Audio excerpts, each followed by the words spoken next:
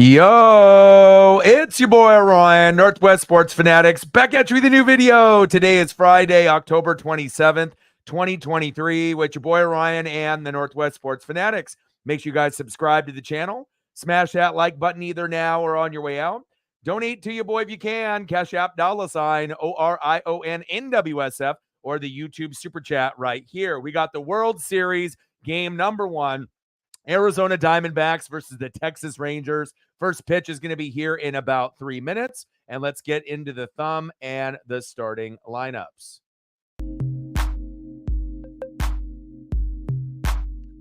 All right, baby. On the thumb, on the left, we got Corbin Carroll. And on the right, Corey Seager. Padilla in the building. What to do? First, let's go over the visiting lineups for the Arizona Diamondbacks. Leading off, playing right field, Corbin Carroll. Batting second for the Diamondbacks, playing second base, Ketel Marte. Batting third, catching tonight for Arizona, Gabriel Moreno. Batting cleanup, playing first base, Christian Walker. Batting fifth, DHing for the Diamondbacks tonight, Tommy Pham. Batting sixth, playing left field, Lourdes Gurriel Jr. Batting seventh, playing center field, Alek Thomas. Batting eighth, playing third base, Evan Longoria. Batting ninth, playing shortstop, Geraldo Perdomo. And on the mound for the Diamondbacks, Zach Gallen. Let's go, baby. I got you. All right, and let's go to the home Texas Rangers. Leading off, playing second base for the Rangers, Marcus Semien. Batting second, playing shortstop, Corey Seager. Batting third, playing left field, Evan Carter. Batting fourth, playing cleanup, right fielder, Adolis Garcia.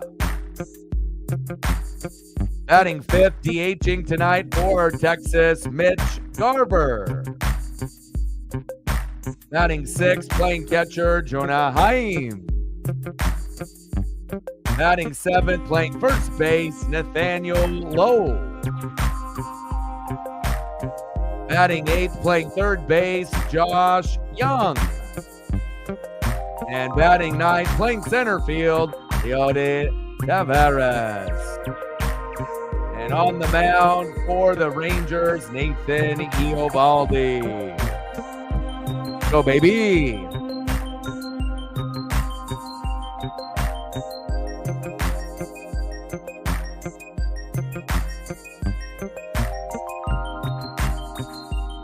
All right, baby. I'm ready to go. It's Padilla in the building, Sarah in the building. Let's get to 100 in donos. Let's do it. Heading tomorrow to Indy. So, yeah, so if you're going to be, how long are you going to be gone for? You're going to be gone for a couple days? So I haven't really decided if I'm going to be doing Sunday night football since the matchup is the Bears and Chargers, but I probably will. It'll be kind of, I guess I have to kind of decide. The matchups for the NFL this weekend are a little bit better than last weekend. So I'll definitely be pumping out more reaction videos this week than I did last week. So we'll kind of play it by ear, but tomorrow we're going to do the Ducks and the Utes, which will be at 12:30 Pacific time. And then after that, we'll either do reaction videos from 1:30 until, 8, 9, 10 o'clock, or maybe I'll do 2 or 3, and then we'll end up doing Sunday Night Football, which will be the Bears and the Chargers. Let's go.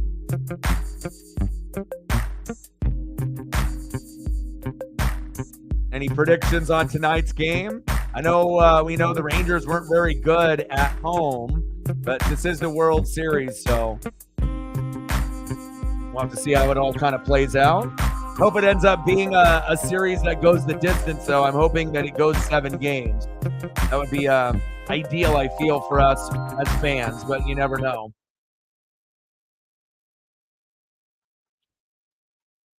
Lou Malnati's, that's a perfect place to go. Chicago. Like I said, I haven't been to too many places, traveling wise. Obviously I've lived in Oregon my whole life, been to Washington a bunch of times for, Seahawks games, Mariner games, things like that. Been to California, but I've been to Japan as well. But I have not been anywhere else besides Illinois. I did go to Chicago for a couple days for business, through our work, but we were able to go to a Bulls game against the Warriors, and I got to be able to get photos in front of Wrigley and whatnot, but didn't get a chance really to you know explore Wrigley or go to a game or the Bears as well. So all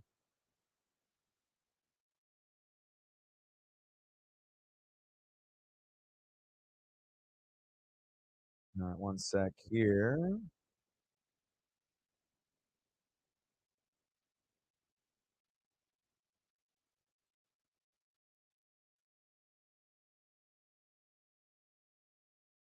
All right, baby, let's go.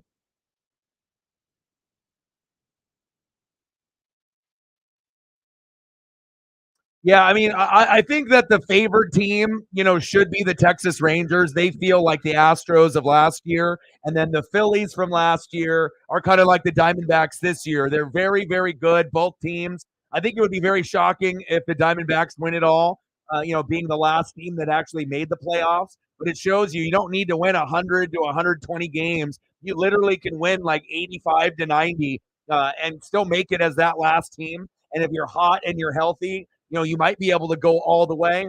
I hope this goes 7 games. Minimum, I hope it goes 6.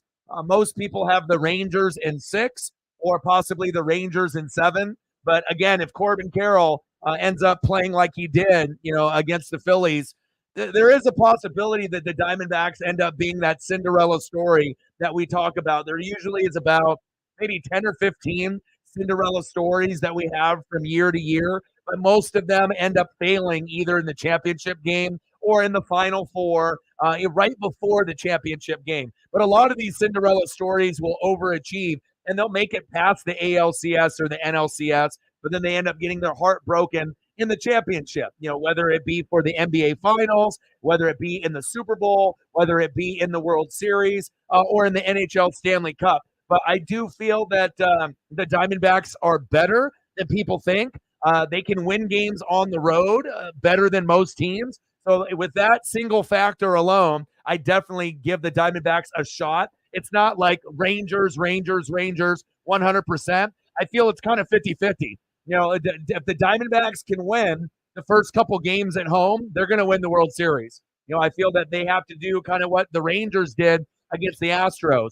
Win the first couple on the road, and then I think you'll be able to find a way to get a couple of those at home. But remember, with the Phillies, in that particular series, you can end up winning first few games, and then you can lose a few, but you got to make sure that you get those last few at home or on the road, get it done. And they were able to win Game 6 and Game 7 on the road, which was really impressive. And for all the superstars, with Trey Turner and Bryce Harper. And if you ended up looking at their, at bats in Game 6 and Game 7, I think they had one hit out of their 4 guys in Game 6 and Game 7 combined. You can't go 1 for 28, between 4 guys and think you're going to be good. So, big facts.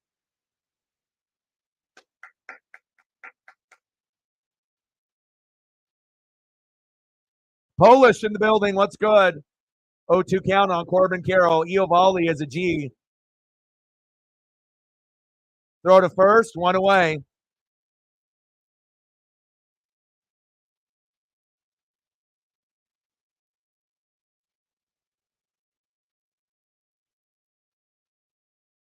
Corbin Carroll grounds out to first. Next up, second baseman Ketel Marte, the former Mariner. Corbin Carroll from Seattle, Marte, obviously the former Mariner, and then we also got Paul Sewald. So I know a lot of the people in the Pacific Northwest are rooting for the Diamondbacks. And also, they're not in our division either. So, if you're a Mariner fan, you're typically not rooting for the Rangers or the Astros.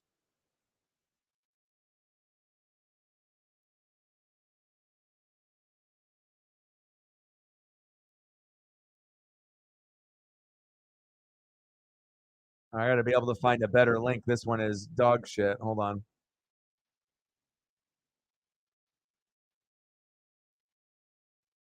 Hold up.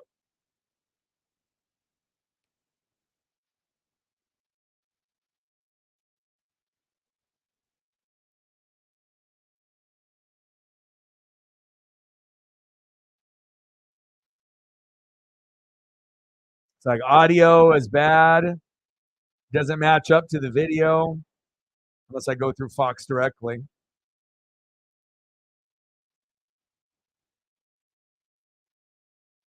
All right, here we go. Hopefully this one's better. Big swing and a miss. Yeah, this one's better.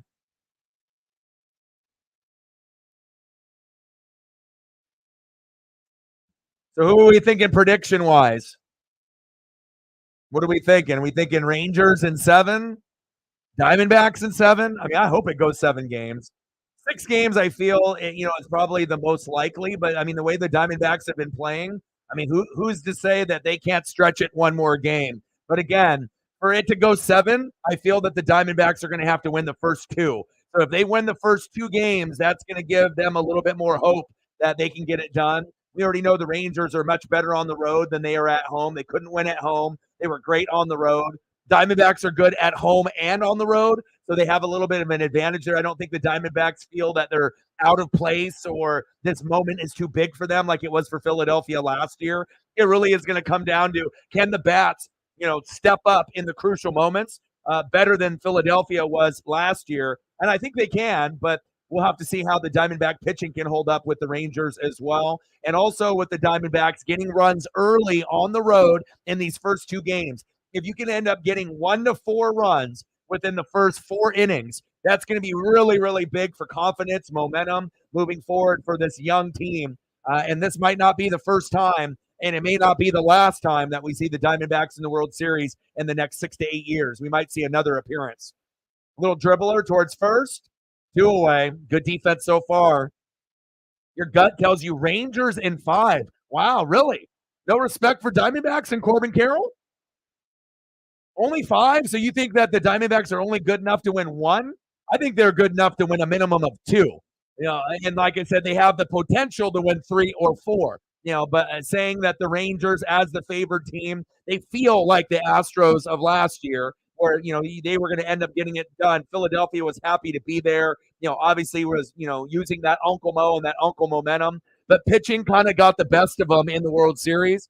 I feel that the Texas pitching will be better than the Diamondbacks, but I think the Diamondbacks pitching will surprise, and I think the hitting will surprise as well.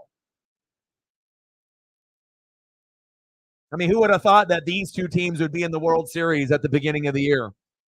But I think most people, like Vegas and just most people, are thinking Rangers in 6. I'm hoping that we get Rangers in 7 or Diamondbacks in 7, so that way we can get one more game for that drama. But if I was a betting man, I would probably say Rangers in 6, just like LG. So Eovaldi starting was the only person you could have started. There is no other option starting besides Eovaldi. There's a lot of other guys that you could have started, but I mean, if you would have started someone else, I think that you would have lost.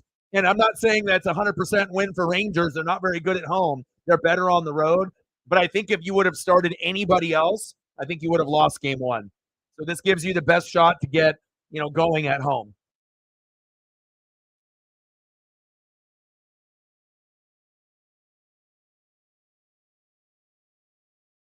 Well, that's what they said about the Philadelphia Phillies, right? That's what they said about the Braves, that these guys were much, much better, right? They said the Braves and the Phillies and the Dodgers were so much better. Well, maybe not the Dodgers because they're their pitchers and their hitting. I already kind of knew they were frauds and Fugazi, going into the playoffs because their bats from the 5 through the 9 hole and they're starting pitching, mid relievers and closers, right? So, the Diamondbacks, I don't know. I mean, if you can end up getting past Philadelphia, I don't think anyone really predicted the Diamondbacks getting past Philadelphia besides Diamondback fans. Especially when they had game 6 and 7 and you blew it. Yet you had an easy chance to win, and move on to the World Series. All you had to do is win in front of the most rowdy fans in baseball in game 6 and 7, and your 4 biggest bats choked. That's really what it came down to. So we'll see. We will see. I don't really care who wins either way, to be honest. I just hope it ends up going 7. You know what I'm saying? If the Rangers win, good for them. If the Diamondbacks win, it'll be the biggest Cinderella story that we've had in sports in probably the last 10 years. It'd be like if the Mariners would go to the World Series, everyone would be against us as well. They wouldn't have us as the favored team. We would be exactly like the Diamondbacks. The Diamondbacks are like the Mariners and the Blue Jays and the Orioles. We'll get a little respect, but we'll get a lot of doubt. Yeah, you guys are good, but you're probably not good enough to win it all. So, in that respect, obviously I have a little leaning towards, the Diamondbacks, rooting for them to get it done. I don't really have a hate in my heart for the Rangers like I do for the Astros. If they get it done, they're going to get it done based off their pitching. And Adolis Garcia and Corey Seager, they made the moves. And obviously Bochy is the X factor. One team has Bochy as manager, the other doesn't. So we'll see on how it goes. But, if I was a betting man, I would say Rangers. But, the Paul Sewald, Ketel Marte, former Mariner, support is always going to be cool. And then Corbin Carroll, being from Seattle. But with that being said, even though there's a Seattle connection with 3 of the players with the Diamondbacks, I got to go Rangers in 6. But I hope that maybe the Diamondbacks can win the first 2, so that way we can get maybe Rangers in 7 or Diamondbacks in 7 and have that extended drama. So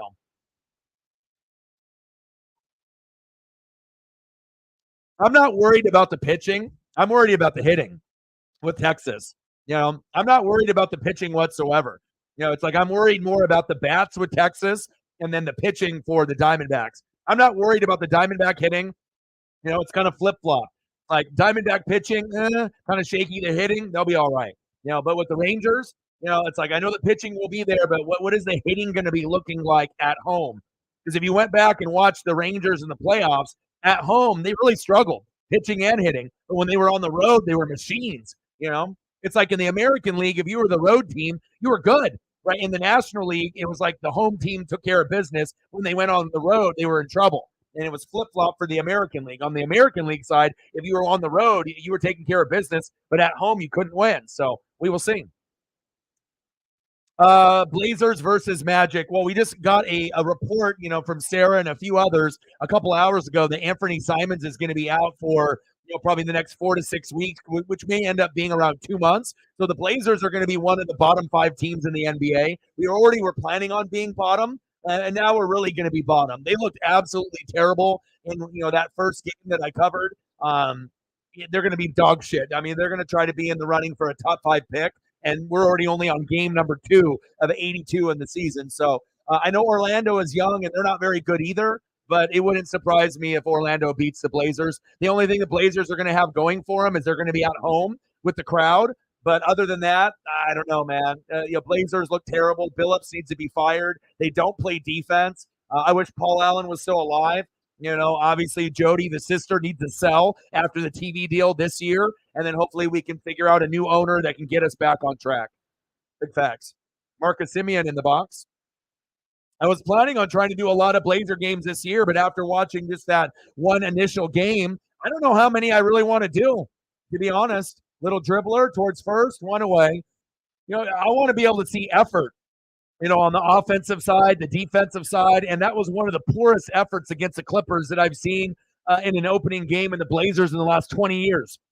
So if I have a choice, to do Kraken, who is not very good either. We're a bottom 6 team, it feels like, in the NBA, and a bottom 6 team in the NHL with the Kraken. I think I would enjoy doing more Kraken games than I would do Blazers. Now, once, things start wrapping up with NASCAR and baseball, I will, end up doing Kraken and Blazers. But I guess it just really depends on what's going on. But, football will always come first. But during the week, while we're waiting on the NFL and college football games, I'll have to flip-flop back and forth with Kraken, Blazers. And if the Blazer matchup doesn't look good or I feel they're dog shit, I'll just do the Milwaukee Bucks with Dame or another good matchup. Clippers, Lakers, Suns, Milwaukee Bucks, Nuggets, Sixers, Heat, Celtics. I'll figure something out. So, yeah, Magic money line more than likely. I mean, like the Blazers look terrible. Scoot looked very nervous out there. No Anthony Simons. Ayton looked fucking slow and lost out there. Shaden Sharp might have been the only really good thing for us because he can go up and dunk and he can give you some energy off the bench. But I mean, other than that, and then Jeremy Grant will give you 15 to 20 here and there. But we are going to be very, very bad. The Kraken at least can make up for their problems, and I can see them maybe not making the playoffs this year, but kind of getting back to 500 with the Blazers. If I had to put money on it, we're going to be a bottom 10 team in the NBA, 100%. There's no playoffs, not even a chance. I was hoping that we would maybe be able to overachieve and get to the 7 or 8 seed. Hell no. We're going to be like 13th, 14th, 15th. I mean, we're going to be one of the worst in the Western Conference, one of the worst in the NBA. I can already see it. I hate to say it, but I have to be truthful. 3-2 pitch is low, walked them.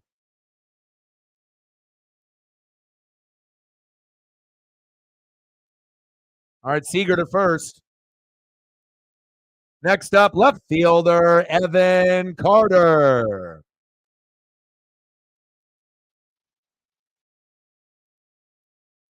Kraken versus Wild. Oh, yeah. Like I said, just remind me. Come in the stream or follow me on socials on either Twitter/X or Instagram if you follow me on there. And you can just send me a personal message, giving me a reminder like a day before. And then depending on, what we have going on for sports, maybe we'll do that for just us so we can watch together.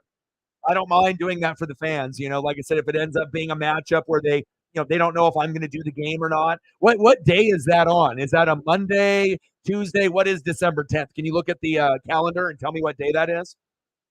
Because as long as it's not a Saturday or a Sunday where it's football day, yeah, we'll probably end up doing that. That might be one that I already have scheduled to do anyways for the Kraken. Let's get to 100 donos. Let's do it. We got saved by Cyberpunk, thank God, yesterday. Otherwise, it would have been bad. Sarah had to try to set the tone, even as a lead mod, and then hopefully we can get a few more people to come through and hang out.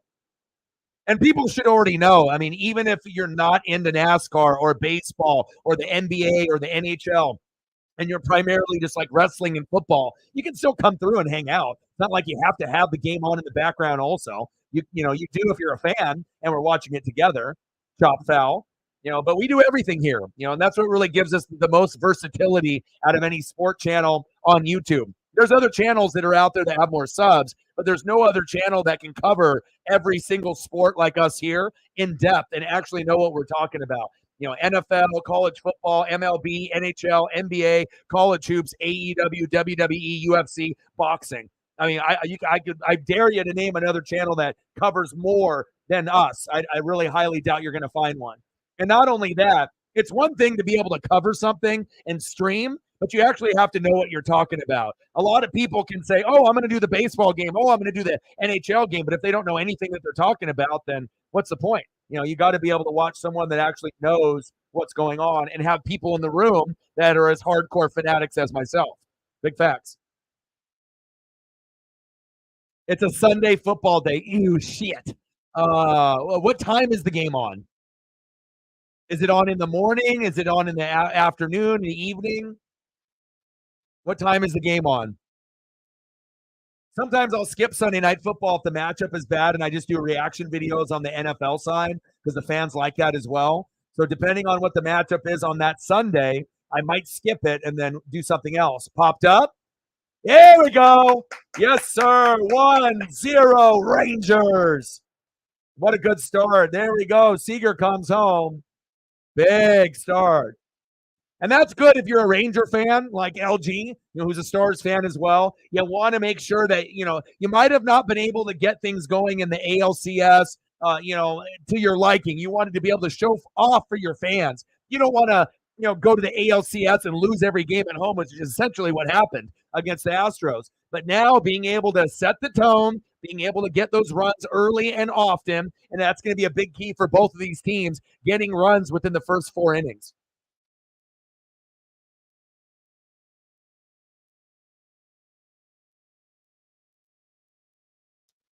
Well, the strongest team out of the two is definitely the Rangers.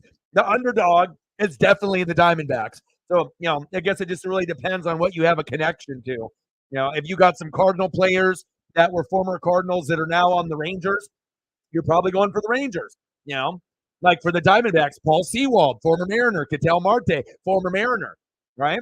Corbin Carroll's from Seattle, Pacific Northwest dude.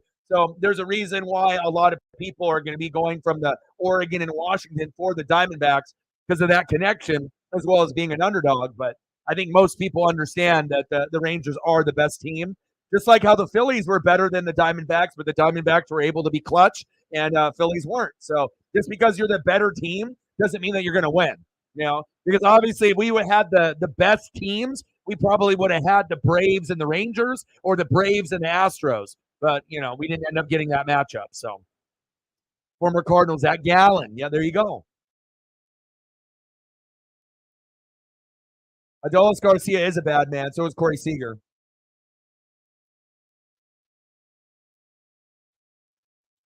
2-0 Rangers. Just like that, huh? He's been the hottest bat out of everybody besides Corbin Carroll. If you're talking about the two guys that have been the hottest, Adolis Garcia for the Rangers, Corbin Carroll for the Diamondbacks. Those guys have been uber clutch. Big facts. Not a good look for the Diamondbacks, already given up 2. All right, you just followed me. I'll follow you back. I got you. I followed you back on Instagram. So send me messages anytime if you have anything that you want to go over. Like I said, I usually try to link up with in messages, with a lot of the people. 3-1 count. Look at Garcia, baby.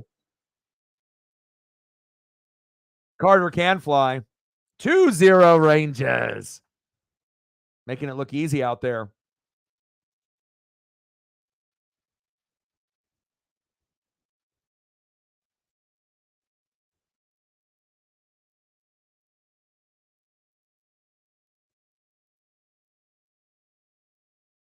Easy peasy, lemon squeezy, huh? Adrian Beltre loving it. All right, Garcia. I see you, baby.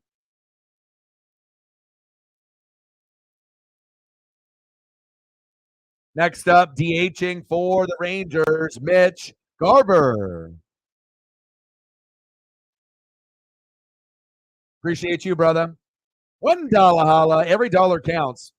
We always try to set a goal of 100 to 200 every show, and then we'll see where we go from there. Appreciate you. Let me know what you want to do for a photo. If you got a particular NBA player, NHL player, NFL player, MLB player that you love, past or present, and I'll throw that up for you.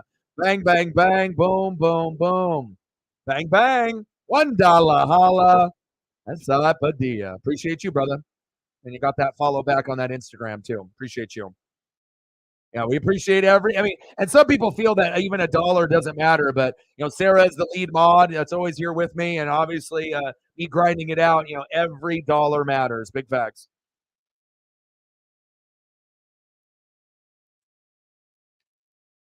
Bottom of the first, 1 out, 1-0 pitch. Takes a strike.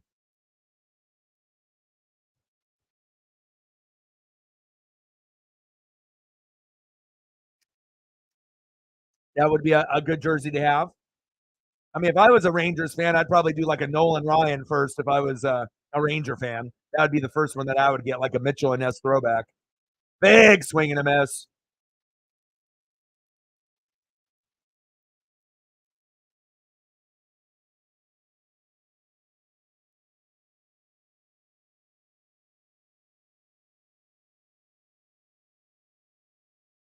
Keep me updated on the NBA games and the NHL games as well.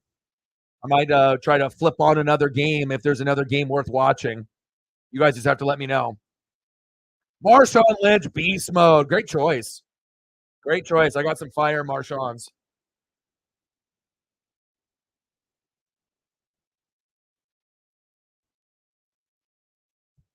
Little chopper towards third base. Throw to second. Double play. Got him. Oh, safe at first. Wow.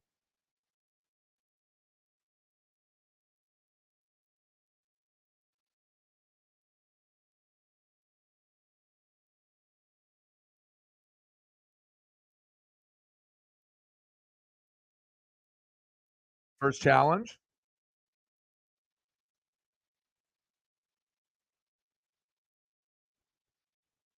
One of my favorite running backs, obviously, LeGarrette Blunt kind of ran with that same ferocious style. And with Blunt and Marshawn Lynch, they were pretty, if you look at their skill set, Lynch, you was the better running back, but LeGarrette Blunt, at times for Oregon, and then obviously with the Steelers and the Patriots, he always found himself on a team to be able to win a Super Bowl. It seemed like he was just in the right place at the right time every single time.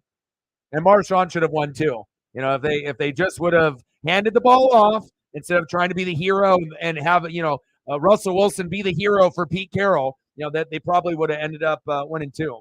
No guarantees, but Marshawn Lynch from 1, 2, 3, 4, 5 yards away that year, no one was better than him. But you can't go back in time. But I always, and I like seeing Marshawn, with his hood behavior. Anytime they have him on NFL, like Thursday Night Football, or they have him interact with different people and players, and players of dads and whatnot, like Patrick Mahomes' dad, Pat Mahomes Sr. and whatnot. Like he always puts on good TV. Even when he was on Man versus Wild with Bear Grylls, I mean, he is just pure entertainment. He's an OG and he's real. And I think that's the one thing that I respect about him. If you live out here in Oregon, Washington, and California, one thing that you'll notice about a lot of us is that we're not fake.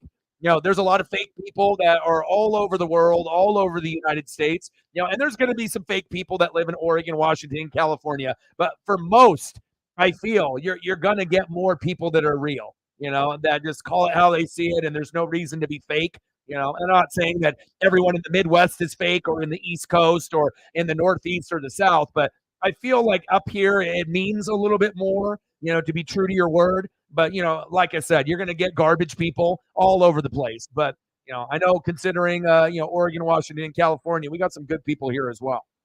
Oh, beast mode. I see you. Good choice. You got Nuggets, Clippers, and a parlay. Nuggets, 66-60 Grizzlies. Yeah, they're not. They're not. Well, obviously, after the John Morant fiasco with the gun and everything, like, I don't really feel that people are supporting Ja anymore. And on top of that, it feels like the swagger has kind of left that team. They're not the same anymore. So Marshawn is a part owner of the Kraken as well. Agreed. I saw that. You took a chance on the Pistons money line. Well, Cade Cunningham is that dude, but they're super young, you know. But again, if you're playing someone that might be even worse than you, then playing the Hornets would be a good choice. So, and then we'll see what happens with the Blazers tonight. But yeah, I'm definitely going to be doing more Kraken games than Blazers, now with the Anthony Simons injury. And like I said, I was not happy with the overall defense and production from Chauncey Billups, so we'll see how it goes. Orlando is even favored. So doesn't surprise me. We're 0-1.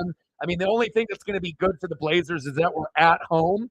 But with no Anthony Simons, I mean, that's pretty much the best scorer, that we have. Like I said, since Dame is gone, like we were hoping that Scoot would be like a 18 to 25 points per game kind of guy. He doesn't look like he's anywhere near that. Sharp comes off the bench. Ayton looks slow and like robotic out there, and then you got Jeremy Grant that can put up 10 to 20 here and there. But yeah, it's not looking good, for the Blazers or the Kraken now. But I think the Kraken will be able to recover. The Blazers won't. And the Blazers will end up being one of the bottom 10 or bottom 5 teams in the NBA. Right now, the Kraken are sitting at one of the bottom 6, but I think that they will climb the standings. They will just take a little time. So, well, it's more than just the tie. It's just the overall production, you know. Coming out of the gates, if we would have started off the first couple games on a little bit of a winning streak, that would have definitely helped us, I think, mentally. So now it's just, being able to find the right group, the right line, and hopefully we can be good on the power play, stay aggressive, and score like 3 to 4 goals or more every night. Because if we don't do that, then the losses are going to pile up, like especially with all the competition that we have. So Clark is back, but let's be honest, you got to have the expectations be a little tethered. It's not like the guy has 10 sack lunches right now. He didn't really do a whole lot when he was with Denver. Hopefully he can stay injury free, but any type of production out of Clark will be great, since Uchenna is out pretty much for the year, but also let's temper those expectations, because if Seahawks fans are thinking that he's going to be the player he was 5 years ago, it might be a rude awakening. There might be some games where he does really, really good. There might be some games where he doesn't really do anything, and he might not really be that noticeable. I'm hoping it works out for the Hawks, but I would just have little expectations, and then if he exceeds that, great. But if your expectations are high, like when he was there a few years ago, and he does absolutely nothing, then it's going to make you furious. So I have no expectations for him whatsoever, and I'm just hoping that he does something. But I wouldn't expect like 10 sack lunches. I mean, at this point of the season, if he ends up getting to 4 or 5, I would say that's probably a success. Yeah, I wouldn't expect a whole lot. I mean, look at his stat line. And like I said, a lot of the people that are excited, right, is because they didn't look at the stat line. You have to look at stats and analytics, because other than that, Frank Clark is just a name. Maybe there was someone else out there that was, a lower name that might have had better numbers that you might have been able to get cheaper. But Frank Clark has been a part of the team, so that's a big reason why he's back. That familiarity with the Hawks and Pete Carroll. I hope he does well. But I wouldn't be expecting, the world. Couple sacks, couple pressures. The number one thing I would hope for is that he doesn't get hurt. That way you can use him in the playoff run. 2-0 Rangers. Big swing and a miss, Tommy Pham. All right, Uvalde. I see you, baby.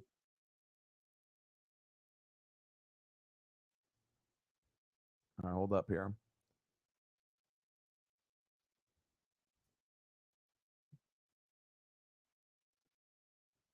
Lots of sports on right now. NBA, NHL, World Series. There's like 15 games on right now.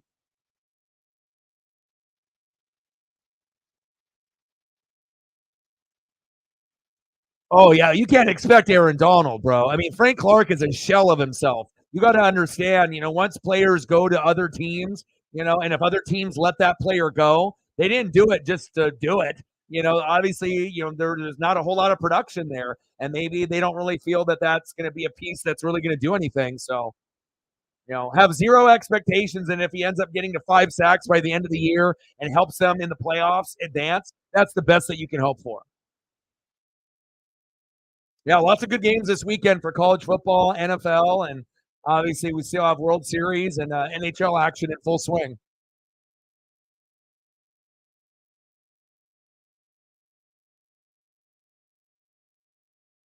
Well, not that we know of, but we're not in the war room. Like I said, sometimes there's people that might be interested in certain players, but it doesn't come out to the media. Because before the Frank Clark, got announced, there wasn't a whole lot of Frank Clark information out there. You know what I mean? Like there might have been a little, but there wasn't really like, oh yeah, Frank Clark's coming back. Like you know what I mean? It just kind of popped up. Oh, he signed. It's not like they were talking about it for 3 weeks and then all of a sudden it finally happened. It just kind of came out of nowhere. So, yeah, Utah and Oregon, which should be good. I think we have a good chance to win that matchup, but if we lose, I wouldn't be surprised. But I feel that we're good enough to win. To me, I think we're the second best team in the Pac-12 behind Washington. I think Michael Penix Jr. has a really good chance to win the Heisman, and hopefully that the Huskies make the playoff.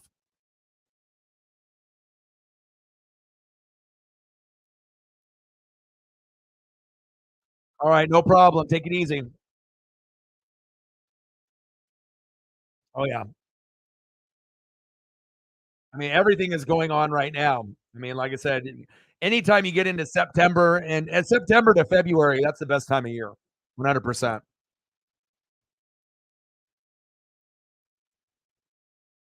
If I can find a couple more Marshawn's while we're waiting.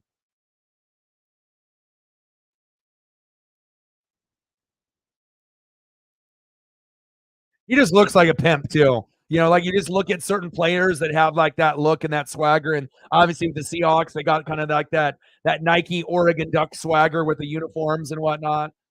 Very clean, obviously with the visor. You're not going to see another Marshawn Lynch anytime soon.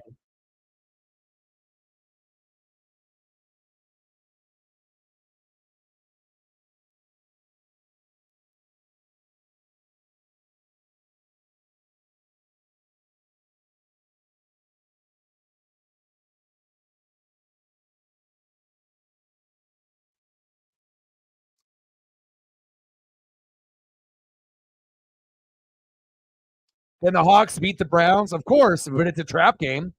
You know what I'm saying? Because even if Deshaun Watson, doesn't play, we've already seen how good the Browns have been with little offense. No Nick Chubb, no Deshaun Watson for a majority of the season, and somehow, some way, they're fucking 4-2, just like the Steelers. So if you got a superstar on defense, T.J. Watt, Pittsburgh, Cleveland, Myles Garrett, anything is possible. Like those guys can single-handedly win the game for their team. So just depending on how the flow of the game goes, but I definitely think Seattle can win, but it is a trap game, and they're going to have to get on Cleveland early and stay on them the whole game. Yeah. But again, anybody can beat anyone on any given Sunday, Monday, or Thursday. I mean, there's a lot of trap games this weekend. I was actually looking ahead. It's like if you're looking at the schedule, Patriots, Dolphins, Jets, Giants, Jags, Steelers, Falcons, Titans, Texas, Panthers, Rams, Cowboys, trap game for the Cowboys, Vikings, Packers, Saints, Colts, Eagles, Commanders, trap game for the Eagles, Browns, Seahawks, trap game for the Hawks, Ravens, Cardinals, Chiefs, Broncos, trap game for the Chiefs, Bengals, Niners, trap game for the Niners. So if you're looking at all those are a lot of trap games. Like that's more trap games in a weekend than we've had all year. Normally we get one trap game a weekend, like one, maybe two, not 5 or 6. So there's going to be a lot of upsets this weekend, I feel.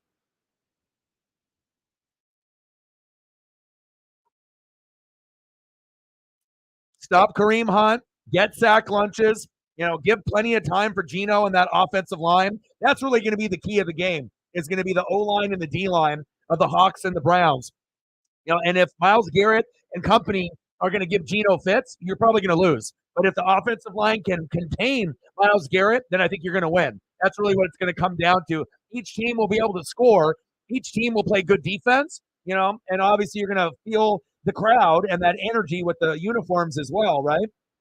But really it's going to be that Browns defense, which is better than Seattle's.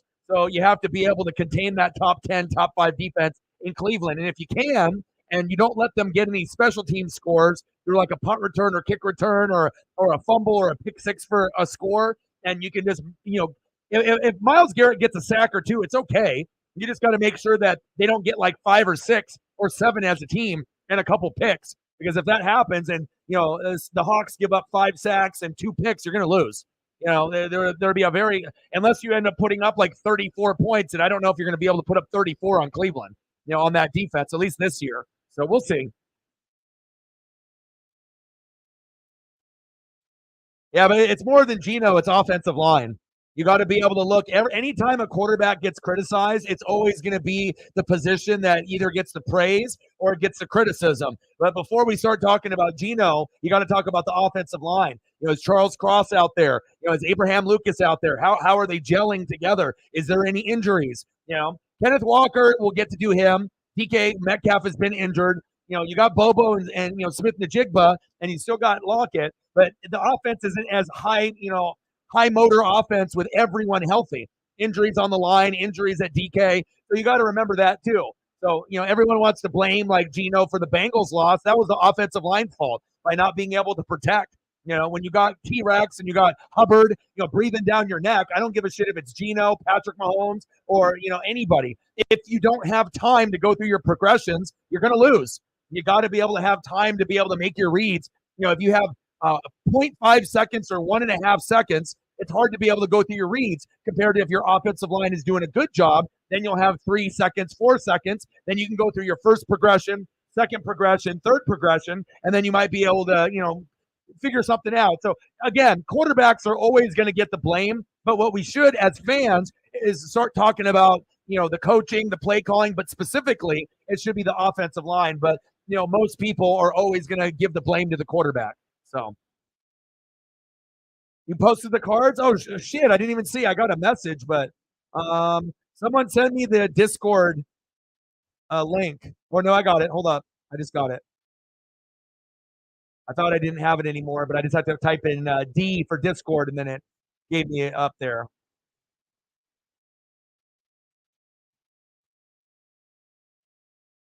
Oh, where did you post it at? On the family side? On the wrestling fanatic side? Look, it's you and Mick Foley, bro. You and Mankind from July. I see that. I don't. I'm trying to see where it is. Let me know where you posted it at, bro. How are you, Odin?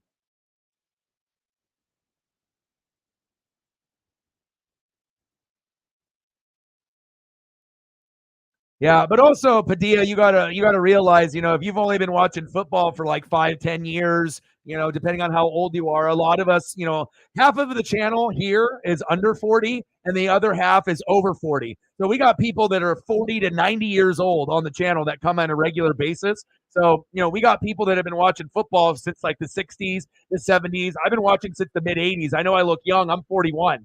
So, like you have to understand, it's not just that, Gino gets the support and then they win. A lot of times the wrong decisions are made is that because he doesn't have time to be able to go through the progressions, and either he's going to throw a pick, he might fumble, or he's taking a sack lunch. It's like when I watch Baker Mayfield. He could end up throwing 4 or 5 picks a game, but he ends up taking sacks because he doesn't want his completion percentage to get low and obviously have that big turnover. So it's everything kind of complements itself. It's not only the quarterback, but it's the play call coming in from the OC, the offensive line, if they're doing their job. It's 11 on 11. It's a team game. It's not just Gino or just the O line. Everyone has to be on the same page. So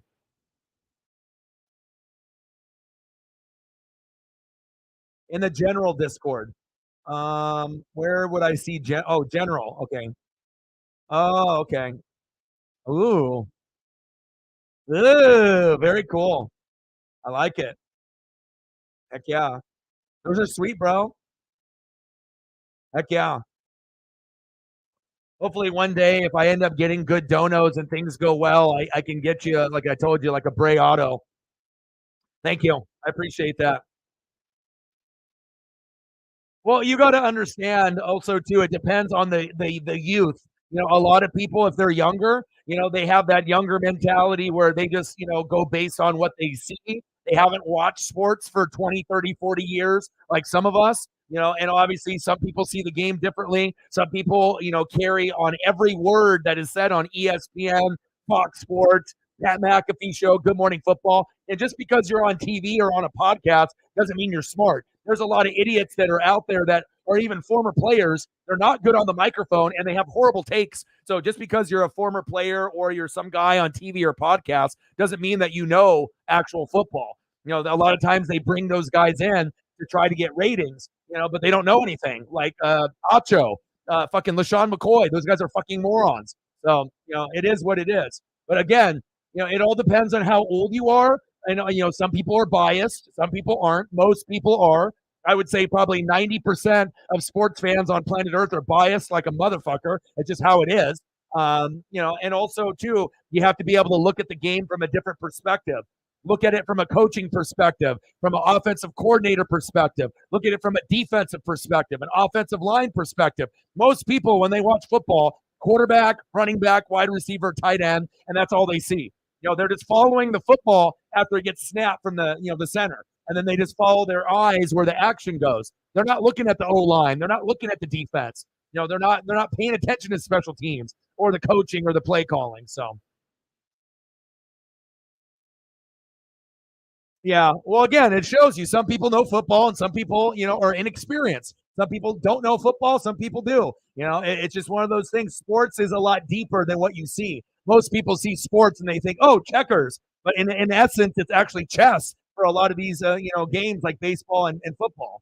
You know, it all depends on your perspective of things. Thank you for sending the link there, and I got that back again. Yeah, send me something. Did you get a new toy?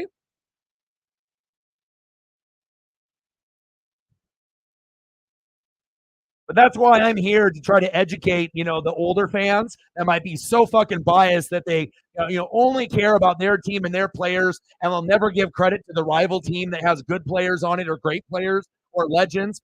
Some people are stuck in their ways, and that's fine. I don't need to have anybody necessarily change. I just try to give different points of view, so that way people can understand, if you're not biased, you can actually appreciate the actual league more. So you can not only appreciate your team, but we can appreciate greatness across the league as far as the whole league, what they have to offer. So 2-0 Rangers, Diamondbacks. Nice hit. Cool camera angle from the ump cam. $1, 99 to go.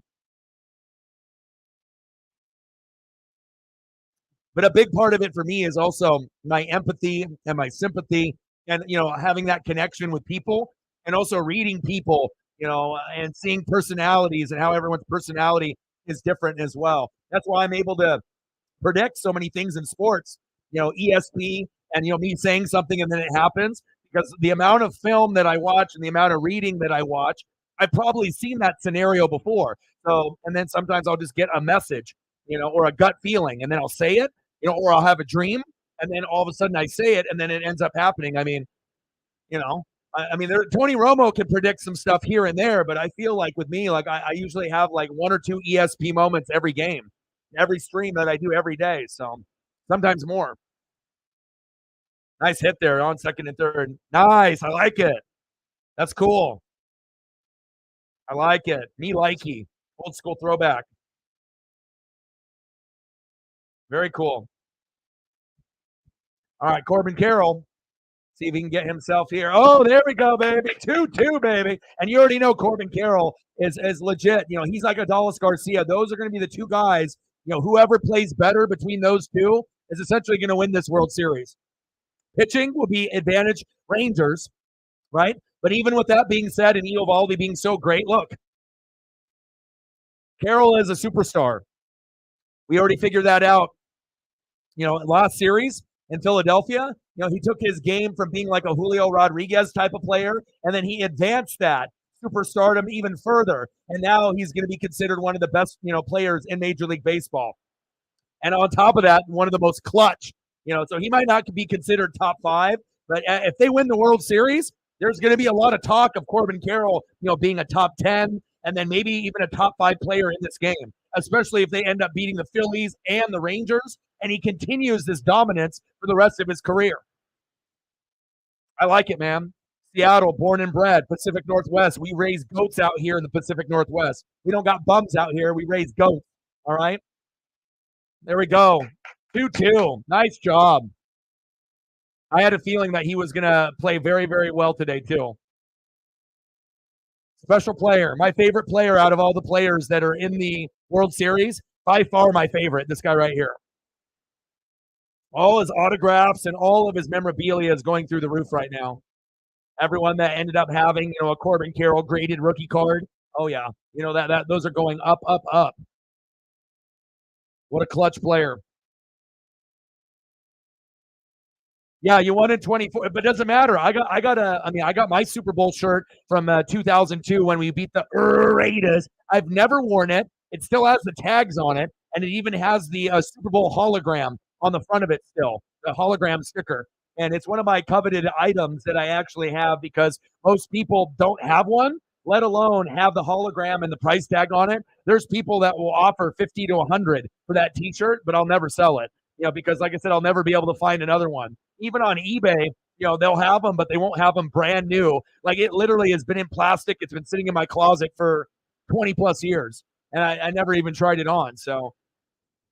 And I usually don't buy a lot of like Super Bowl, World Series, like championship type of things. But considering I haven't had too many teams that have actually won anything, I definitely knew to buy that when I had a chance. And it's one of like my low key, like coolest items that I own because I know most Tampa fans would be drooling if they could actually get their hands on that. And some of them would frame it, they said. Some of them would wear it, but for me, it's like I'm never going to get rid of that piece. The first Super Bowl was much more special to me than the second one. I really did appreciate the second one with Brady and Gronk, but with the first one, it meant more because it was our first with, Warren Sapp, Derek Brooks, Simeon Rice, John Lynch, and Mike Allstott. And those guys are my personality.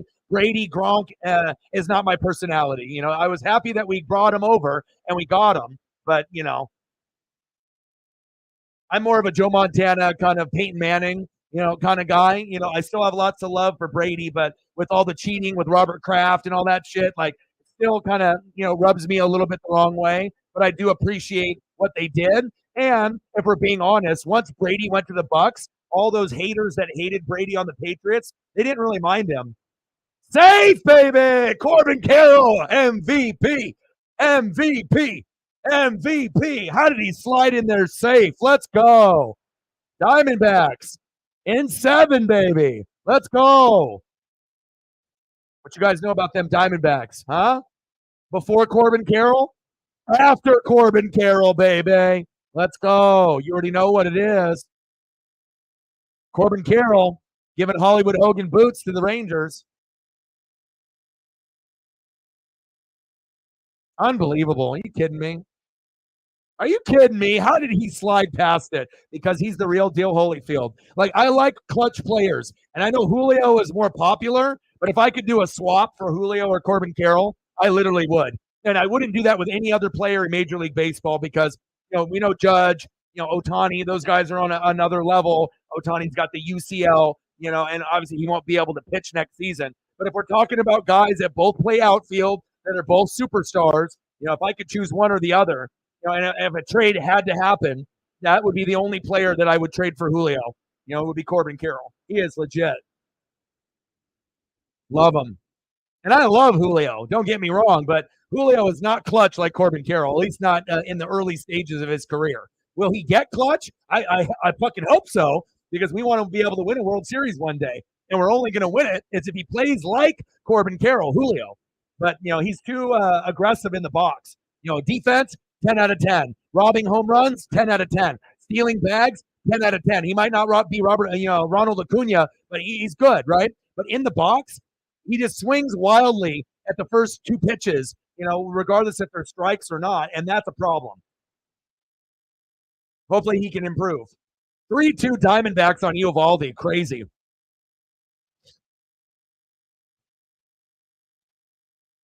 Yeah, but the thing is how many people have actually addressed the offensive line?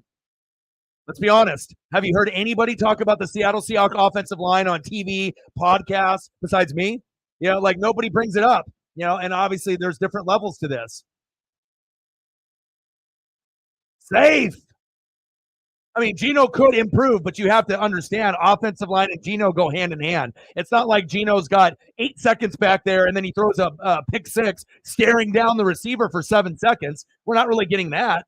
Has there been some bad plays? Yeah, every quarterback makes fucking bad plays. It's the NFL, But I honestly feel it's been more the offensive line, because the offensive line really isn't that good. And the defense, the defensive line needs improvement. The secondary has gotten better in the last couple of years, but there's still improvement that needs to be made on the defense and the O-line. And once that happens, then everything else will fall into place.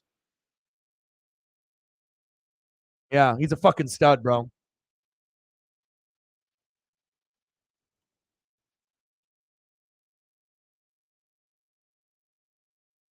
I mean, there's definitely going to be plays, where Geno has made a bad throw. Every quarterback does, but again, if I felt that it was all Geno's fault, like if they have like a Pro Bowl amazing offensive line, top 5 line, and then he's still making the mistakes like when you guys lost to the Bengals, you have to understand sometimes it's not just him. Sometimes it's the O line, and sometimes it's the D line on the other team is beast mode. If you got 2 really good players on the D line and the Hawks don't have the personnel to stop them, what are you going to do? You know what I'm saying? You got to be able to look at it from that perspective as well, instead of just being like Geno's terrible, Geno's trash. It's all Geno's fault. It's a team effort. So, top of the third, 2 outs, 3-2 Diamondbacks. What a run for them, too, on the road. Pitches outside. Yeah, Sunday. That's when they're going to have that matchup.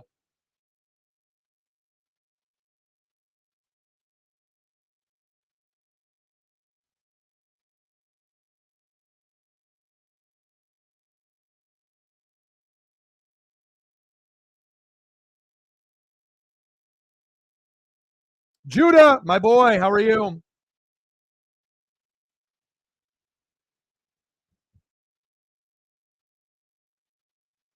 Uvalde, and you can't lose, your confidence out there. This was the only option for game one. And even with that being said, look, he's getting ripped apart. So it shows you for all the naysayers that the Diamondbacks really aren't that good and they don't belong, right? Well, you got a chance to play Philadelphia, who was the most favored team, besides Atlanta in the National League, and they couldn't even fucking win game 6 and 7 in front of their home fans. So obviously the Diamondbacks are the best team besides the Rangers on the road.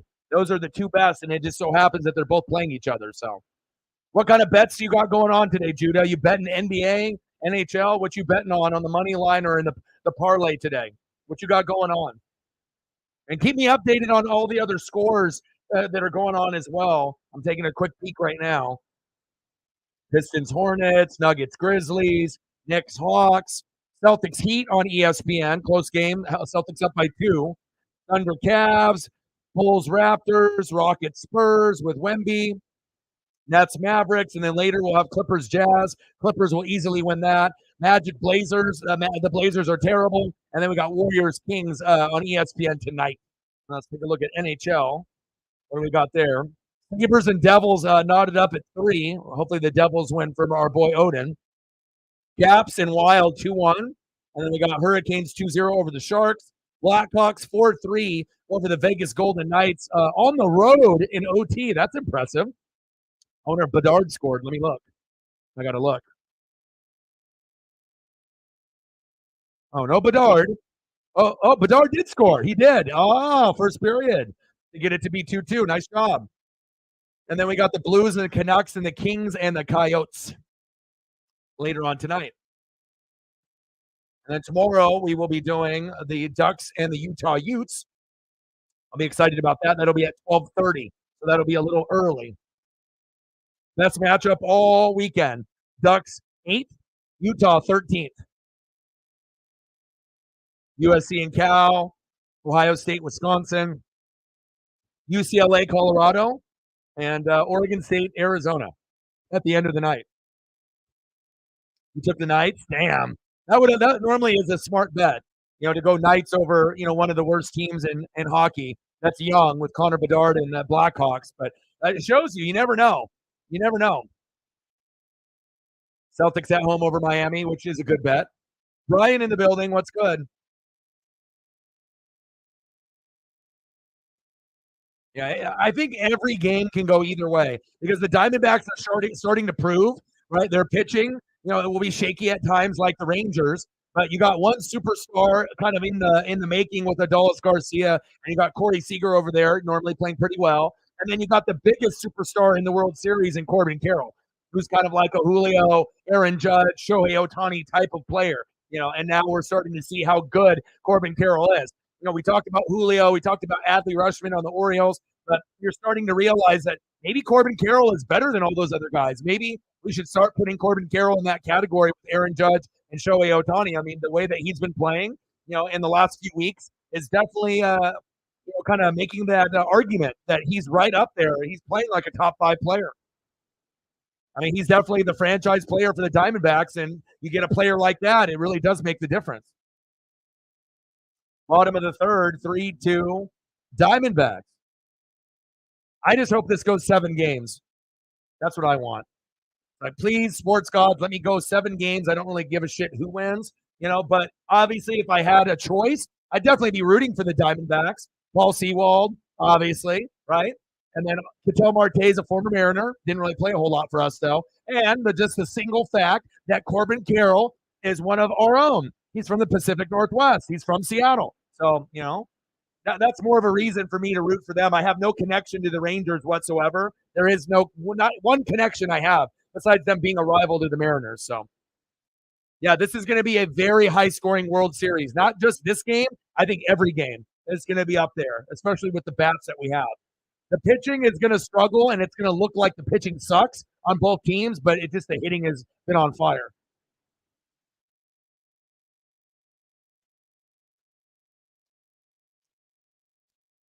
Yeah, no, I agree, Judah. You're right. You are right. But I mean, how many guys are going to be able to, go from third to home, slide in with like a millisecond to be able to give them the lead? I mean, there's not many guys that are that skilled that can do that, and super impressed.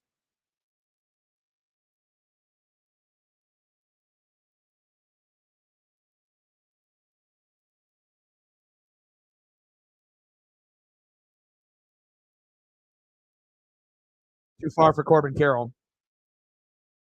But it's cool to see like where we have the future of Major League Baseball in the outfield. It's like you have Mike Trout, he's getting kind of old. So, they're going to have to pass the torch at some point. And not only do we have one guy, we have two. We have Julio and Corbin Carroll to kind of take the torch. I think that's so awesome. I might actually have to invest in a Corbin Carroll like PSA or BGS auto, within the next year, because if the trajectory keeps going, even if they lose the World Series, that'll be a good piece to have for the future. Because, I mean, obviously, we assume that Julio is going to be a Hall of Fame player, and Corbin Carroll will be a Hall of Fame player as well.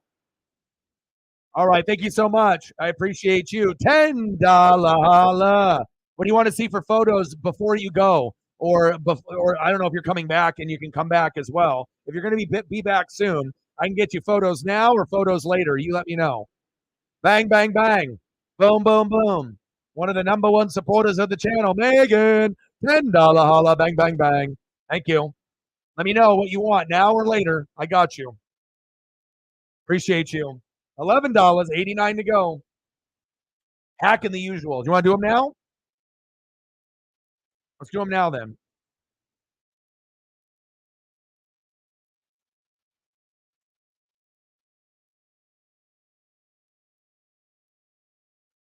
Seager, big pickup for them, but again, they paid him like $1 billion. And I am going to be doing a lot more Kraken games, once we, get baseball finished up. I will be, doing those. I'm going to do Kraken over Blazers. So I still will do some Blazer games, but I probably will do minimal Blazer games, and I'll just do other teams like the Bucks or Celtics or Warriors, whatever the matchup is, Mavericks with Luka, things like that. I mean, I don't think I can just sit through watching the Blazers get their ass kicked by 30 every game. That's not going to be good for my mental health. And Anthony Simons just went down with an injury, and he'll be out for like 2 months. So I know we're going to be terrible.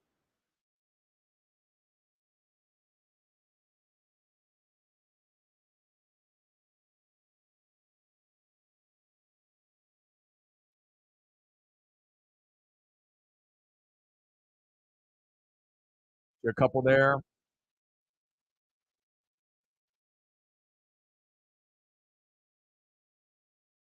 You got anybody specifically on the Seahawks that you want to see other than Pete? Like a player? Doesn't have to be Frank Clark, but just someone that you want to see. You want to see some Bobo? We can get some Bobo representation, some Jackson Smith and Jigba. We were talking about it, and then we talked it into existence. Oh, he's a bust. He's a bust. I said, no, DK's injured. Wouldn't be surprised if he gets going. And just like that, he got going. So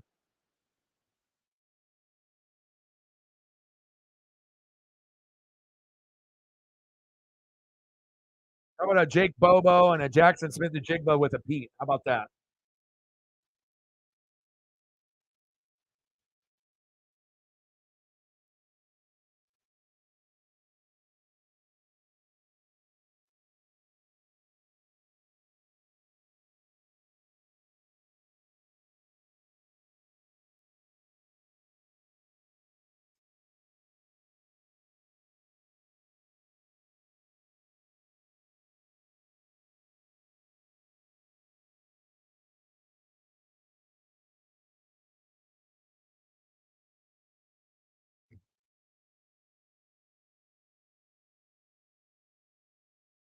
Nice. Safe.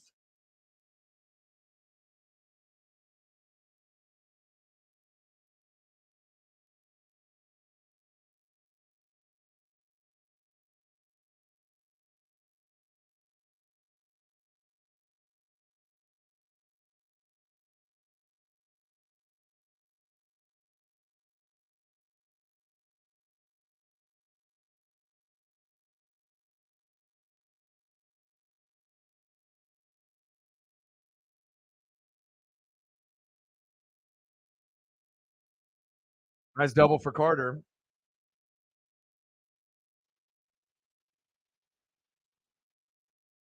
Adalis Garcia in the box.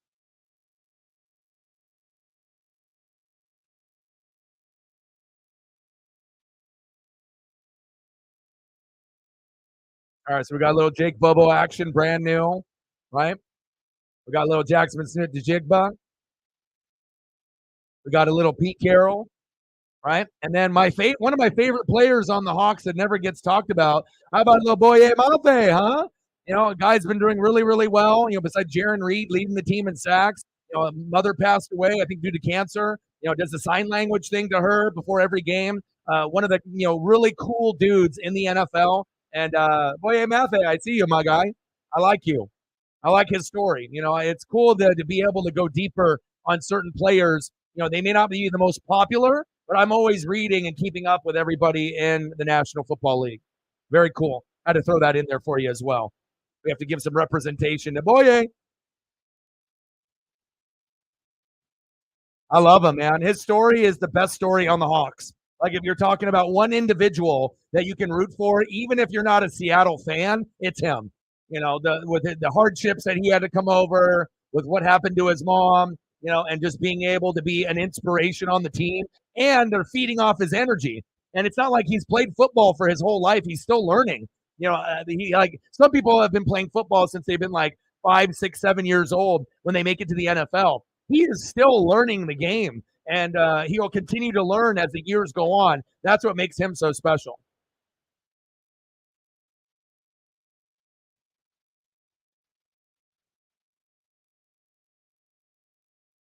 All right. Appreciate you. Boye.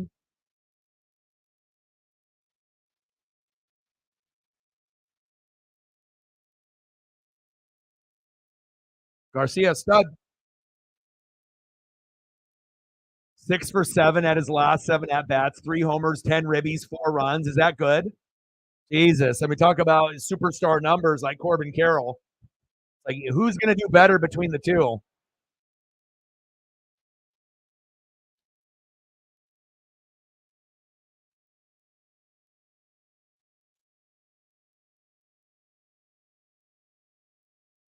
Next up, DHing Mitch Garver. A little mound meeting.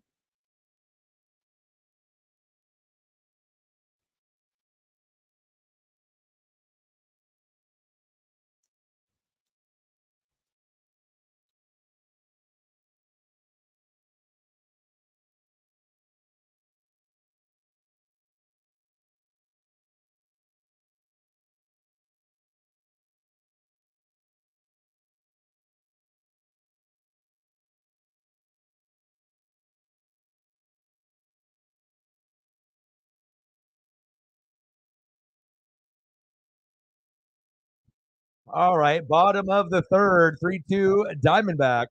Pop foul with the bases loaded, too.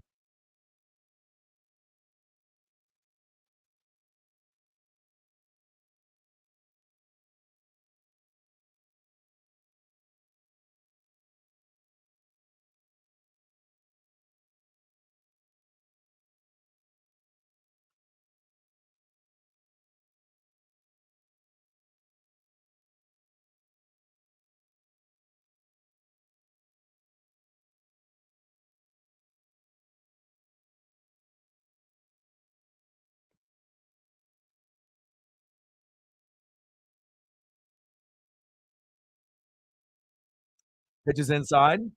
2-1 count. Very big moment in the game. I mean, this is an opportunity for Texas to take the lead or the Diamondbacks to get out of the inning. Momentum is still on the Diamondback side, but it could slip away right here.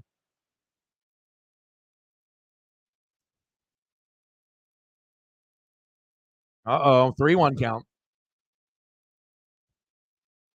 You can't walk in a run, too, because as soon as you automatically walk a guy and a run comes in automatically, that next guy up usually ends up hitting something big, either a grand slam or like a double, and 2 guys come in. This is real pivotal right here. 3-3. Uh-oh. Uh-oh.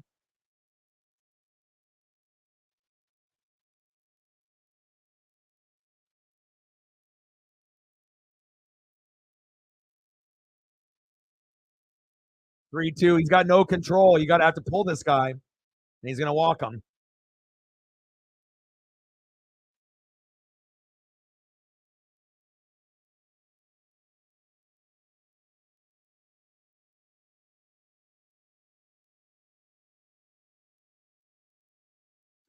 It's kind of alarming, too, when you have your game one pitchers that have this much runs on them. We're not even in the sixth inning yet, and it's already 3-3. Like, for fans of, like, hitting is cool, but, I mean, if you're a fan of pitching, you're like, oh, wow. This one definitely can go 7 games. I mean, if you're getting this type of run support from both teams, and this is supposed to be the number one option for both teams as well, like, not a good look for the pitchers and their confidence. Derrick Henry getting traded, I doubt it. It's a lot of talk, but I doubt it will really happen. Walked him, like I said. He walked in a run, not a good look. Illuminati confirmed. Your boy's got ESP. I mean, I don't know how many times I got to do it, but I'll do it once, twice, 3 times a stream, sometimes 4. It's one thing to be like, oh, they're going to end up getting an RBI. You can just tell when you look at a certain pitcher if they lost their confidence and their control. Gallen lost it, and you got to be able to pull them, before that big moment happens. But that's the problem, that a lot of times that they pull the guy 1 or 2 batters too late, and you look up at the scoreboard, and then instead of it being 3-3, then you're down 6-3, 5-3, and then maybe you can't come back after that. So, yeah, not a grand slam. Because you're not going to get that. It has to be the right batter at the right time. Like if you're going to get a grand slam, it would have to be someone like Adolis Garcia as the next guy up. Then maybe you get the grand slam. But if it's not someone like him, then you're probably not going to get, the grand salami. Like in this scenario, bottom of the third, 2 outs, knotted up at 3, and you just walked in a guy and got that cheap run. You're more likely to get an RBI, or like a pop-up or a ground out. So, and you got Jonah Heim, the catcher, so you can't really rely on him.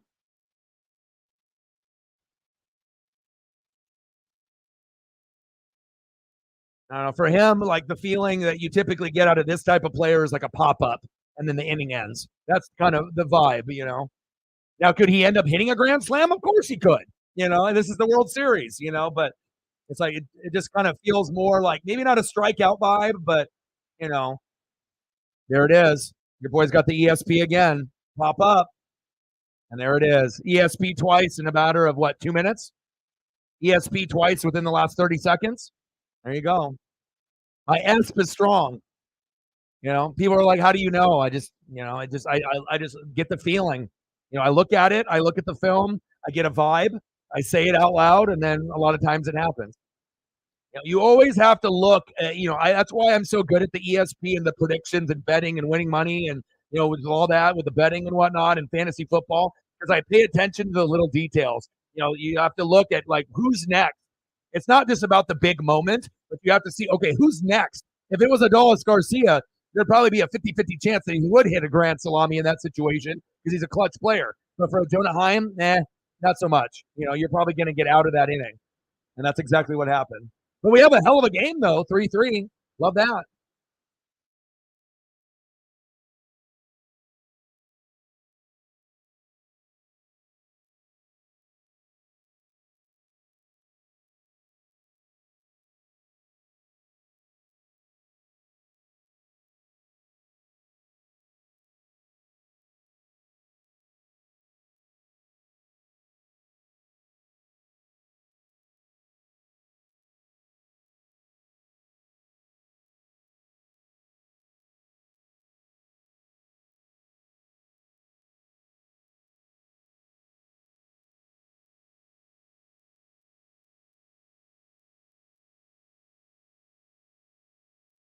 Yeah, and my safe bet in that both teams would score 2 runs, so I got that one at least, yeah. Oh, definitely these teams are going to score. The way that the flow of the game is going, the bats, like I said, you're not going to have hot bats all the way through. But, like, if I'm looking at the lineup, like, based off bats, Corbin Carroll, Ketel Marte, Christian Walker, those are going to be the guys that you're typically going to get something out of. And then every once in a while, Moreno, Pham, Gurriel Jr., Thomas, Longoria, Perdomo. You're not, you can't really count on all of them. You got three guys on the Diamondbacks, but out of those three guys, they might give you like really, really heavy loads on like not just like one hit. Maybe Corbin Carroll goes like 4 for 4 or 3 for 4. So they'll make up for some of the shittier guys in the lineup. That's my opinion, right? So that's what I'm feeling, that those guys will carry the Diamondbacks in the series, but you will get special moments out of the other six, but it'll be carried by Carroll, Marte, and Walker. And then if you go over to the Rangers side, they have more available to them. You got Simeon, you got Seager, Garcia is the best, right? And then every once in a while, you'll get something from Carter, Garver, Heim, Lowe, Young, Tavares. But it's like it feels like you might have an extra batter on Texas. That might be a little bit more consistent there. But the main ones that I'd be looking at is Simeon, Seager, and Adolis Garcia. Those are the big three for Texas compared to the big three for Arizona. And then you just have to see who's going to step up the most. Name recognition. The Rangers have the bigger names with Seager and Garcia and Simeon, but that doesn't mean that they're going to produce more.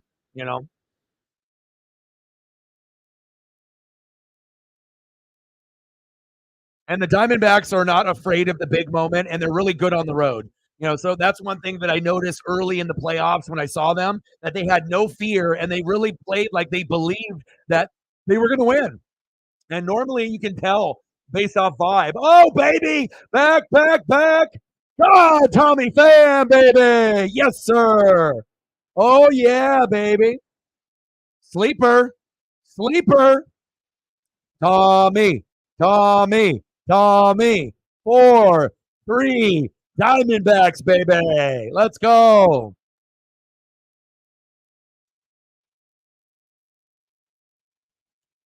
Well, you got more connection to the Rangers, so that would be the normal, area for you to go for. Obviously, I don't got any connection to any player, on the Rangers, and then they're the Mariner rivals. So, even though the Rangers could win it all, I always like an underdog story. So I always usually try to root for that underdog to win. And I got 3 Seattle connections: Corbin Carroll from the Pacific Northwest, right? Ketel Marte and Paul Sewald, former Mariners. And Sewald was one of my favorites on the team, so it's very easy for me to go for the Diamondbacks. I don't know if they're going to win the World Series, but I can pull for them. But if the Rangers end up winning, hell, this would be a big, big moment for them. Big moment for both of these teams. Crushed the shit out of that. Yes, he did. But it shows you the pitching is not going to win you the World Series. It's going to be the hitting. Like I said, you can have pitching, but I don't really think you're going to get like a 1-0, game 2, or like, something like that, or a 2-0 game 3. Not going to happen. Every game is going to have runs scored for both teams, 100%. You're not going to get a shutout in any game, even if it goes 7. The lineups are way too strong. The guys are too hot and healthy at this point.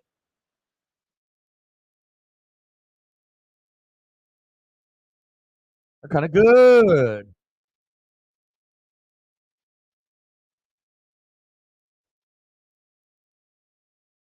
Tommy Pham was a huge pickup, just like Evan Longoria. Everyone thought, oh, these guys are washed. They can't do anything. And then lo and behold, every once in a while, Longoria will get a big RBI or Tommy Pham does some shit like that. Crazy.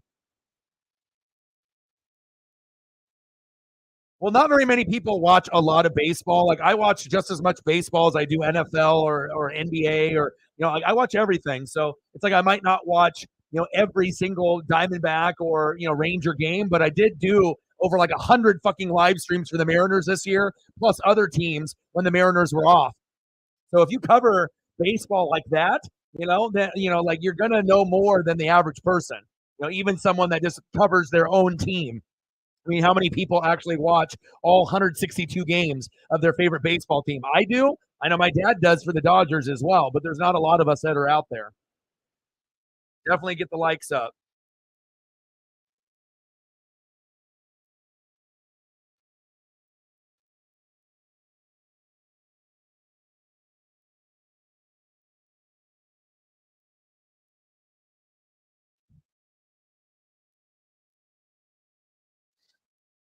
I'm not going to be right all the time, but you can ask Sarah, based off her time with me as my lead mod, like how often we come up with ESP moments. with either people in the chat or myself. I mean, it's kind of creepy, to be very honest. I probably should start doing sport betting more, but I just don't have the money to do it. And I'm a little superstitious too, that if I have a vision or if I say something and then I bet on it, that maybe it won't happen, like I said. But if other people want to bet off my predictions and they win, they take care of me pretty good. Like people will give me back in the day, like for fantasy or for picks, people would give me bottles of like alcohol or duck jackets or jerseys or they'll throw me some cash from their winnings. So obviously, if I was an idiot, then I wouldn't be getting any of those things. So yeah, I mean, eventually the networks and the podcasting people they'll start to realize like this is not normal. There's a lot of people that stream, but they don't do it the way that we do it here. Well, they're playing the Miami Heat, right? So anytime you got Bam and you got Jimmy, there is always a chance for an L, even if the Celtics are at home. That's a tough, matchup. That's one of the, two of the top 5 teams in the East. Yep. But a lot of times, for me, it's not, I'm making a bet ahead of time. I get ESP moments as the game goes on. Like, I'll get a feeling, I'll watch the game, and then I'll have a feeling of momentum with Uncle Mo, and then I'll just say something, and then typically it'll happen. Like I said, predicting winners is one thing, but my moments kind of come to me in the moment instead of like predicting before the game starts.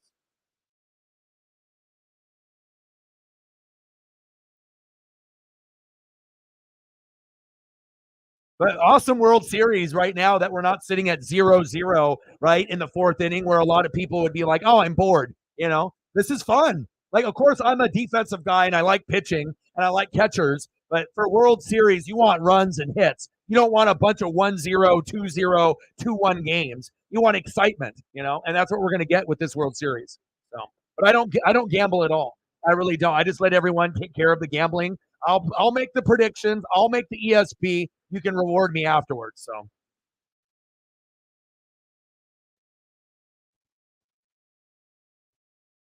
you had one win and you haven't won since. And then you got smart and stopped betting. So that's you're a smart man. Tatum and Butler combined for 50. But the thing is normally that's a bet that you win 100% of the time, right? I'm not sure if things are even legal here in Oregon. I don't think they are. I mean, I guess it depends on DraftKings and like the other betting sites and what's available. So yeah, but the thing is if we do, I would love Ohtani, but if we get Ohtani, what is the rest of the team going to look like afterwards? Are we going to be left with more holes than what we had when we had Ohtani? So and I don't want to give up, half of the team for him. It's like we're pretty close. We have really good pitching. We just need good hitting now. Upgrade first base from Ty France, get somebody better, and fill the bats up. We need just better hitters, better DH, than Mike Ford, better first baseman than Ty France, even though I would like Mike Ford still on the team. If Ty goes somewhere else, it won't hurt my feelings. Julio needs to be better in the box, and then the pitching needs to be more consistent, and we need to be hitting better than 220 or 230 for a team, for the whole year. You got to be closer to 250 to 290, but it is what it is. In Mass, you got the legal online. Which companies do you do your betting with? Do you do DraftKings or do you do the other? What are the sites that you gamble with?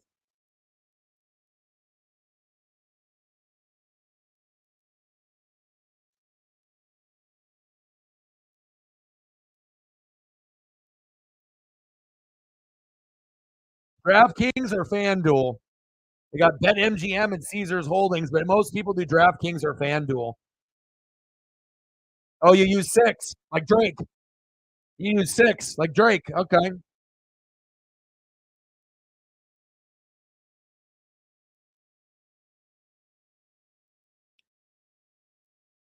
Nolan Gorman and Dylan. Yeah. I don't know if I would want to give up either of those. And if I was going to give up one, I would give up Woo, but I wouldn't give up Miller. Even if you send us a 2-for-1, Gorman and Carlson for Miller, I would still say no.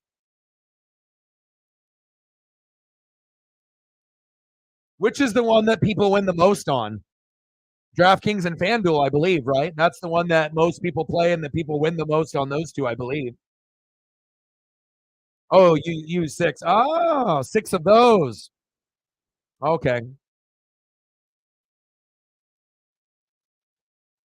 DraftKings is probably number one, and FanDuel is probably number two.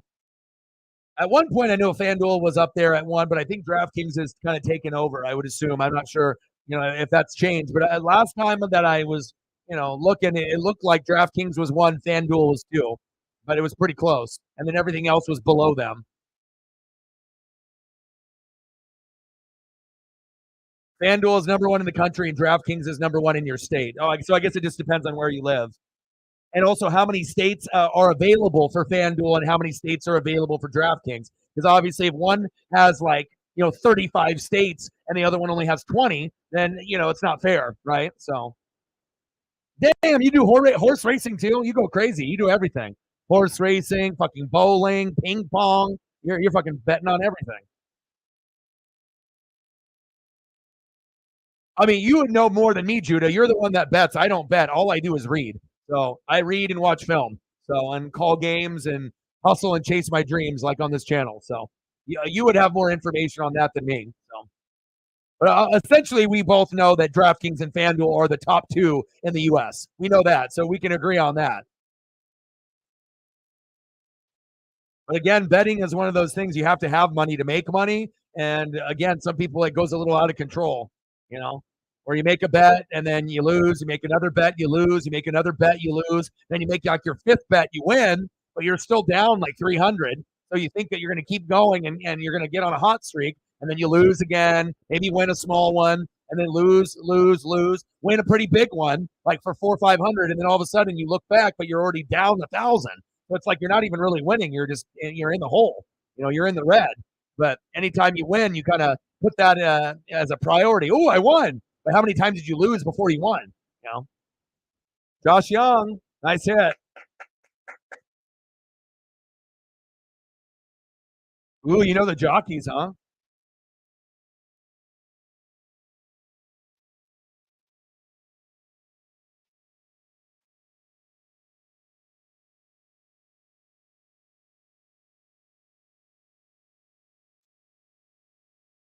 My Paisley pup.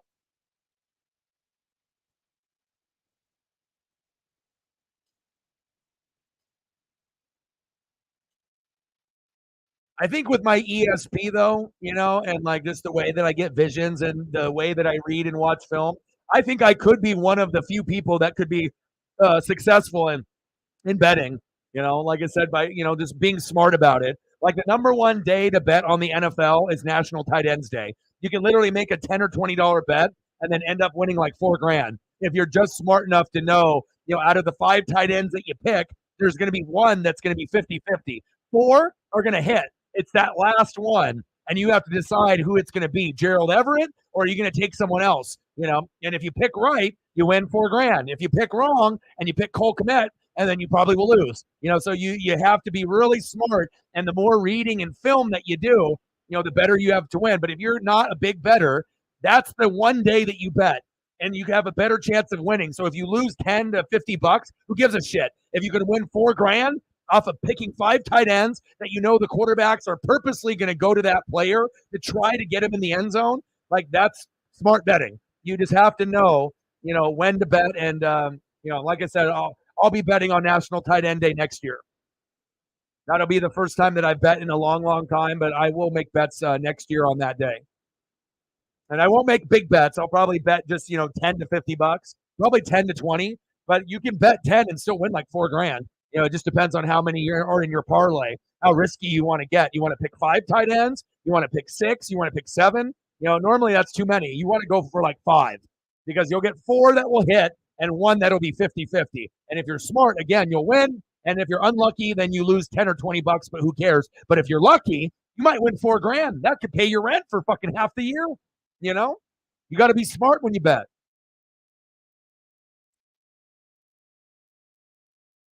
Me too. You already know I'm about underdogs, bro.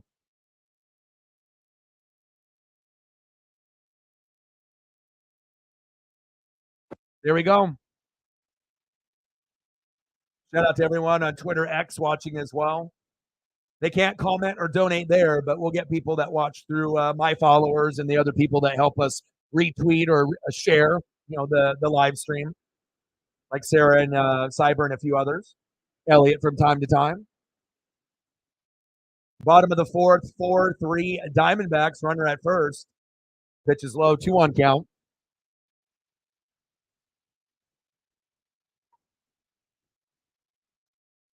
I'm just happy that, I knew what my dreams were long, long time ago. And obviously, you have to be able to read and watch film to be able to do streams of all sports. But, if you end up really putting in that time and effort, like literally there's nothing that will go by throughout a year where we won't have anything to do. Like there's always going to be something for me to do. Wrestling, basketball, baseball, hockey, it don't matter. Like we're going to find something to do every day. And that's always good, if you're trying to do something as like a full-time job, that you have unlimited content. Sports and wrestling, I mean, there's not going to be, oh my God, what do we do? We have no material to do for, like if you're just doing like YouTube or Twitch or something. For Twitch, you can do video games, so that can be, forever as well. Nice catch. But if you're just like a content creator and that's it, and you don't have good ideas, or maybe you just copy other people on YouTube, at some point you might be like, fuck, I don't know what to do. The people that just try to, get the fame and they don't give a shit about the people. They just want to get rich quick. Yeah, Ohio State's going to win. That's the bet.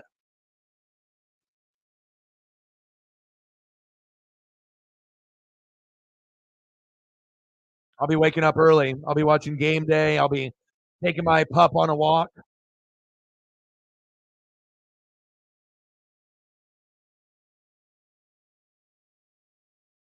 Oh, that's an easy bet, bro.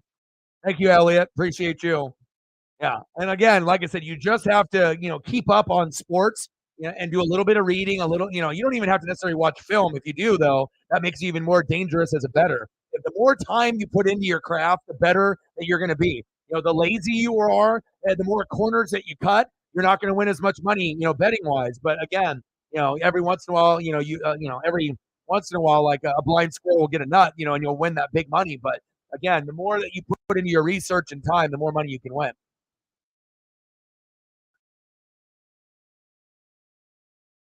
Yeah.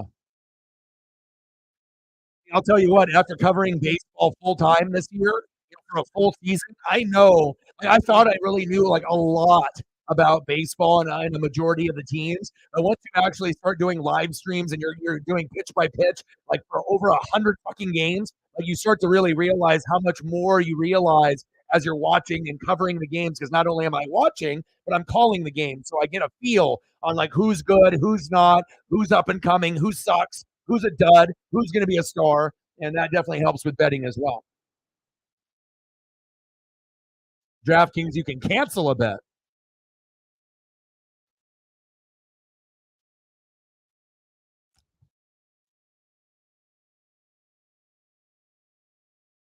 No tight ends day, Judah. That's the day you bet. Shit, that'd be sweet, man. Like I said, I could always use extra money too. Drop a $50 bet, win like 5 grand.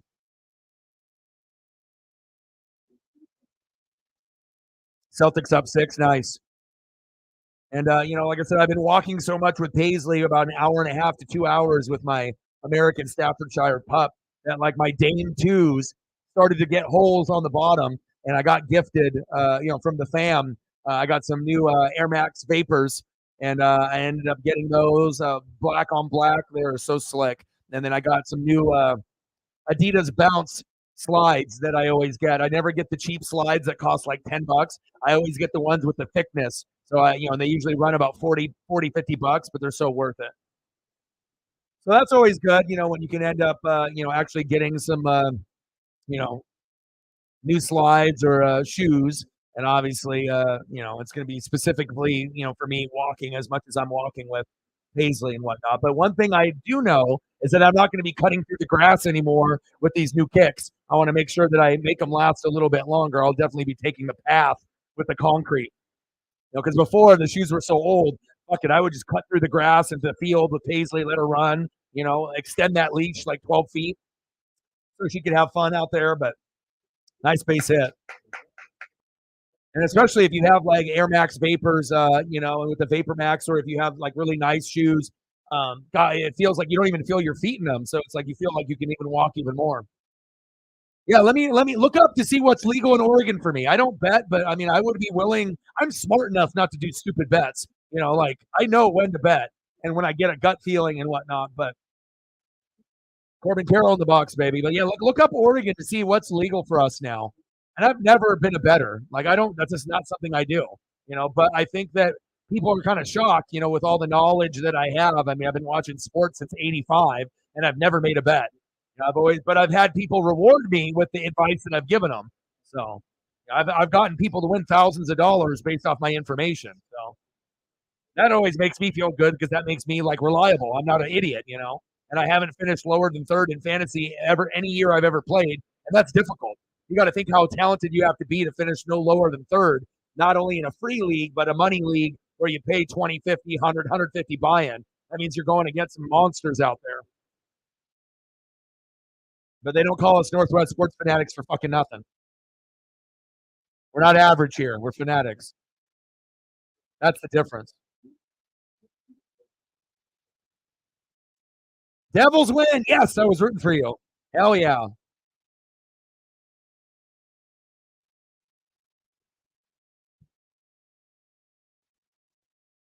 And when is Crown Jewel? Odin and Sarah?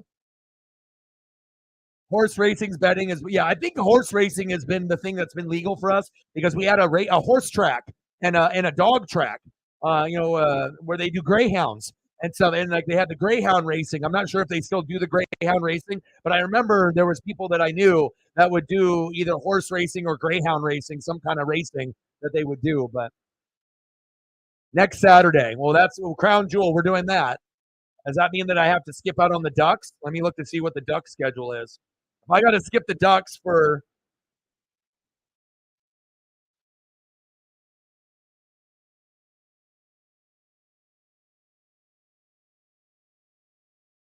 Oregon plays California at 2:30 Pacific time. What time is the pay-per-view on for Crown Jewel? Is it in the morning? 10 a.m. Ooh. So I can do Crown Jewel and then I can do the Duck game after as long as I make the thumbs for them early. Safe at second. So Crown Jewel in Saudi Arabia at 10, it'll be over at like 1:30, and then boom, we'll take a little bit of a break, like 30 minutes, and then I'll do the Duck game. There we go.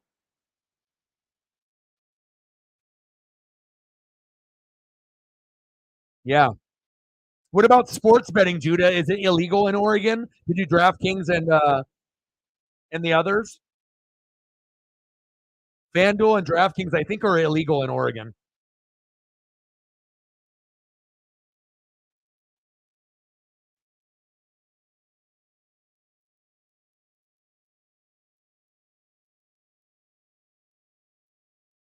This guy's kind of good. You might have heard of him.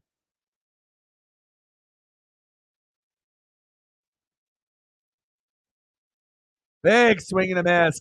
A rare strikeout for Corbin Carroll. You don't see that often. I can't even tell you the last time I saw him struck out like that. That's when you know you got a player that's badass.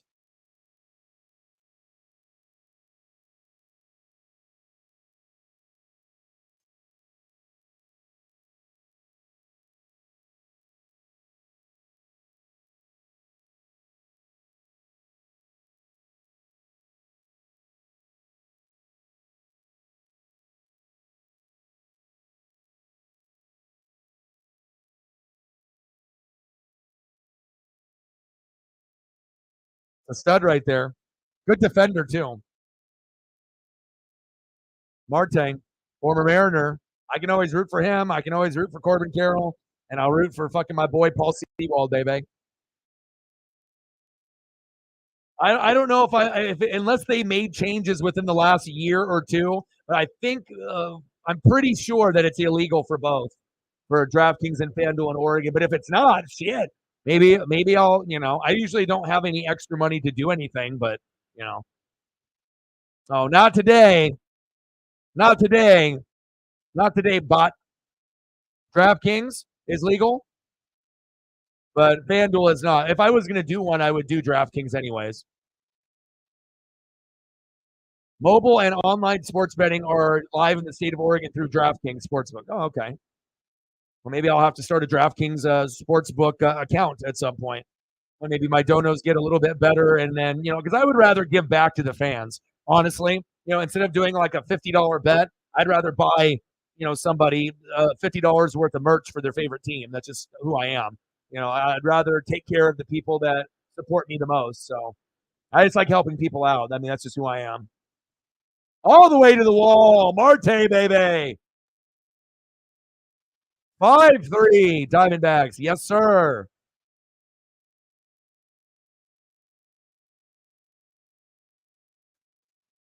Hell yeah. I wish the Mariners still had him. Stud. And like I said, who's going to be the guys that are going to step up for the Diamondbacks? Number 1, number 2, Ketel Marte. Number 3, Christian Walker. And you're still going to get things from the others like Pham every once in a while. Look at the Diamondbacks coming out here on the road playing without fire, baby. Degenerate gamblers, yeah. I have a good track record, with predictions and ESP, and and again, sometimes you're just going to be unlucky. Like your bet with Tatum and fucking Butler getting to combine 50. That's normally a good bet, or a bet that you more than likely would win. If you made that bet 10 times, that normally you would hit on that bet 7 or 8 times. But there's always going to be 1 or 2 games where both do shitty, or one does good and the other doesn't do good enough. Like one guy gets 25, but then the other guy gets 12, and you're like, shit, he got in foul trouble and I got fucked, and so, you have to just realize what you're getting yourself into.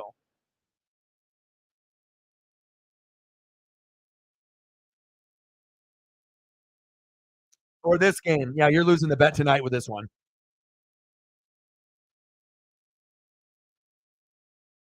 Because Diamondbacks aren't done. They got 5, but they won't end at 5. 2 away. Rangers don't play good at home, right? They play better on the road. The Diamondbacks play good at home and on the road. So it's a little thing there, it's like, and it's history tends to repeat itself. The Diamondbacks are not afraid. Like I've like out of all the teams that I've watched in the last maybe, I don't know, 10 or 15 years, this team looks like the most confident Cinderella, team that I've seen in a while. Like they feel like, yes, they're the Arizona Diamondbacks, but they start to show you every at bat, every game that maybe you shouldn't be sleeping on us as much as you are. Maybe Corbin Carroll is a top 5 player in Major League Baseball, and now we're just starting to realize it. Like everyone had him as like a top 15 player, but maybe we should put him in the category ahead of Julio because Julio is just popular, right? And up there with like an Aaron Judge type of guy or an Ohtani. Maybe we need to put, him over Julio, and like maybe Corbin Carroll is a top 5 player, and we just never realized it until the big moments, and now he's shining, and now we get to see it. All right, Odin, have a good one, brother.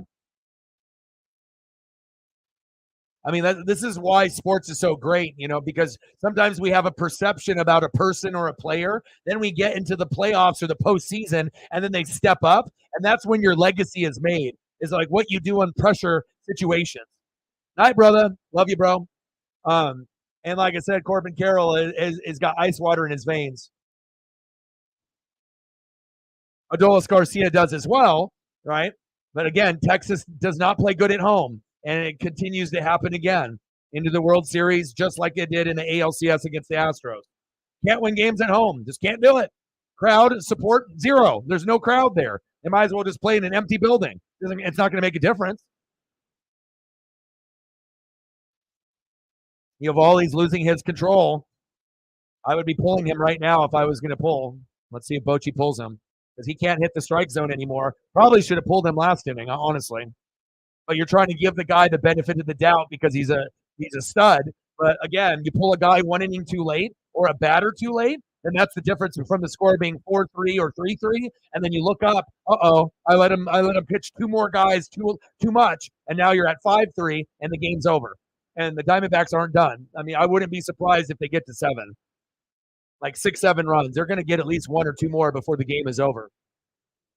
And then just think about their mid reliever that they have coming in now. If he's even worse than Eovaldi, then the fucking Diamondbacks might get to 8, 9, or 10 tonight. So we'll see how the flow of the game goes.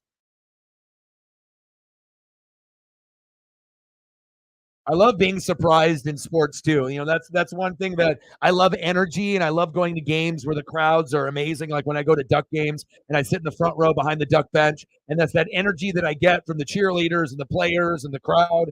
You know, it's like you can't recreate moments like that. Or if I go to Seattle and watch the Mariners and I try to get a foul ball and then you actually get one, you know, it's like the feeling of getting, like, I've only been to like 7 Mariner games and I've already gotten 3 baseballs. I got a Kike Hernandez ball about a year before COVID, around 2020. You know, and that was obviously when he was on the Dodgers playing the Mariners. That was my first one. And it was weird because I predicted that I was going to get a ball like 10 years prior to that. And I was like, oh, you know, I might have to slide past a grandma or grandpa, but I'm going to get one. And then as soon as me and my dad pull up to the game, seats 1 and 2 in the row are by a grandma and grandpa that are like 90. And I started losing it.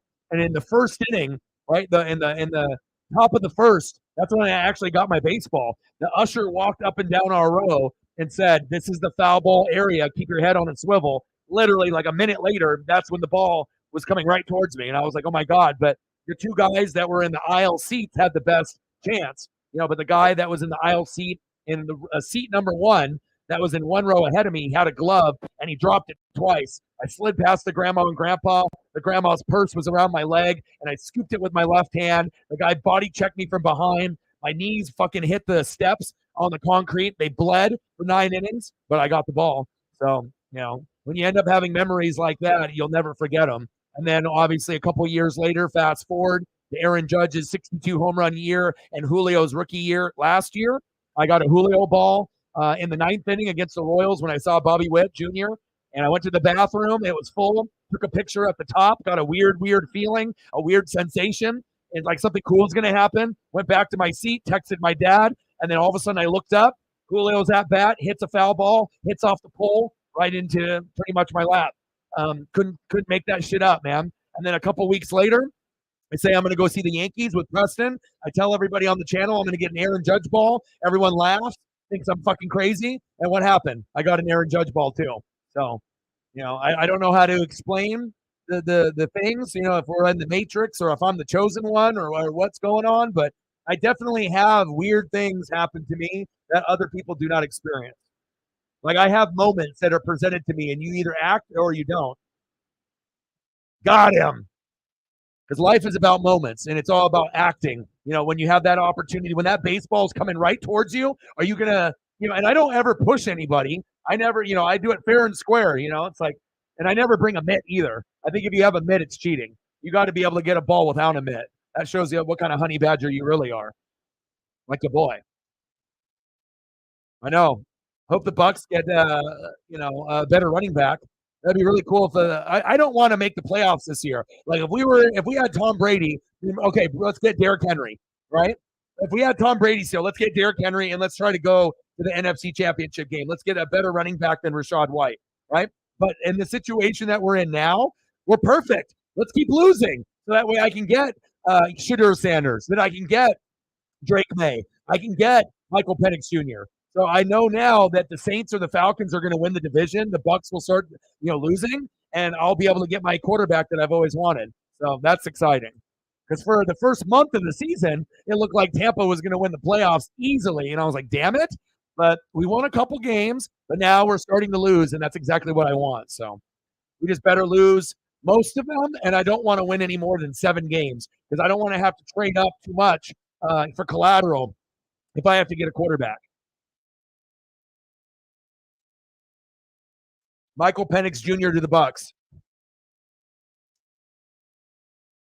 tomorrow and Sunday night in Indy. That'll be fun.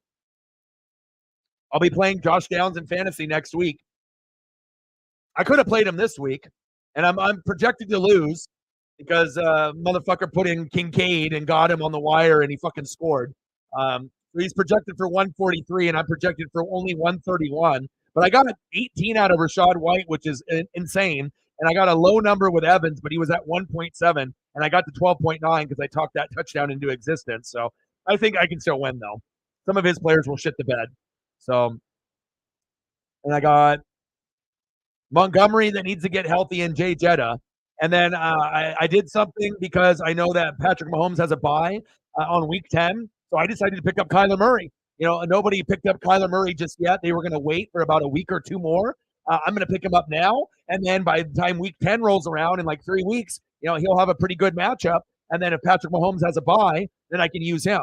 You know, I had CJ Stroud and I let someone else pick him up because I wanted to make sure I had more depth, you know, at running back and wide receiver. Otherwise, I would have just hung on to him, and that one would have been a good one. But C.J. Stroud had a bad matchup, I think, against like the Bengals on the road or something. So I was like, well, now do I really want to hang on to C.J. or should I just dump him and just hope that Mahomes doesn't get hurt? And if he does, then I have to find someone else anyways. And if I can get someone like a Kyler or a Baker and they can get me 15 to 22 points, I can still survive.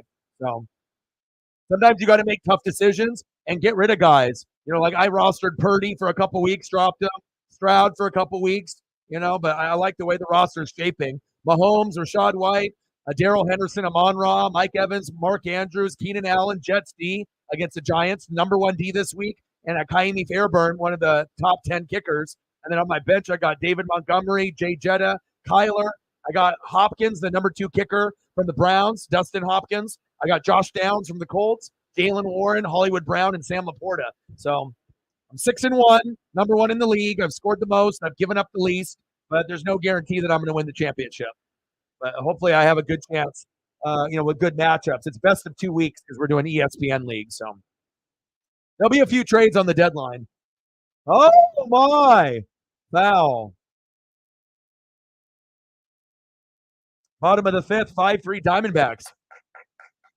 I am glad for you too, and I know I'm glad that I got fucking Josh Downs. Both would have been. I actually put in requests for both on the wire because I told you guys. I don't lie. When I tell you guys someone is good, you know, and or you know, all you got to do is just watch the film, look at the numbers, click on the name, and if they show that they can get 10 points or more for 2 or 3 weeks in a row, that's probably someone that's worth a shot.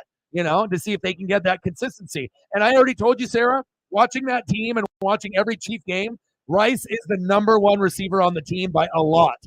Kadarius Toney, Sky Moore, and then the other guys that they have it like backup tight end. You know, got Noah Gray, Justin Watson. All those guys suck. You know, and even McCole Hardman, he's there, but he ain't the same thing as Rice. You know, like all those other guys can be role players, but if we're talking fantasy, the only players you would roster is Mahomes, Travis Kelce, Rashee Rice, and fucking Pacheco. That's it. You know, there's no one else that you're going to roster. So I'm happy that you got Rice, and I hope he fucking kills it for you. Hope he ends up starting to throw up a few 20-point games for you to make up for Calvin Ridley's, fucking, garbage ass, stats this season for you. Like, how are you going to be Calvin Ridley and fucking put up 2 good games and have 5 dog shit games? That is not why you drafted him. You drafted him to have 5 elite games and 2 dog shit games, not the other way around. And so I feel your pain, and on top of your injuries too. So, but next year your drafting strategy will be different, and you won't be the same record that you are this year. No. I give good advice. I don't give bad advice. I tell you things that I would do myself, and a lot of times I do. I don't really like to tell my secrets in fantasy. People used to pay me for my secrets too, like set their lineups, draft their teams for them, because they know that if I have their password and I draft their team, I'm gonna. If you have a good draft, you have a better chance, like an 80% chance to make the playoffs, rather than if you have a bad draft. You got a bad draft and you're like, bottom 5 out of a 10 or 12 man league, you're fucked. You're not going to be able to keep up with the top 4. So, but there would be people that would like shoot me $5-10 a week to set their lineup or to see what was on the wire, the sleeper players, so that way I can get all their dog shit off their bench and give them sleepers that they actually could use the rest of the year. Big swing and a miss. Nice job, Gallon. Put up a Gallon photo, huh? What are we saying? What do we say, Zach? He's like, you want to show a picture of me? You want to show a picture of me? Yeah, I do. HD 4K, baby. Nice glasses, bro. Let's go.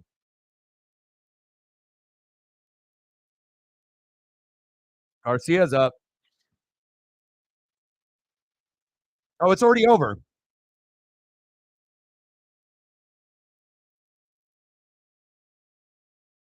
Diamondbacks aren't going to score 5 and have the starting pitcher go out, and they're going to lose this game. Rangers have a tradition of losing at home, right? They still have amazing players like Adolis Garcia. Like he could still, get another home run or a couple RBIs before the game is over. But I have a feeling that the Diamondbacks will still add more cushion to the pushing on this fucking lead. Like I would not be shocked if the Diamondbacks get to 6, 7, 8, 9, 10 runs today. But my gut feeling says 7. I don't know why my gut says 7, but my gut says 7 runs.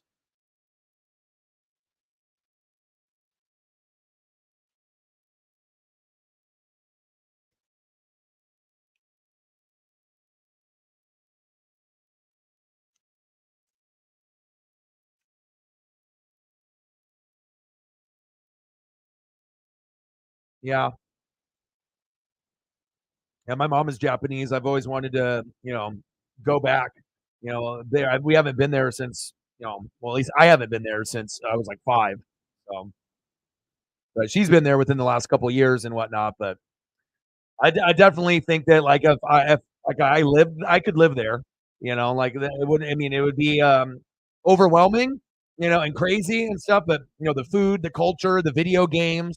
I mean, shit. If I was able to do my YouTube channel from there, that would be pretty crazy. Just be doing all the streams from Japan.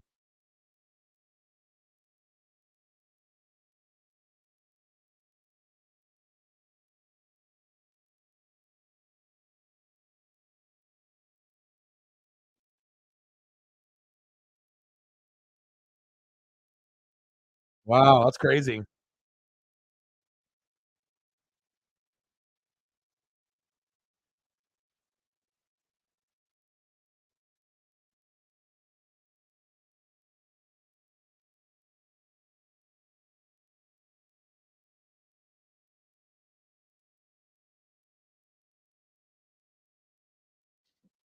Oh, you got to get one. You got to get one.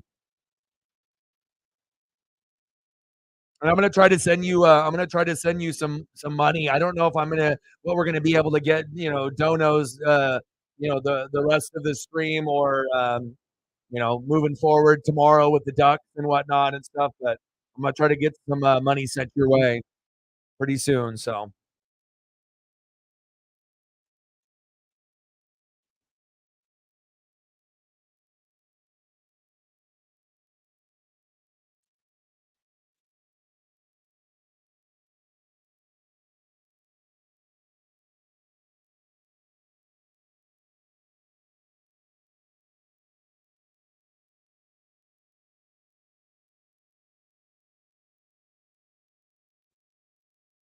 you know what? If you have the extra money or whatever, I would definitely get a hoodie if they have your size. If they don't have your size, then just get like a shirt or just try to find something like swag, like find something that's like unusual, that you'll actually appreciate bringing it back. It doesn't have to be just like a lanyard, you know what I mean? Which you could have a new lanyard, but I mean you can get a lanyard on NFL Shop. Maybe just try to find something unique, that's like specific to there, when you're there. So like a special mug, or something, something that you can actually drink when you're at home or at work, or something that's cool, some kind of cool knickknack, or like a bobblehead, some kind of cool bobblehead or something there, or action figure or something.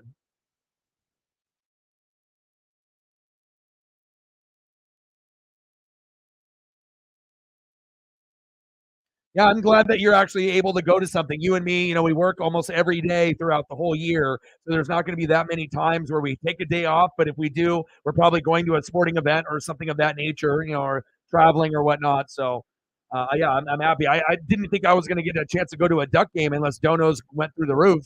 Then I would be able to maybe go to a game. But nice.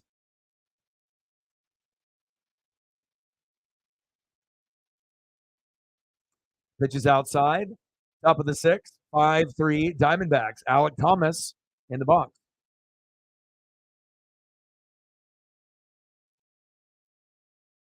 What would be the most shocking thing is if the Diamondbacks swept the Rangers and they won 4-0.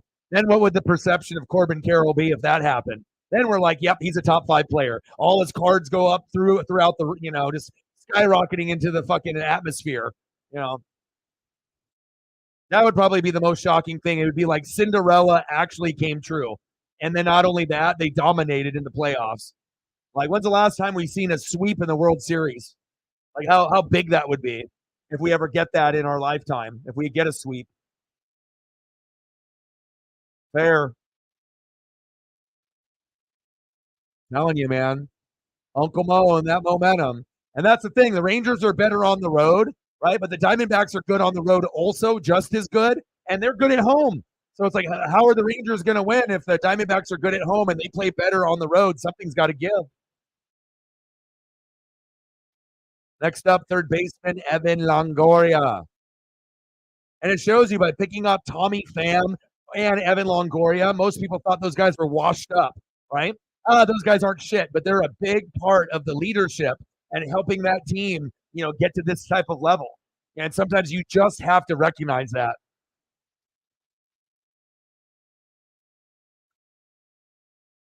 The good side of town. Yeah, there are some shady places.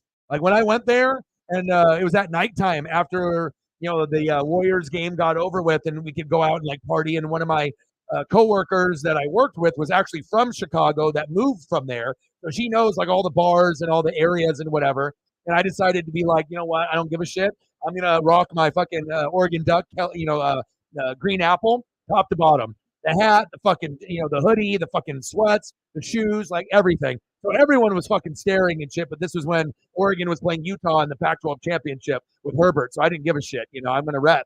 And I remember opening up a car door thinking it was a lift, and there was like 5 brothers in there, and then like one of them stepped out, and I was like, oh, fuck, am I going to have to fight this guy? I was like, hopefully they don't try to shoot me or whatever. And then I had a couple of other coworkers that I worked with, but they're a bunch of pansies. Like if I would have fucking had to throw down, they would have ran away.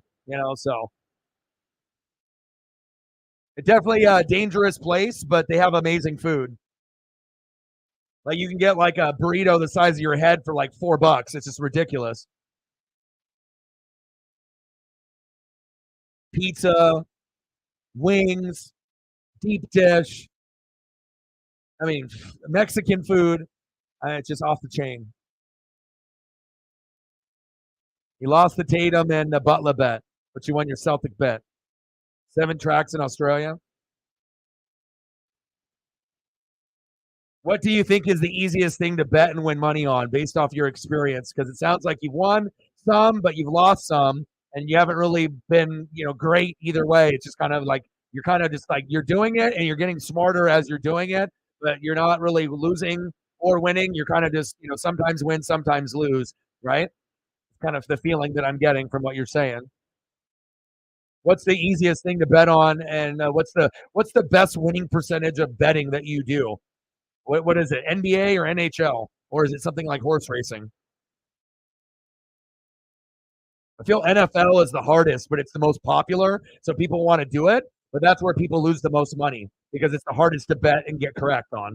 It's like people are like, oh, I'm going to bet on the NFL. Well, you might as well just fucking flush your wallet down the toilet because you're probably going to lose unless it's National Tight End Day.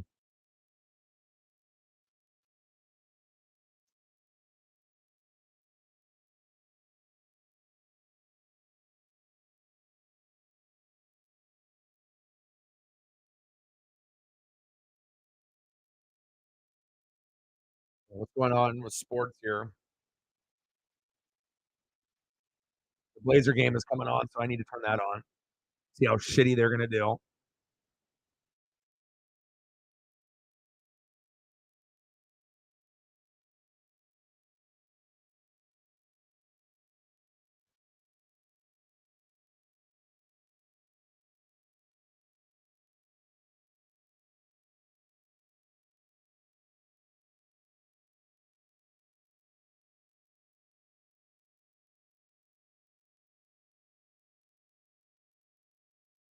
And even though like I'll be mad and I'll complain about like, if my teams are shitty or whatever, it's like I still watch.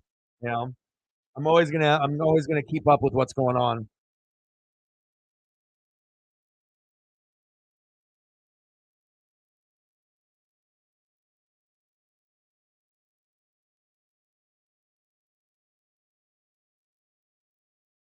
I got the Blazer game coming up, starting lineups and the opening tip for the Blazers.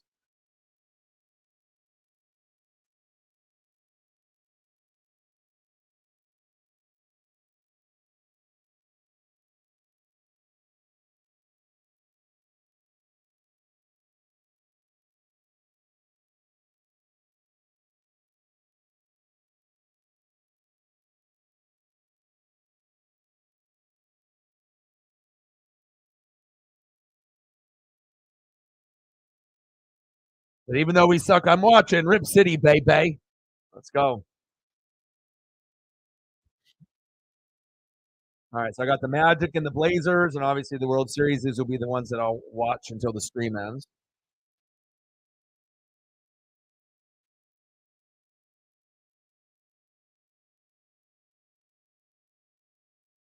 Still 5-3, Diamondbacks.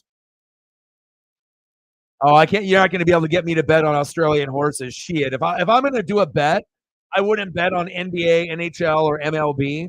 Even though the NFL is the hardest, I would probably do only bets on NFL. That's probably the only thing that I would really bet on. I mean, I feel I can win bets on the NBA and the MLB side for sure. I feel I could do that, but I don't know. I think it'd be more exciting winning big on the NFL than any other platform because I know how hard it is to win on the NFL side.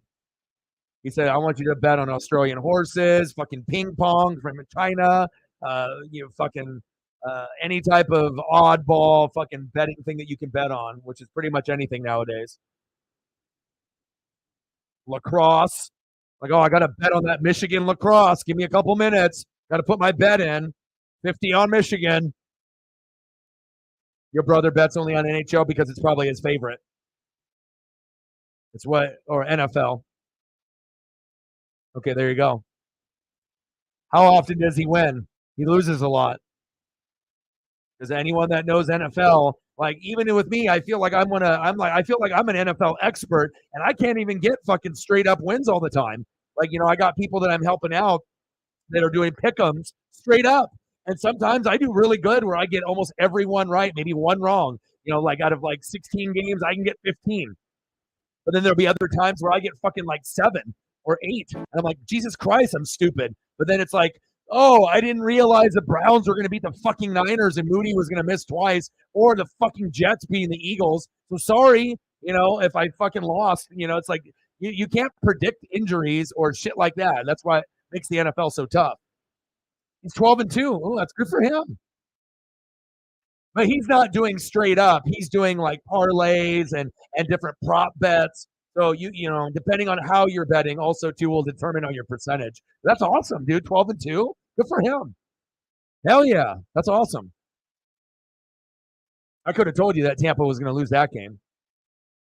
All right, got starting lineup for the Blazers. Pablo Banchero.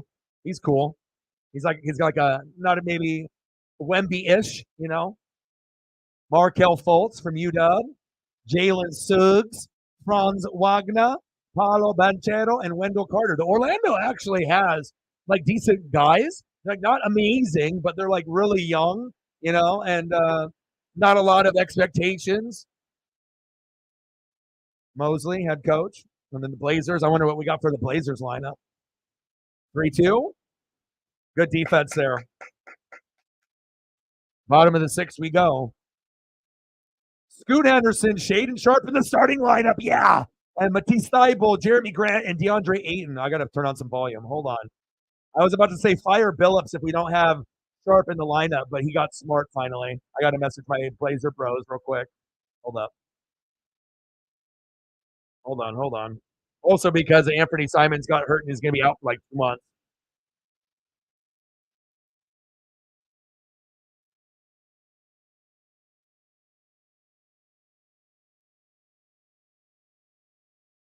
Chauncey Billups fired.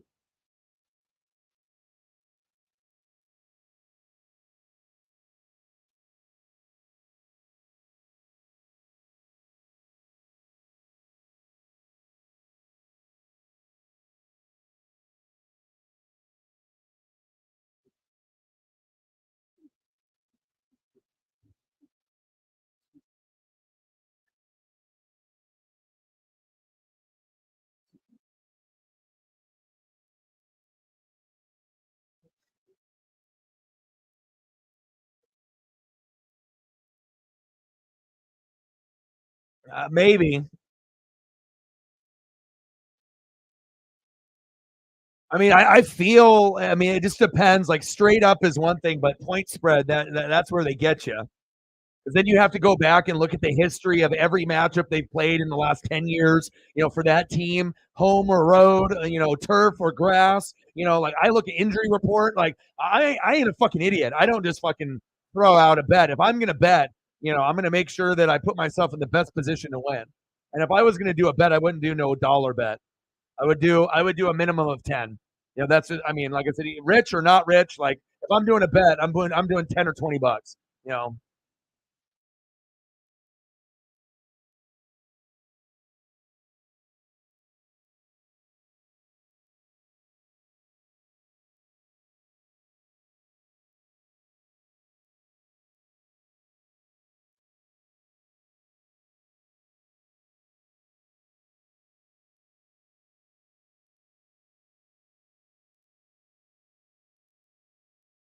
the betting the spread. Yeah, I feel like that's where they get you the most. Like that's where they like the casinos, where they get you. They get you off the point spread. Like all of a sudden, oh, point spread is 4, and then all of a sudden they win by 3. You're like, or it's like 3.5 spread and they win by 3. You're like, you got to be kidding me. Like, like so close, but that's where that point 0.5 comes in, and that point 0.5 kills you every single time. You have a chance to win this big money, and all of a sudden you lose it by point 0.5. Because that's what they do.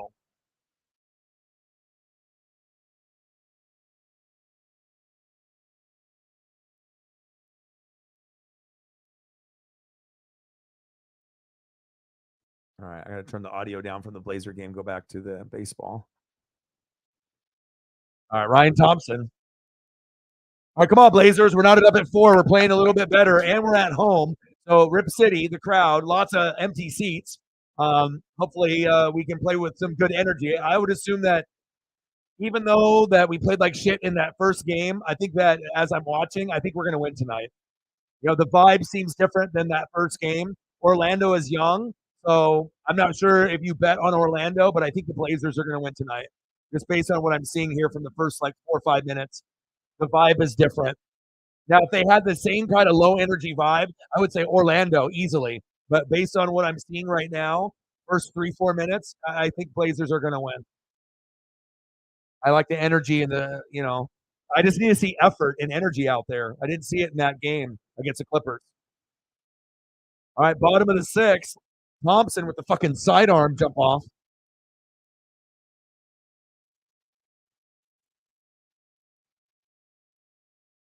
Baseball game, thousands of better sweating. Yeah, exactly. Exactly. And I guarantee no one expected Diamondbacks, including myself, to put up 5. I thought they would do that maybe in game 2 or game 3. I did not know that they were going to rough up Uvalde and get to like 5 in the first game. That is surprising. But that's why we're here, in sports. We want to be surprised. I want to see that Corbin Carroll is the actual top 5 player in baseball, and we won't say, oh, he's top 15 or top 10. I want to be like, yeah, he's top 5. And like, and everyone agrees.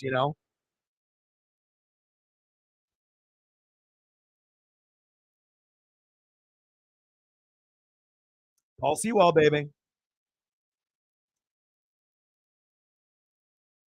I mean, there's always a chance, that the Blazers lose, but also the simple fact that this is the first game at home. And I know because I've gone on opening night, the vibe on opening night and our record on opening night is usually pretty good.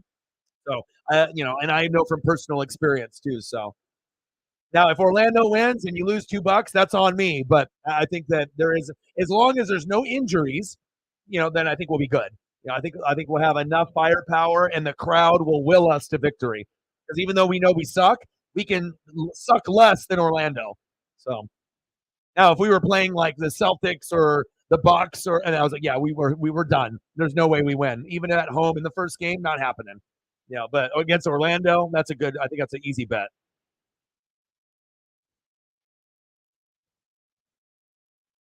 The swagger and energy is back, at least for the first quarter so far. Jonah Heim 0 for 2. 5-3 Diamondbacks, bottom of the 6th, 3-0 count for sidearm, crazy ass Thompson. And he walked him. That's my boy, dude. One of my favorites of all time. I mean, I got NWO figures just chilling here on the computer behind me. I got Hollywood Hogan, right, with the shirt, with the glasses, and the spray can, and I got the fucking guardrail that comes apart, from the '90s.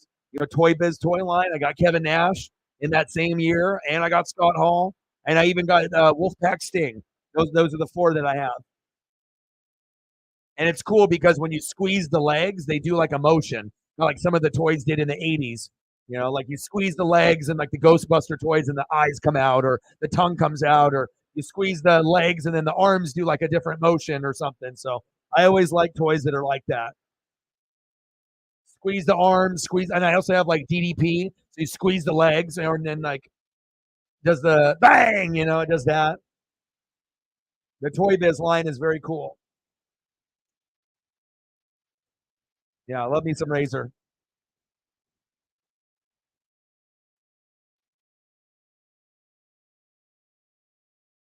Wow. Corbin Carroll. They were oohing and awing like that was fucking going to go 500 feet. I'm like, what the fuck are they oohing and awing for? That ain't going out of the yard. Ooh. I was like, it's not Halloween. That didn't go 500. That didn't even leave the park. They are really sweating it out right now. Like the Rangers can't believe that their fans spent like $1,000, $2,000, to get tickets to watch them lose at home again. You say, well, maybe if we cheer louder, they'll win. It doesn't work like that.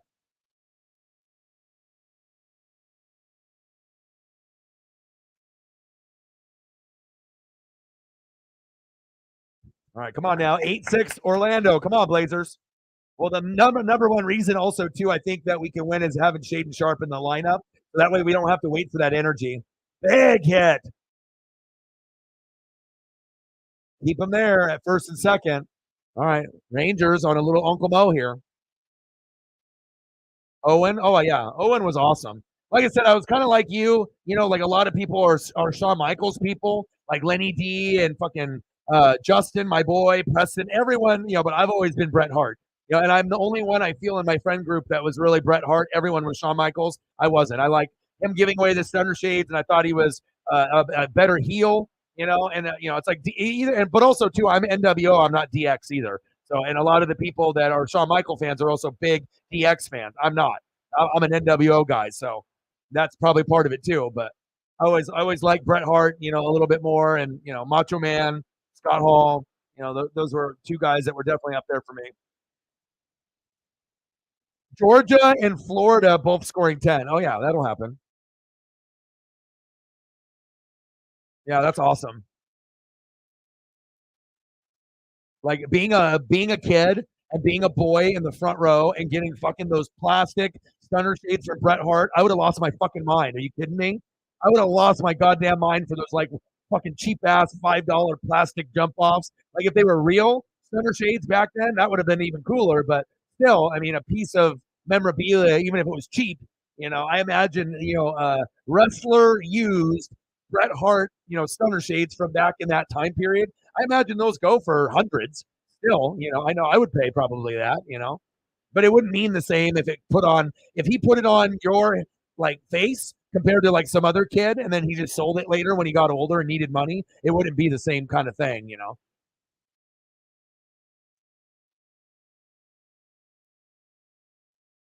because if that shit would have happened to me, shit, I'd probably have like Bret Hart shrine at my house. I know. I see that. It's 11-6 right now. It's early. Did you bet your $2 or no on it? Oh, nice flush. 13-6. Come on, Blazers.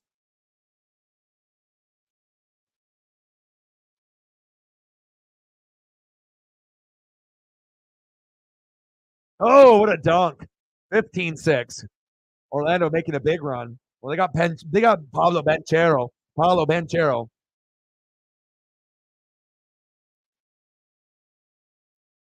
That's still early.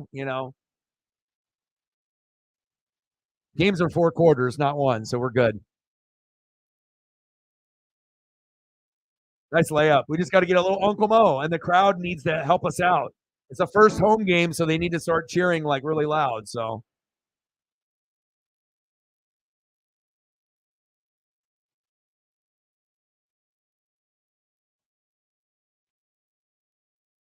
Tavares. 1-2 pitch. I'll get out of this inning.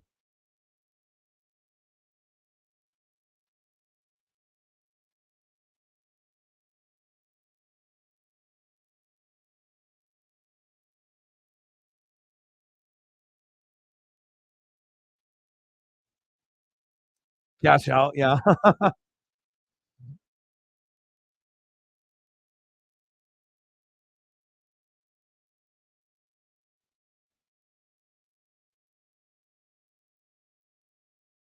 Bottom of the sixth, 2 outs, 5-3 Diamondbacks. And it feels like they might be getting the dub today. Rangers are on upset alert unless they can get something in the next 2 innings. Because once it goes to the ninth, you already know it's over. You ain't getting that fucking miracle. There we go, baby. Good job, Diamondbacks.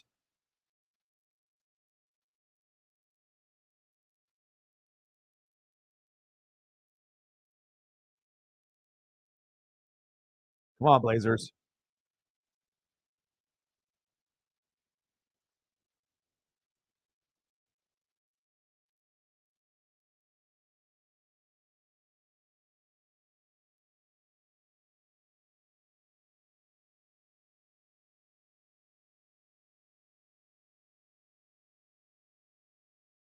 All right, come on, Blazers. Down by 8. Let's go. I'm covering both right now just to kind of see how things are going. People got some bets in. Blazers' first home game. We lost Anthony Simons for 2 months. We're one of the worst teams in the NBA easily. So anything that we can do positive wise this season will be good. Too bad there's not like a Wemby that's going to be coming into the draft. Not like the WNBA. They're going to have a lot of good players from college going to the WNBA next year. Caitlin Clark, Paige Buekas, just those two alone. Angel Reese. Hell, I don't even watch women's basketball and I know them. They're going to be special. Or my girl Sabrina. I know Scoo. She's one of the best already in the world. And honestly, if we didn't have COVID, the Ducks would have won the Natty for the women's. 100%. Sabrina is a fucking beast.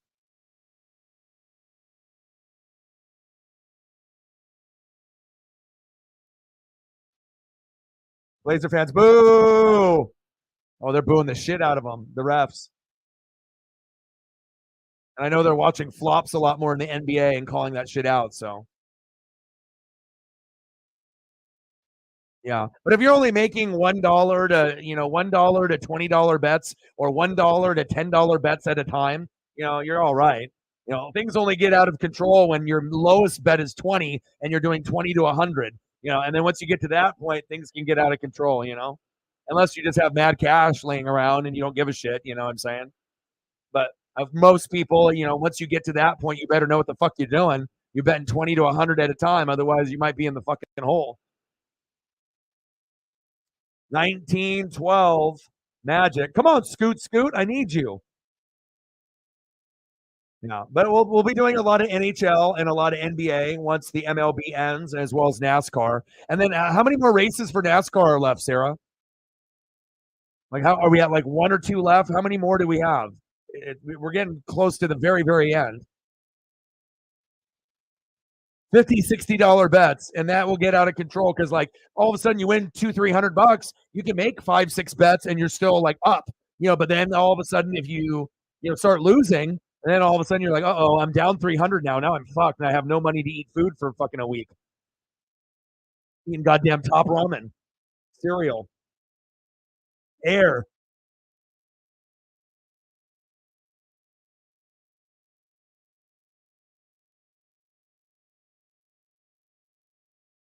Robert Williams, gimme. All right, let me go back to the baseball. Corbin Carroll, my favorite player on the Diamondbacks. Seattle native.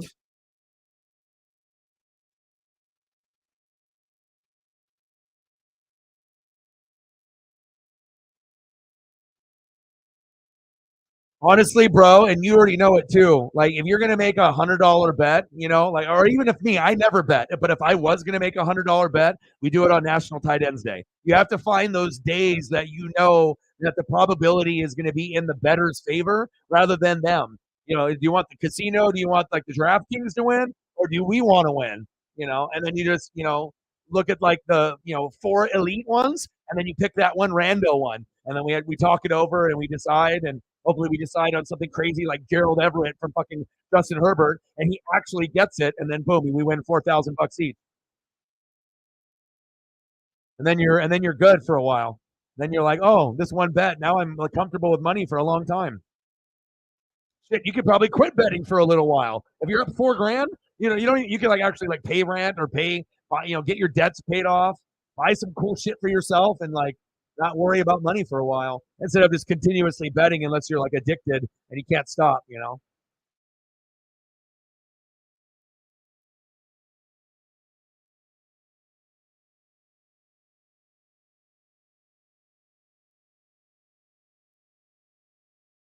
21-14 Magic. Come on, Blazers. Fucking no Anthony Simons, no Dame. Our backcourt are fucking obliterated. Chauncey Billups is a shitty coach. Fuck. They just go all the way down there and just splash it down. Paolo is that dude. Banchero doesn't get enough pub because it's all going to Wemby. Banchero is badass, dude. All right, we're going to the top of the seventh. Still knotted up, at the same score, 5-3. All right, I got to go back to commercial now. I got to go back to the Blazers. See how terrible our terrible team does.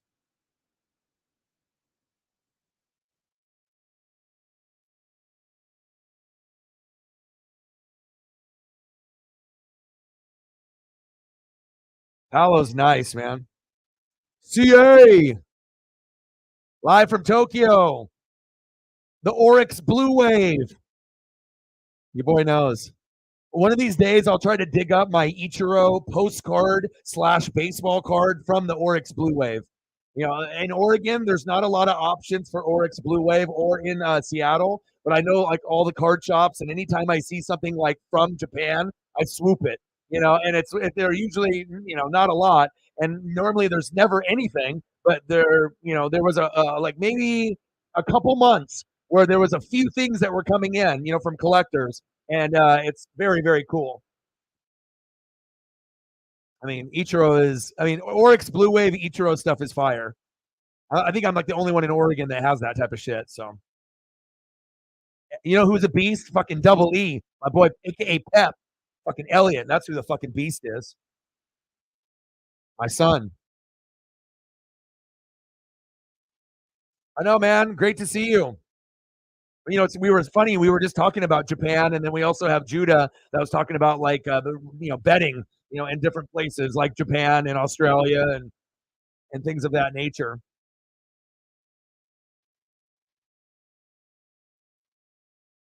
And a lot of the Japanese players that are coming over within the last 10 years are starting to become, or probably the last 20 years, are starting to become not only good players, not pitchers, and guys that are like, oh my God, like these Japanese guys are just as good as any black, Puerto Rican, white, or Dominican player that's in the major leagues. Like Ichiro, you're never going to see that fucking again, right? Shohei Ohtani, I mean, we might be able to see a player kind of like Shohei, but not as good. But they got some really good quality pieces coming in the next couple of years too.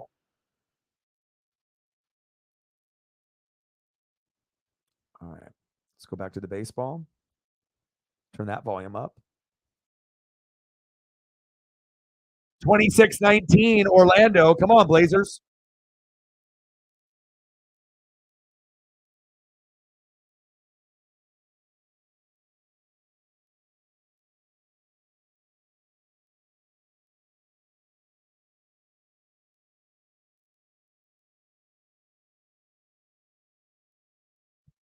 You would bet on sumo.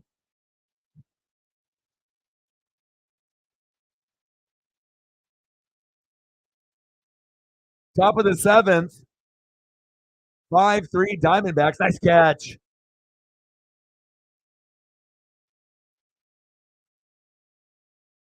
That was real quick. Let's go to the bottom of the seventh. Simeon, Seager, and Carter up next. I'm going to go back to the Blazer audio. So I don't want to listen to commercials. I gotta be if I'm watching two things at once, I gotta get the audio in as much and I gotta hear what's going on, how good or terrible my team is doing.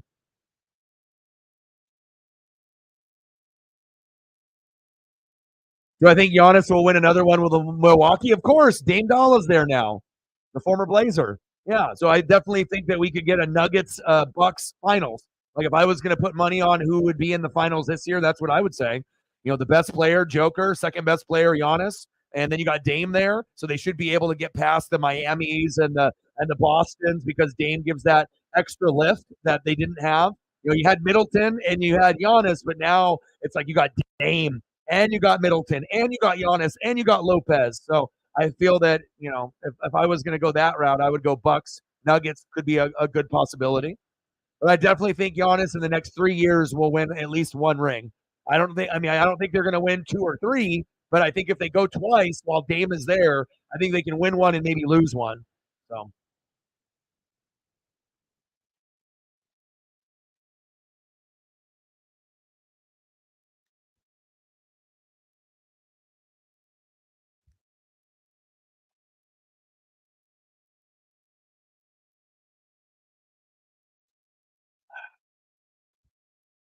yeah, I don't know anything about the opponent for Oryx. So I mean, I'm here in in Oregon, so it's not like I'm going to be watching a whole lot of Japanese baseball. But with that being said, anytime I see clips, through like Instagram or Twitter X or whatever, and I get articles, I read them. Because I always like to see who the next like big thing that's coming over next, like it doesn't even have to be like the best type of player. It could be like a Hideki Matsui type, and I want to know. Let me what am I getting? Am I getting Ichiro? Am I getting Hideki Matsui?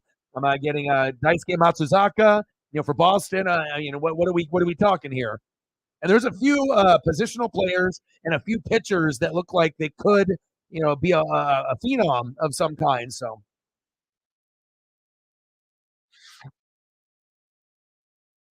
yeah, he's just asking if you know enough about the teams, like which one is better based off the eye test. That's what he's asking.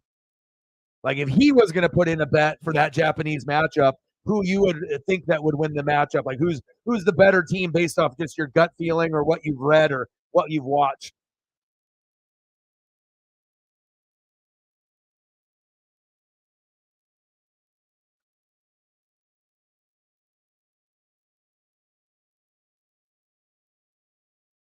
Rangers running out of time.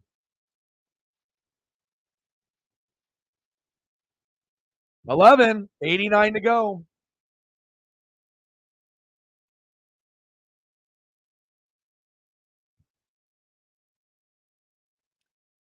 It's crazy. I figured that we'd have a few more people, but I guess nobody gives a shit about baseball. If you're a baseball fan, if your team's not in it, I don't know. For me, it's like even if my team's not in it, like I'm still watching. It's like it's the fucking World Series. Like Stanley Cup's going on. I guess it just depends on your fanatic level. If you're just a fair weather fan, you're not watching the World Series or the Stanley Cup or the NBA Finals. Like if your team is not in it or you just don't give a shit or whatever. But maybe Super Bowl is like the only one. Natties. I mean, even if I wasn't doing the channel, I still would be watching everything, and that's really kind of what I did. It's a piece of history. I don't want to read about it on Twitter X or Instagram tomorrow morning. I want to experience it. And that's the difference. Like play on your phone and miss the game or watch and then play on your phone afterwards. Be a part of history. Remember where you were when whoever won. Judah's bidding his life savings, all the lawnmower money, all the car washing money.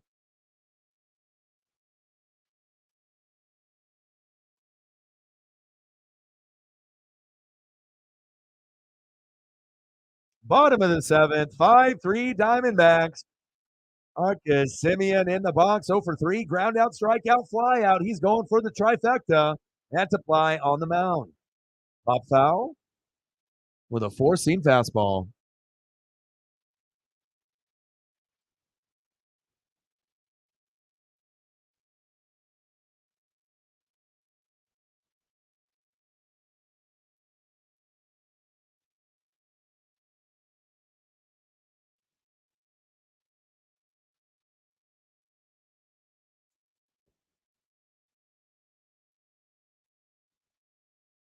Well, that's awesome.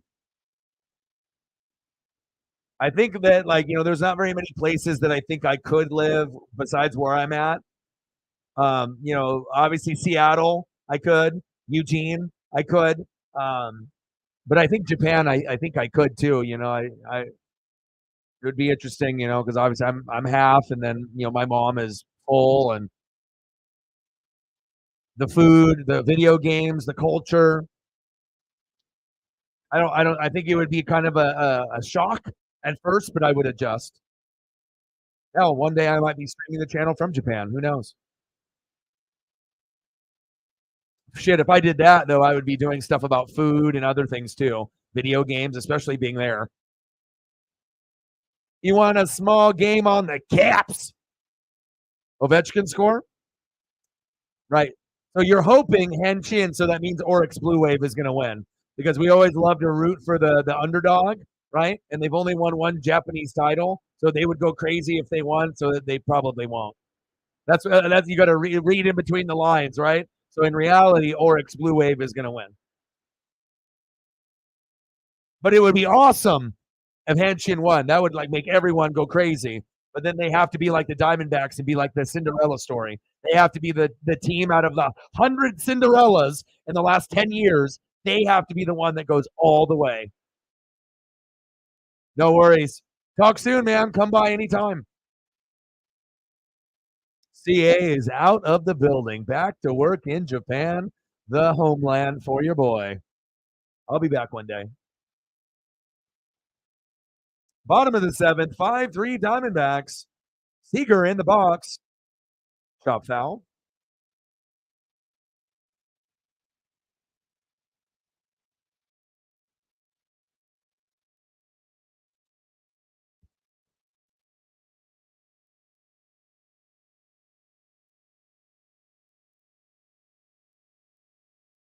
One, two pitch.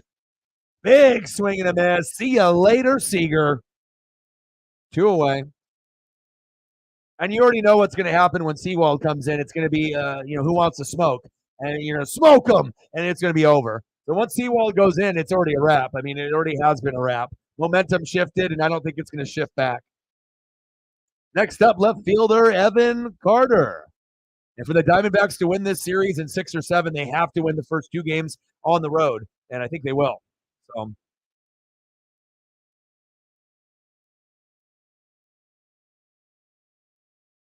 or if it were, how are they doing it? Are they doing it 2-3-2? 2 games in Texas, 3 games in Arizona, and then 2 games in Texas?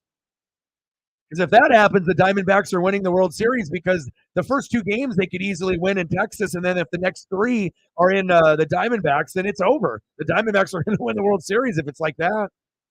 I don't think even though the Rangers are very good on the road, I don't know. I think Diamondbacks would be able to. They might not win every one at home, but they could probably win 2 out of 3 if they win the first 2. All of a sudden, the Diamondbacks win in 5. Nothing would surprise me.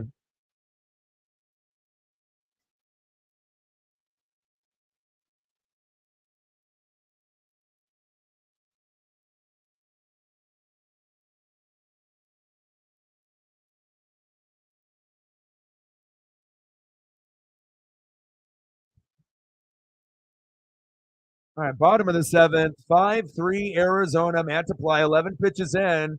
Evan Carter, 2 for 3, 2 outs with a 1-1 count. I know, baby. Told you, dude. That home crowd, we know we suck, but one thing that the Blazers have, they have great fucking fans, dude. Fans here in Oregon are really fucking hardcore, and we really are down for our teams. Blazers, Seahawks, Mariners, Ducks, Beavers. I mean, we are fucking hardcore, to the max. You get people that don't even give a shit about sports that rep the fucking gear. That's when you know it's taken over. Where people rock the gear because it's kind of like a cultural iconish type of thing. We're only down by 2, baby.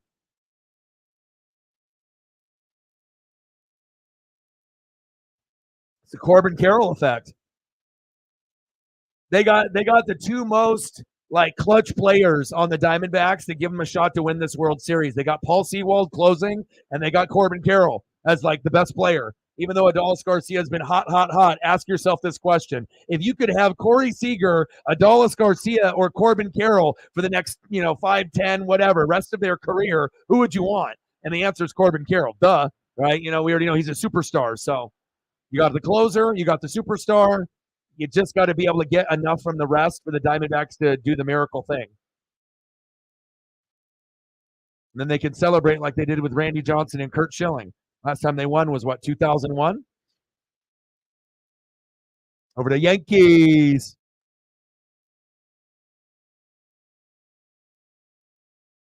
Rangers aren't coming back to win this game. 100%. They're not.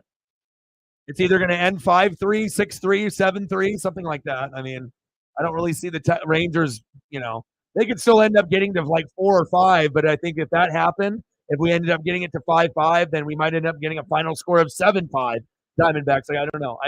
The momentum based off what I've seen in the body language, it doesn't seem like they're going to have that magical run at the end. They've already accepted the fate and the loss. They're thinking about, getting drunk and eating dinner, sitting down, relaxing, and just waiting for game 2. That's the vibe that I get, that they're actually thinking about what's for dinner tonight or what are we doing after, instead of thinking we're going to come back and win this game. Fuck it. We lost this one. We're going to move on to the game 2. And if you already have that mentality, then you've already lost. So $20 bet they're offering to get 8 back. Yeah, I would cash out probably. I mean, it's still possible that it could be close and it ends up being by 1 run, but I don't know. Safe would probably be cash out. Otherwise, if it ends this score, then you lose all 20, right? But you might as well get 8 back. I mean, has Texas shown any you didn't cash out as bet insurance? What does that mean?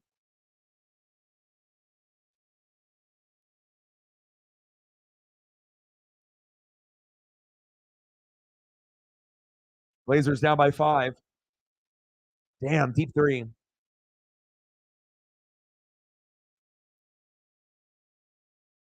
It's weird, like watching the Blazers and not having Damian Lillard as a point guard. Like, what am I watching here?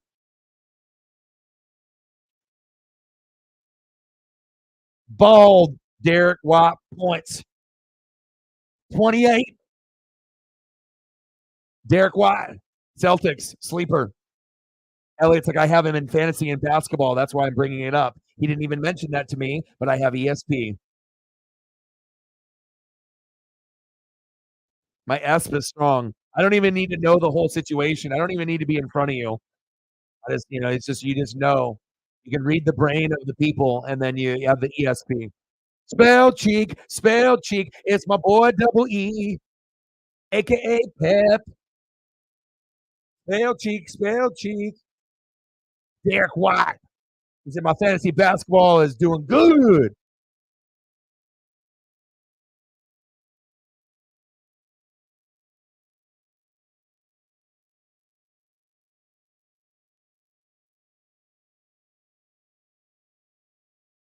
Oh, not the money that you used on the bet.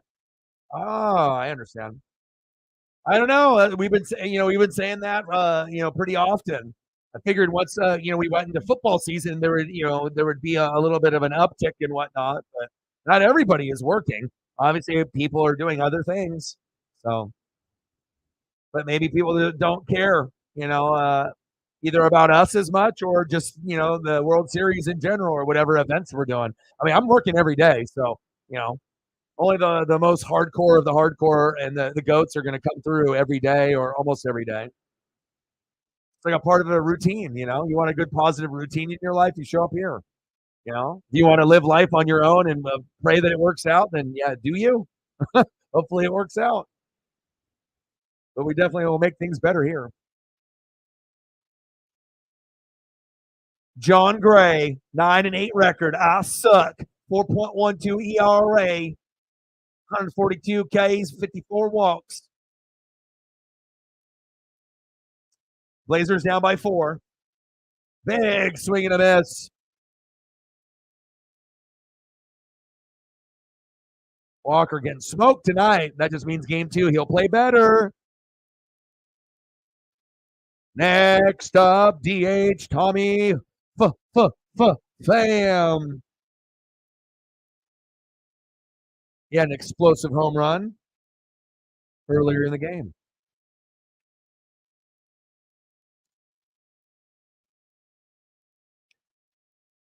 875, but not the 2870. Ah, I got you. You have to be, yeah, you just can't be betting wildly. You have to really figure out like what the percentage is and like, what's going to give you the best chance to try to at least be in the positive, not in the red. Yeah, for sure. Chick-fil-A. Man, I need to get some Chick-fil-A.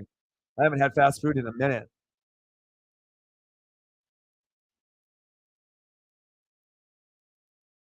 Top of the eighth, 5-3 Diamondbacks.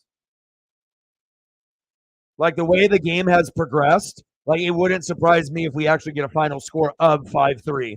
Like it kind of felt for a while early on that maybe the Diamondbacks would get at least one or two more. But I feel now it kind of like things have kind of come to a standstill, and it looks like I don't know if you're going to get anything from any team at this point. Just like everyone's thinking about dinner and getting a drink and relaxing. Maybe we'll finish with a 5-3 score. We'll find out.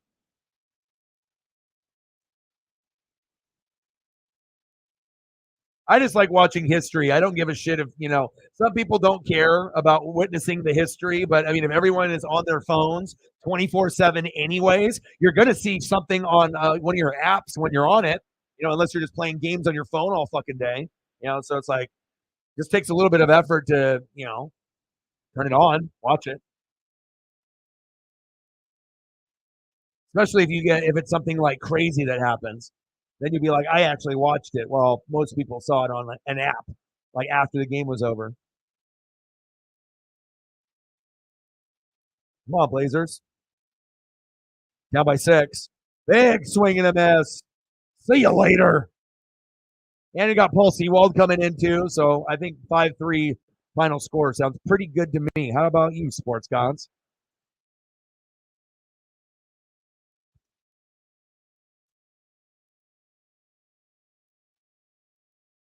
Oh, it is Gurriel Jr. up next.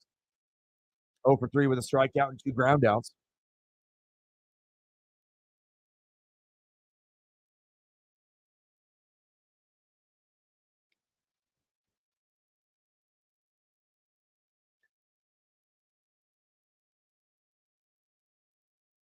$35. There you go. Sometimes it's just those little wins. That could be the difference of just like having a little bit more money for the next bet or buying some food if you need to go grab some food.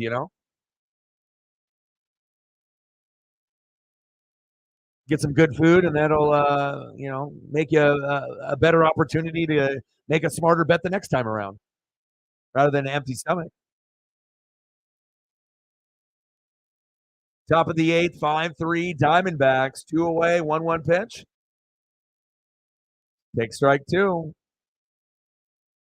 Gurriel about to go 0 for 4.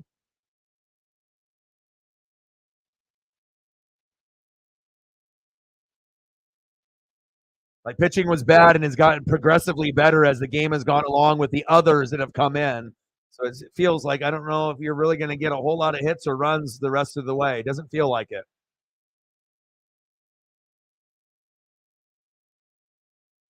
Pitch is low, 2-2 count. 35-53. And you get my other Snapple. Maybe it's frozen.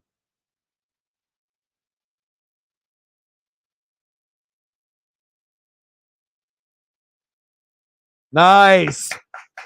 Nice hit. There we go. Hell yeah. He's like, I'm not going 0 for 4.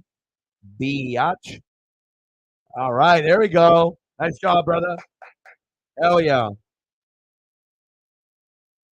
Florida's Gurriel Jr. Good follow through with that swing. Right in the sweet spot, baby. Next up, center fielder Alec Thomas.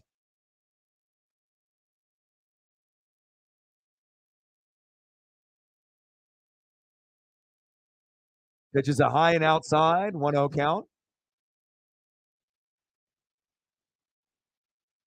Come on, Blazers.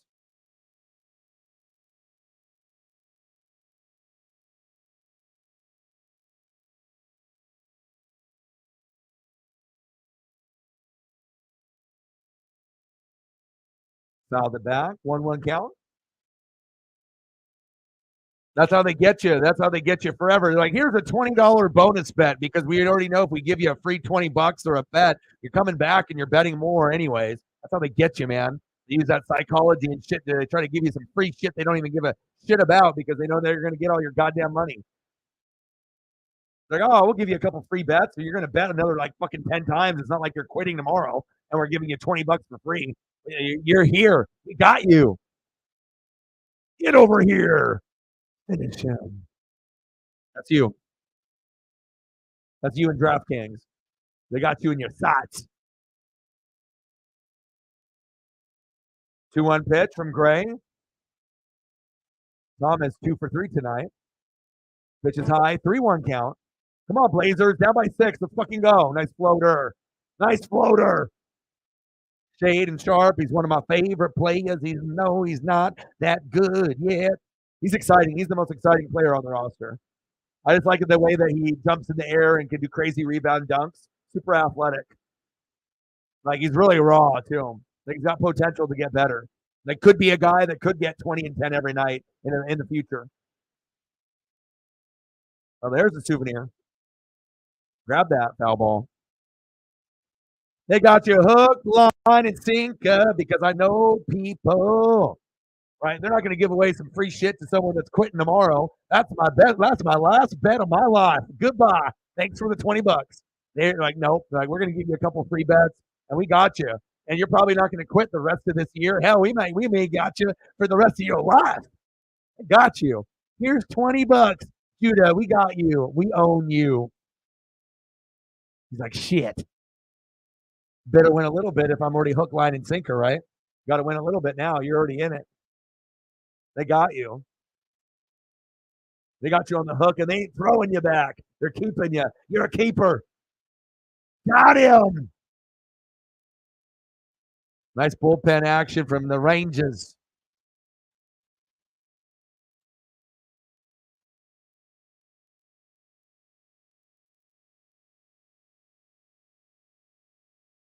I need some Blazer audio. Like, tell me how shitty we are.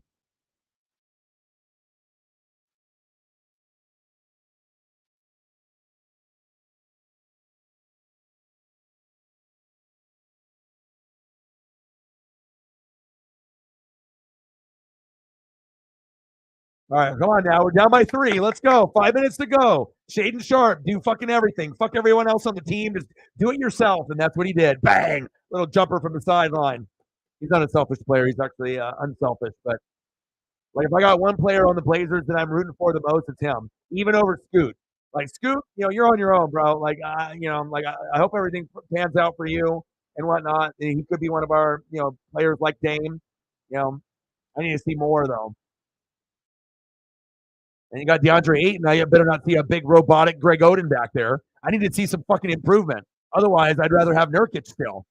Like, you got to make me get 17 and 12, 15 and 10, 20 and 10, right? I want to be able to see progression, you getting better, not you being fucking robotic out there and getting 10 points and 8 boards every fucking night. That's bullshit. Like, that's a third best center in the league, getting like fucking 10 and 8. That's not good. Back when I was a kid, it was like Olajuwon and Ewing and David Robinson, Shaq. These guys are a bunch of pansies compared to those guys. Come on, Sharp. Bang, baby. And just as I say that, Sharp, baby. He took a shot, missed it, took a shot again, bang. Sharp is getting us the lead. The gods, they know. They say, oh, O-Dog likes Shaden Sharp. They'll talk about him. Boom, 11 points in the first half. Shaden Sharp, give it to him. Yes, sir. Let's go. That's my favorite player.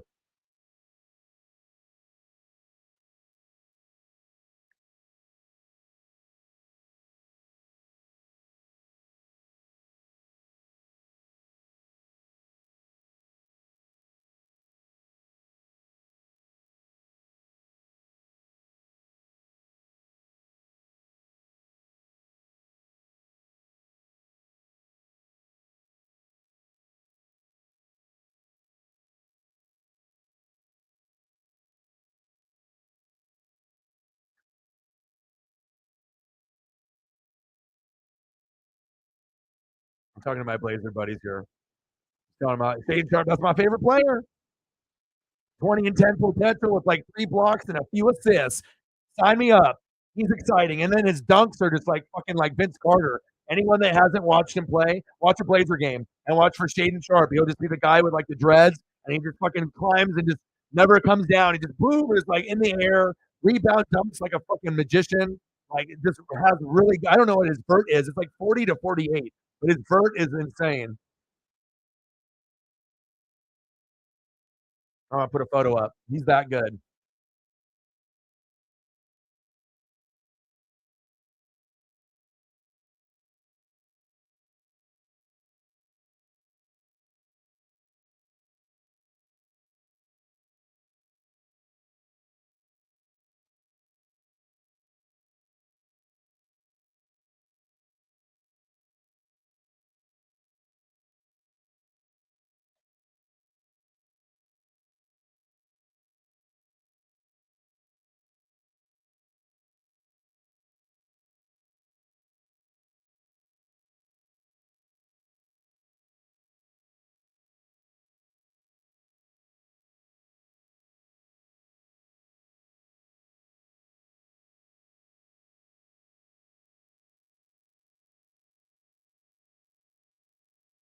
Let's go, dude. That's what he does. This. So if you want to like watch someone that gives you Vince Carter vibes, it's this guy. Number 17, Shane Sharp. Fucking dunks like a motherfucker. Look, Nurkic is 7 foot. Look how high he is. Nurkic is 7 foot. Done deal. You understand now? You understand? That's what it's about, baby. The only thing that I can get excited about with the Blazers, that one player. That's it. And Scoot if he actually fucking does something. All right, I got to turn the volume down on that. Go back to the World Series. Still 5-3, which I figured it would be. Got to get my Shaden in there. Got to talk good, and then he'll do good, and then the Blazers will win.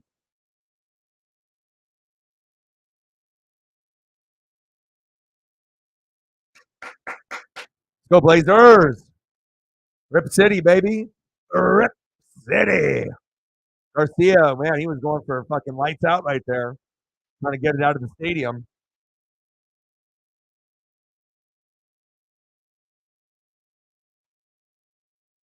Garcia, he's like, let me go. Back. 3-2 pitch. Ginkle. Dribbler. Wow, what a clutch hit. Garcia is just hot like Corbin Carroll, and I love it. It's like who's like the hotter hitter? They're so good. They are so good. It's like, okay, I get an amazing hitter on one side, and then I go to the other side, and it's like just as good, if not more amazing. Like, yes. We haven't had this in a World Series in a minute, where you got two guys that are like equally hot that could literally change the flow of the series with what they do.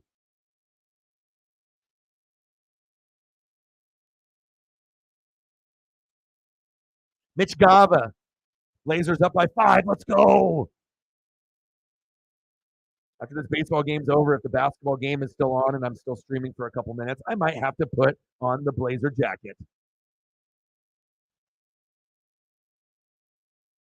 All right, bottom of the 8th, 5-3 Diamondbacks, runner at first, 1-1 count. Ginkle on the mound. It's Garver in the box. 0 for 2 tonight for Mitch. I love the spinning logo of the Rangers. I'm not a Rangers fan, but just to have it being the shape of Texas with the Ranger logo, I'm always looking for like the innovative, cool shit, to be able to have as the spinning logo. And that one is definitely one of the coolest. Everything bigger in Texas, they say, including their logos, apparently. Okay, very cool. 5-3 Arizona. Paulo Bentero. I'd love him on the Blazers. He's awesome.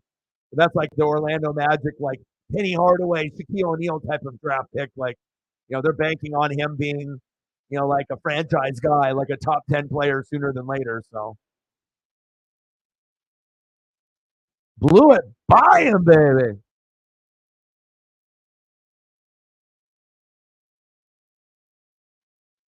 Shaden Sharp just take every shot for the rest of the game. Like all the other players are just running around, and we'll just have Sharp just shoot, shoot, shoot, shoot. If you're going to start, you might as well have a guy be aggressive. That was a problem when we played the Clippers. Everyone was timid, and we were just watching fucking Russell Westbrook and fucking PG and fucking Kawhi do their fucking regular shit on us. Like, I need to be able to see some goddamn effort. But when those three guys are healthy, you're going to lose probably like 90% of the time. Like those three guys alone can get you 100 points. So it's like you better have good defense, and if you don't, yep, you lost. And that's what happened. Like that game got me pissed. I was like, dude, I already know we're going to be shitty, but don't like give up. Like fucking A. Like Dame leaves, everyone gives up. Shit.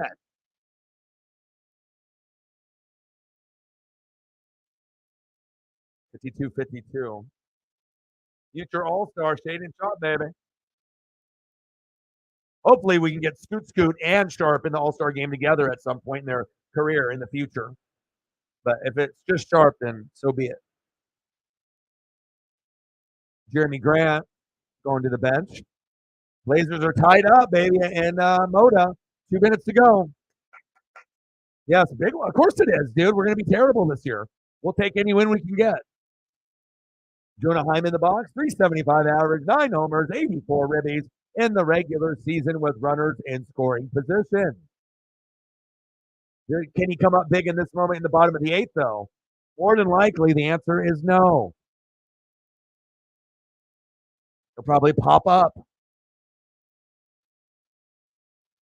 Especially with no Dame or CJ McCollum or Anthony Simons. Like our whole backcourt is obliterated from just a couple years ago.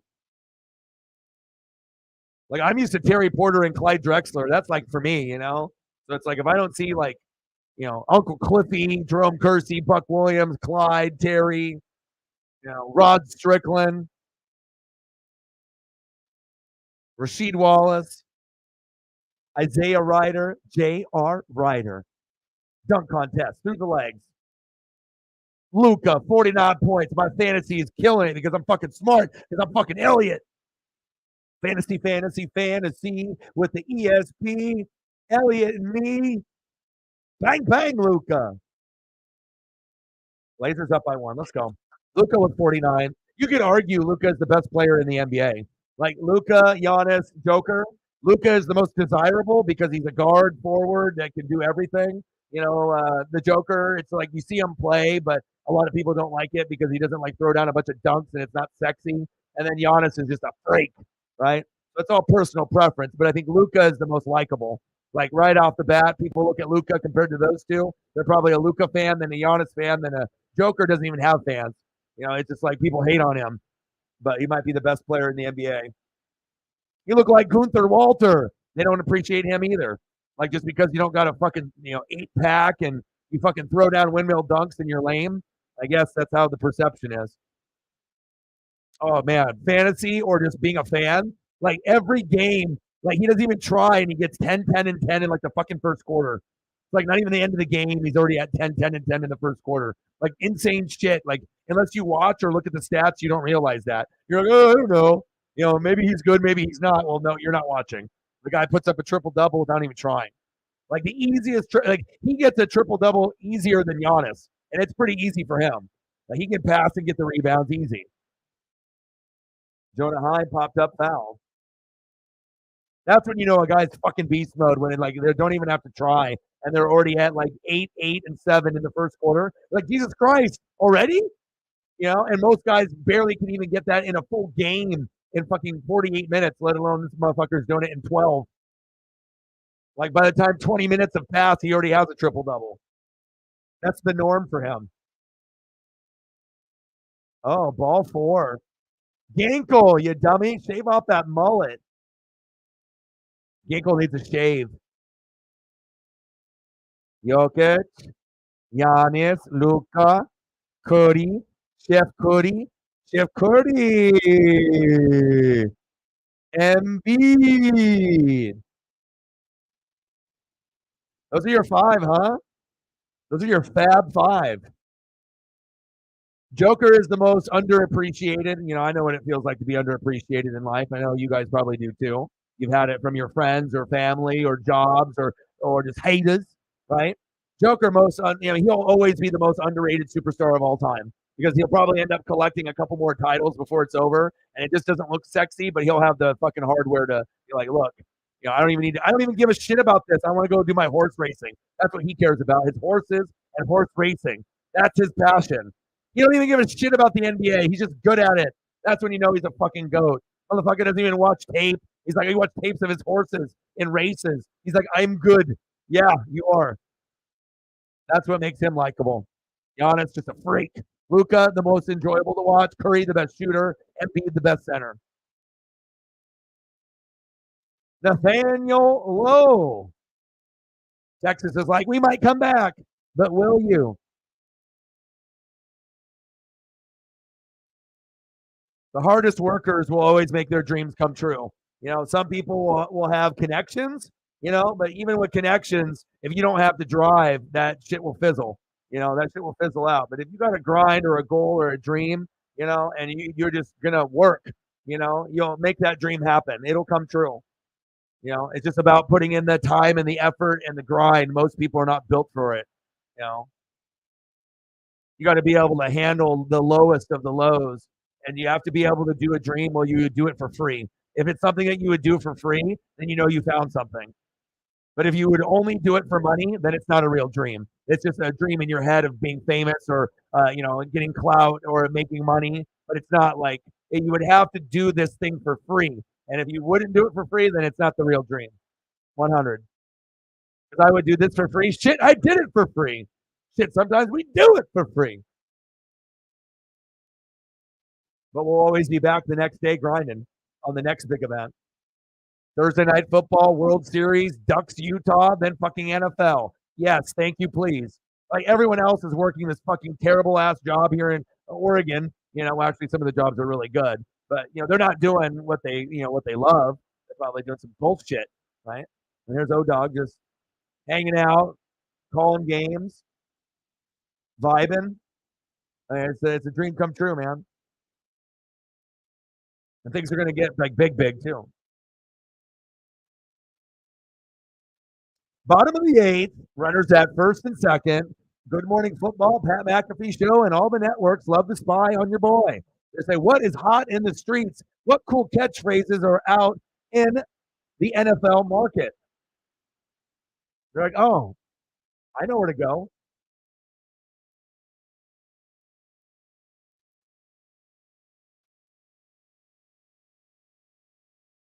NWSF, baby. That's one thing I am proud of, though, even though it does piss me off a lot that people are stealing my shit.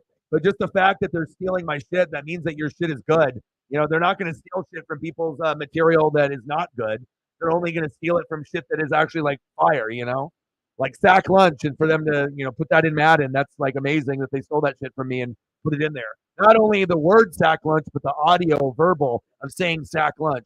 That's kind of neat, like what other YouTuber or Twitch streamer has something like that,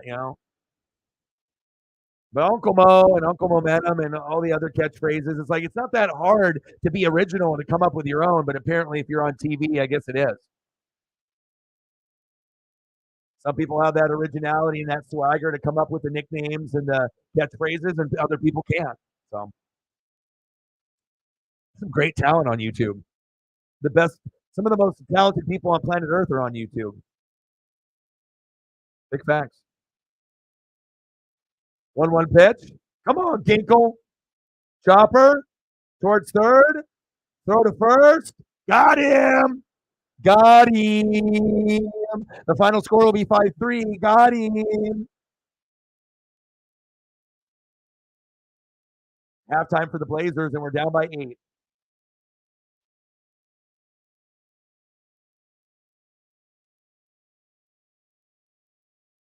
All right, I need to look at the Blazers stat line.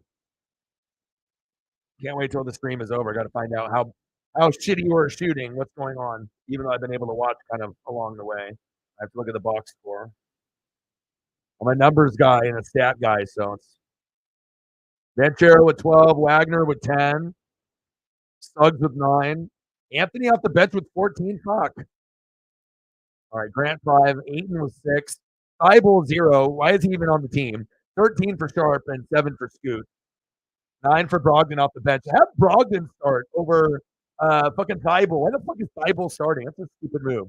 Fire Chauncey Billups, idiot.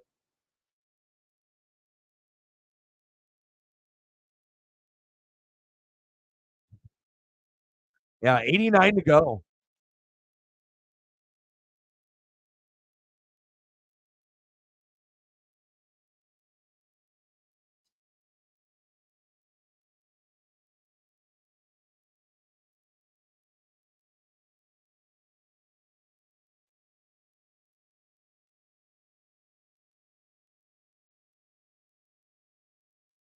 Hope the Blazers come back.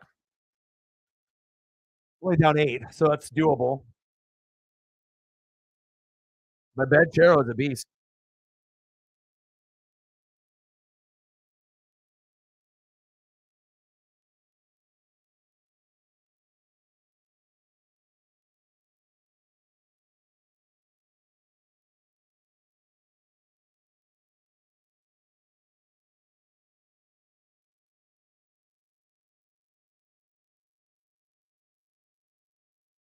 Good. My buddy Marcos got to see his kids today. That's good. It's always a good thing, especially if you're not with the person anymore and they have kids and you don't get to see your kids. If you got them that often, I like messaging back to people. People sometimes are so lazy on socials. Doesn't take that much effort. Just just show that you care. This guy's good. He cares. Corbin Carroll, baby.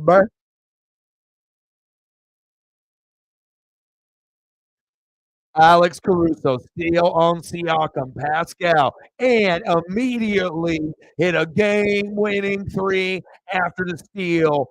Boom, shakalaka. That's fire. I imagine I'll see the highlight.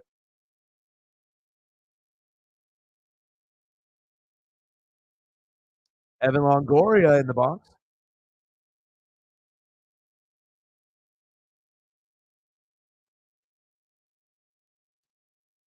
Oh, baby. Big swing and a miss. Your boy needs to go on another 45-minute walk out in the dark. Just me and Paisley just wandering around in neighborhoods. Like the most calmest shit ever. Like it's just me and the pup and then just walking outside. Should try it sometime. It's awesome. Big swing and a miss. Got him.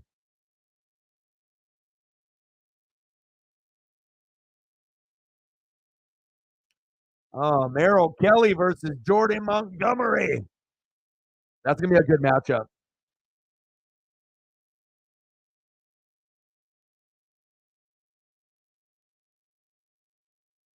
Bochy coming out. He's like, all right, we fucking lost. We need to figure out what the hell we're eating for dinner.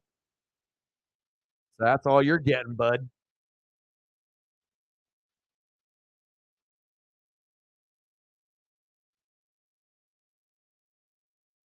But it shows you, like, even in the postseason, you can have a beast pitcher that can go like 15-4, ERA of like 1.99, at fucking 300 Ks, and then you can end up going to the playoffs and just getting fucking rocked by the other team that's just hot.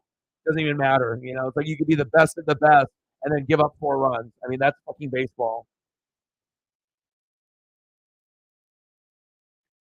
Baseball is wild.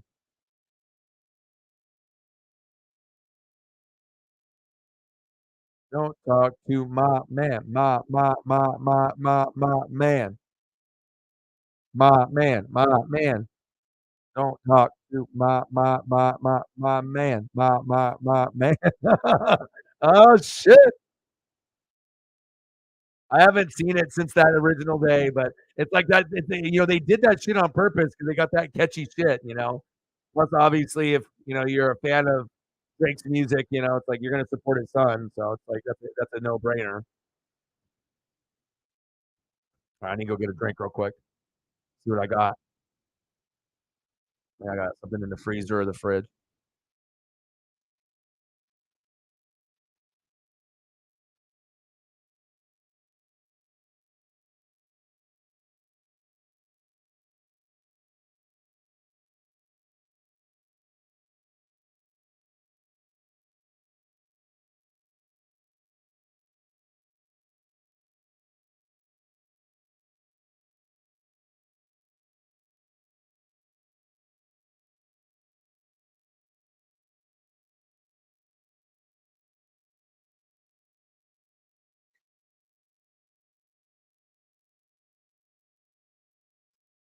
Oh, Popcorners.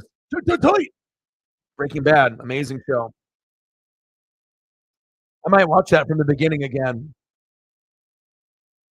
My man, my man. See, the thing is like you and me are the only ones that understand what that means, and everyone else, if they don't understand, it'll always be anything to do with music. It'll always be you and me because, like I said, I got friends of all ages, friends that are older, friends that are younger. So when you have friends that are 10 or 20 years younger, then you already know that you're going to be on that same like wavelength on what's going on if you pay attention into like music. You know, Like not everyone is like stuck on just like Tupac or like Biggie or like Bone or Dre and Snoop, and then they want it's like you still got to be able to. You can still have your favorites based on when you were a kid, but you got to be able to evolve to what's coming out now, and then kind of filter through the bullshit and find the great stuff that's out. Lots of creative people that are out there still making amazing music. Top of the ninth, wild pitch. Where the hell did that one go to? My man, my man. And then it's gonna be fucking sweet to be able to see him like once he gets older. Then they can actually like freestyle, and it'll actually be good. And then he'll like go back and forth, and like imagine Drake singing a hook, and then the son is going like ballistic. Like I imagine at some point, if he wants to do that, which I assume he will, if your dad's a singer rapper, you're gonna turn into a singer rapper, or they're gonna try to make you one if you want to be like dad, right? My man, my man. And then we'll see what happens.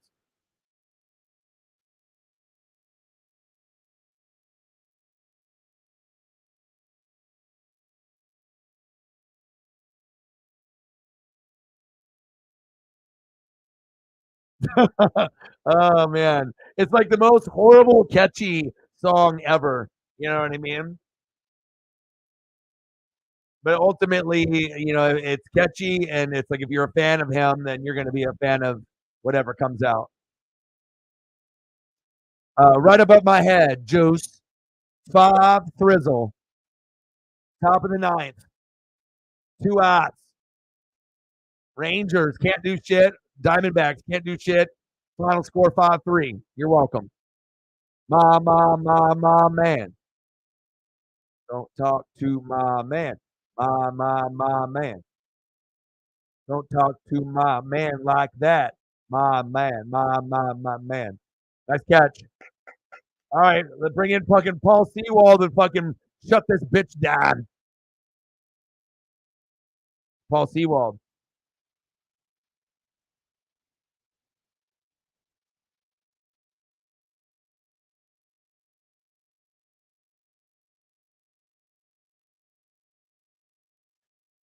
Before Paul Seawald. After Paul Seawald. Sorry, Rangers. You better get in there.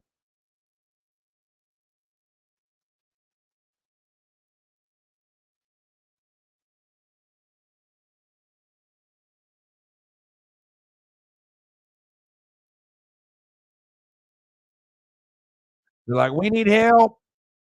Swag, swag, swag, swag. Seawald. Nothing swag here. $2 holla. Someone wants me to eat something other than air for dinner. $2, $2, $2. Someone wants me to eat at least a nugget or two. $2, $2. Thank you. Appreciate you. And then a bang, bang, bang, and then a boom, boom, boom. $2. Just like the two pistol. Bing, bang, bang, bang. 1, 2. 1, 2. 1, 2. Thank you. Bang, bang.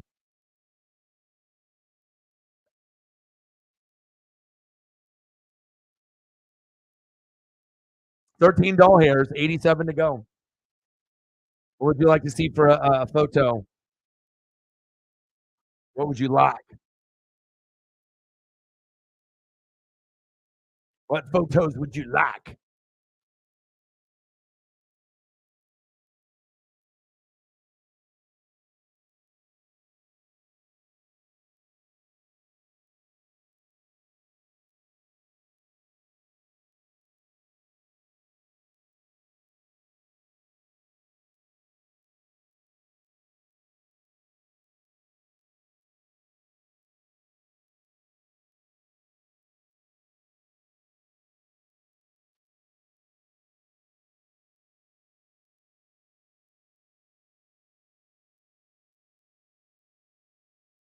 That's crazy. You ever have these people like that you ever like go to school with from the past and whatnot, and both people work hard, and then people go to like Universal Studios or like Disneyland, and people have those like traditions.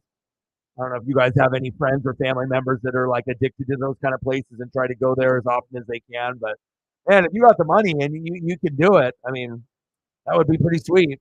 Like, oh, guess what? I'm going to Disneyland. Oh, how many times? Like 3 times this year. I was like, man, you're living your best life. I said a comment on one of my friends that I went to high school with. I was like, oh, you're going to go Disneyland again? Nice. Living your best life. Seawall, brother. Let's go. You already know what it is. Who wants to smoke? We do. Let's go.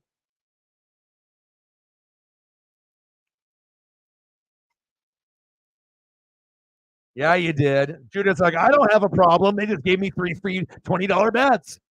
Like, when are you going to quit betting, Judah? Probably when I'm dead, when I'm not here anymore. They got you. One $20 freebie bet. Now you're locked in for the rest of your life. He's like, I got it under control. Just got to be careful, bro. But I'll try to help as much as I can for sure. I love helping people win money or just helping people in general. Blazers down by 10. Come on now. Seawall, 2-1 count. I worked at WDW for 11 years. Well, I worked for WCW. WDW. WCW. 5-3 Diamondbacks. Come on, Paul. 3-1 count. Come on, Seawald.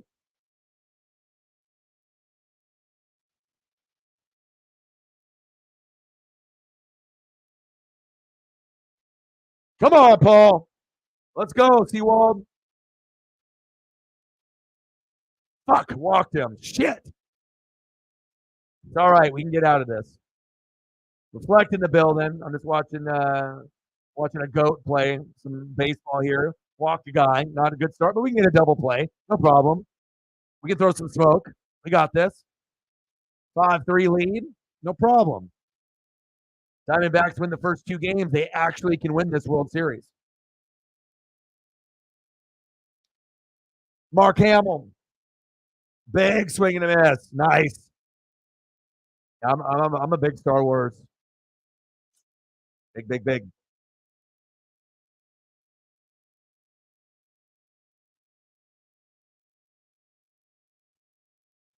Foul. Wow.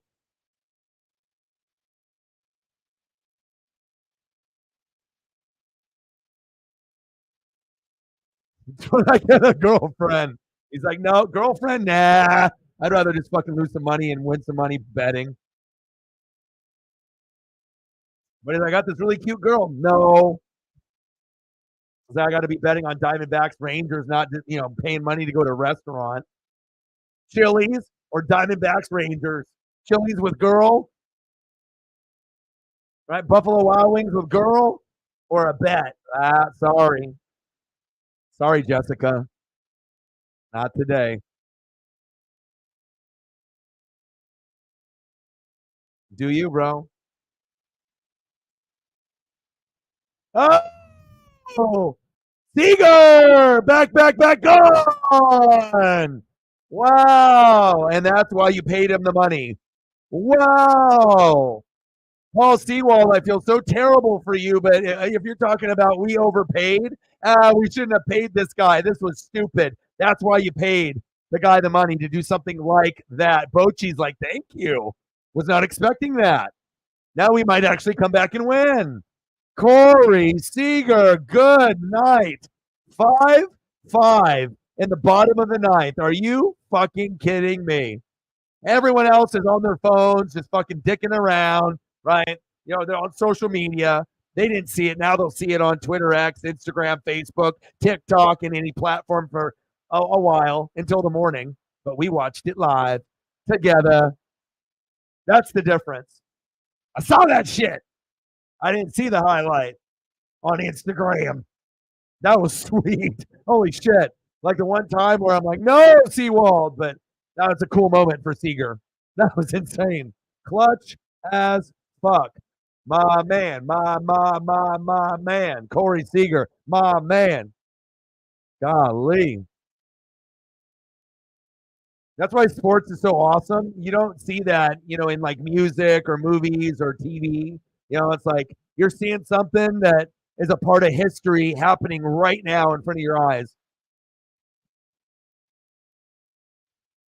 And a lot of unexpected. Like you don't know where things are going to go. Like if you go to a concert, you know what set they're going to do if they like announce that information, or if they don't, you kind of have an idea. Some old and probably some new. If they're a musician, if they're a band. Then baseball, I mean, Paul Sewell don't fuck up like that often. That was like that scenario happens 10 times. That happens to Paul maybe once or twice. That was fucking clutch. Unbelievable.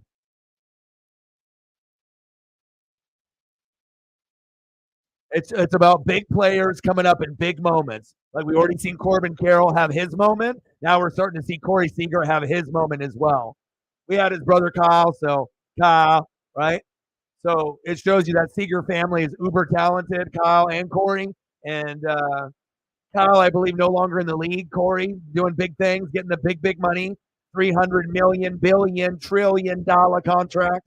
And then, maybe during the regular season he fucked up a little bit. And then the fans maybe, were on him a little bit. Like, did we overpay? And then you find to realize now, no matter what he does for the rest of his career, like that moment, like people are going to remember that forever. Especially if they win this World Series, that might be the turning point. Like, got your ass kicked all game one, and then he did that in the bottom of the ninth. Fuck out of here. Yeah, that baseball is worth some money. Someone grab that shit. Kelsey and Mahomes need 30 each. How about 40?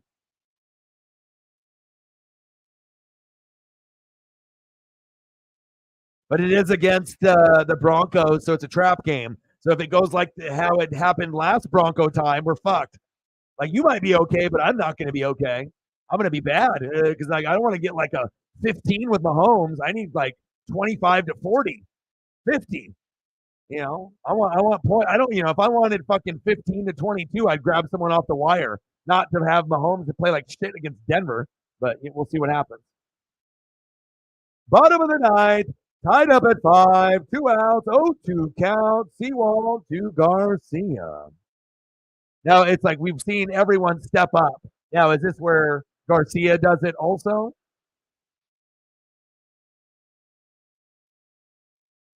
Yeah, obviously. Be a sport fan. Talk Sixers with me. Talk Embiid about, talk Eagles. Talk Phillies. We can't all be winners, bro. And he hit him. Oh, wow. Seawald.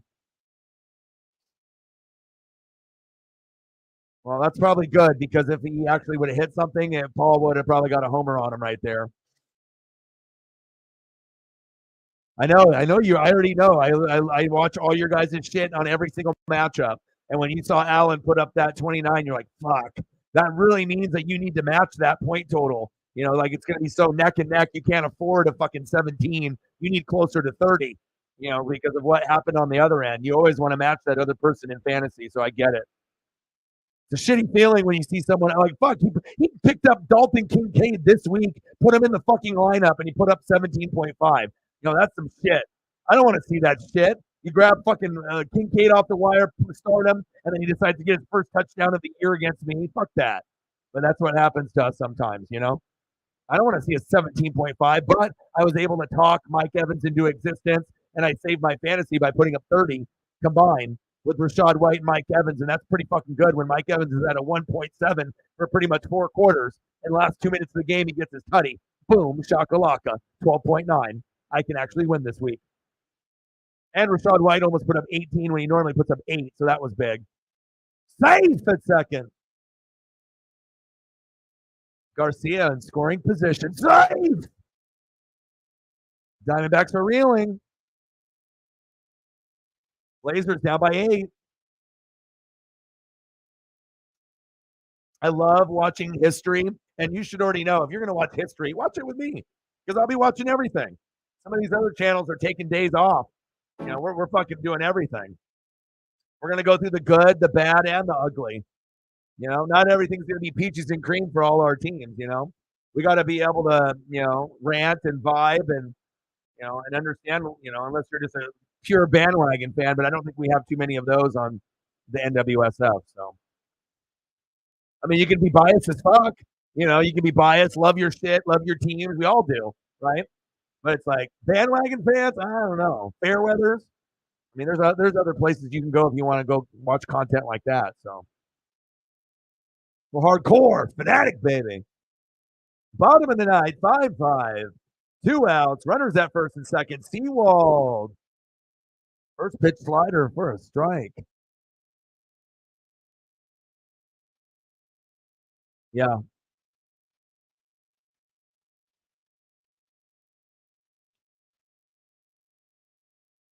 Hedges.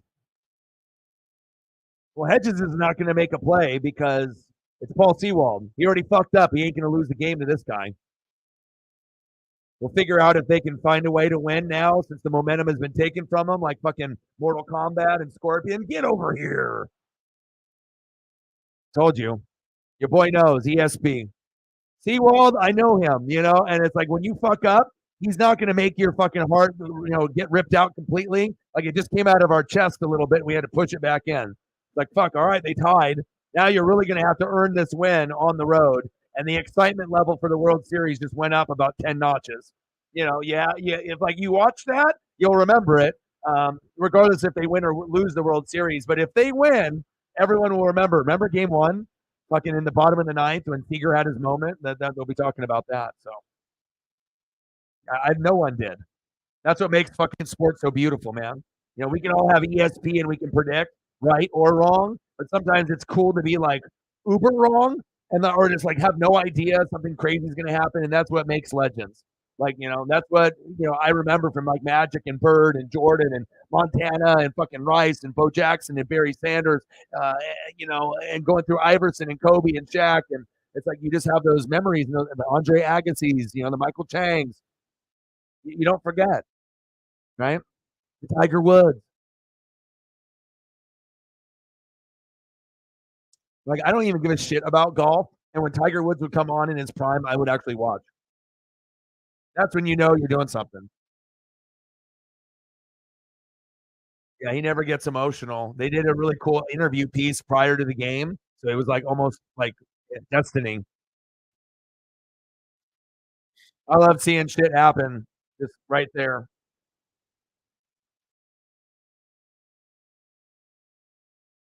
Anybody can see the highlight on your social media, but watching it together with people and like remembering where you were, that's a part of memories too. It's like when we have favorite songs, you remember listening to it on the radio in your room, dancing around, or wherever you were at. So you got to associate those memories with those things that you're doing, the songs, the TV, the games, the legacies, the greatness. Big noon kickoff. Wake up fucking early, watch college football, watch guys talk about college football while you eat a muffin and pet your dog named Paisley. What a play by Seager. First postseason game this year to go to extra innings. Look at Elliott busting out all the fucking knowledge. Double E bringing the heat. I mean, if I can ever get big, Elliott, you're on the payroll. You're my son. My man. McClark. Yeah, the Ovo hoodie might have to be worn, man. I haven't worn it in a long time. It's just like crispy in my closet. It's like gaining value to sitting in there. Like at some point, that thing will go for like fucking a G. Like it's gonna get to the point where so much time is gonna be passed. They're so fucking rare that some desperate person will definitely pay $1,000 for it. That's when you got a hoodie that someone would pay $1,000. Top of the 10th, we're knotted up at 5. Ketel Marte, former Mariner. Can he come up big?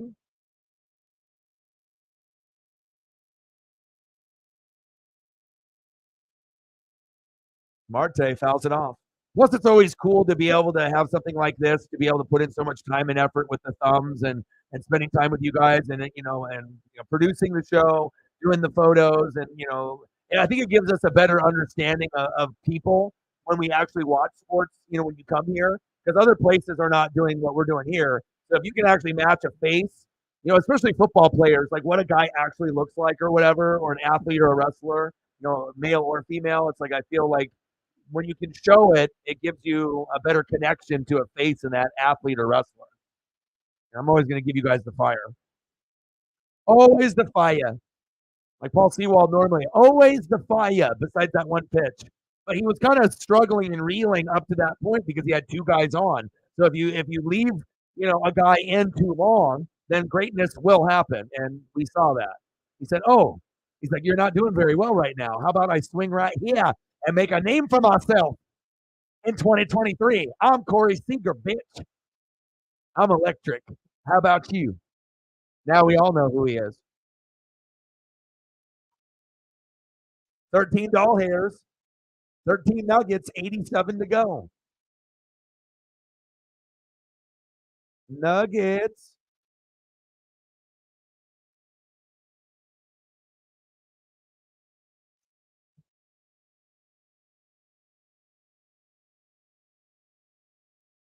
Two balls, two strikes. Let's go, Blazers. Blazers, come on now, down by 9. Let's go. Leclerc, top of the 10th. 2-2 pitch. One out. Knotted at 5. Leclerc. Pitch is high. 3-2 count. Count is full.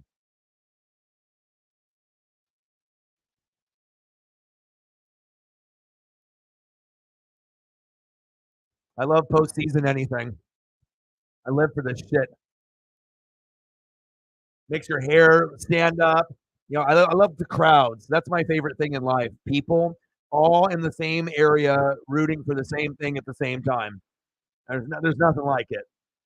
Need a boost in life, go to a game, especially if you have a good fan base.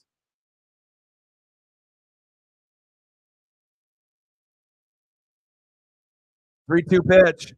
Got him.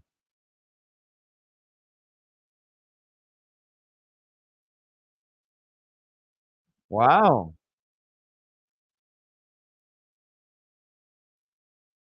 Fucking laser right down the middle like Seawald normally does. Like, I'm going to smoke you. And then I'm going to give you my best. You're going to swing. I'm going to throw it right at you, right down the middle. And all you got to do is connect and it's gone. Or I'm going to strike you out. Those are the cool ones when you like test the guy. You're like, all right, I ain't even gonna fuck with you. I'm not even gonna do no curve or any bullshit. I'm just gonna try to smoke it right past you. That's when you get the guys that have that swag, like that Roger Clemens, fucking Nolan Ryan. I don't give a fuck who you are. They own shit there, especially Nolan. Koufax. Top of the 10th, knotted at 5, 2 outs, 0-2 count. Leclerc versus Christian Waka.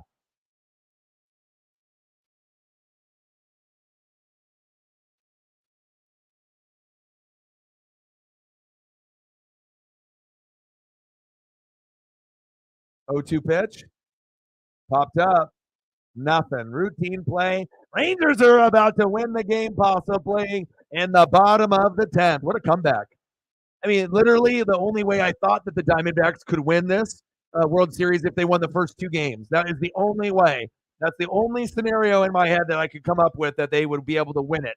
Not get it to game 7, but like win it. But if the Rangers come back, oh yeah, this one might be over in 5 if they come back and win this game. Because this is like big momentum shift. I can't believe he fucking did that. Bottom of the 9th. That's just crazy shit. And I'm almost done with Grimm and Dexter. So I got my little Grimm and Dexter going on. Maybe I'll have to do like Breaking Bad, Godfather. There'll be a couple other shows that I might have to. Sons of Anarchy is on the bucket.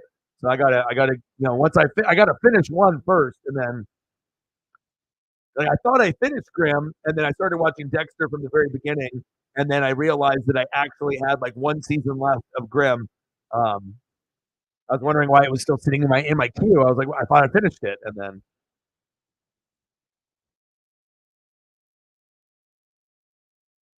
All right, let me see the Blazers real quick. Got a commercial break. I gotta see what we got going on here.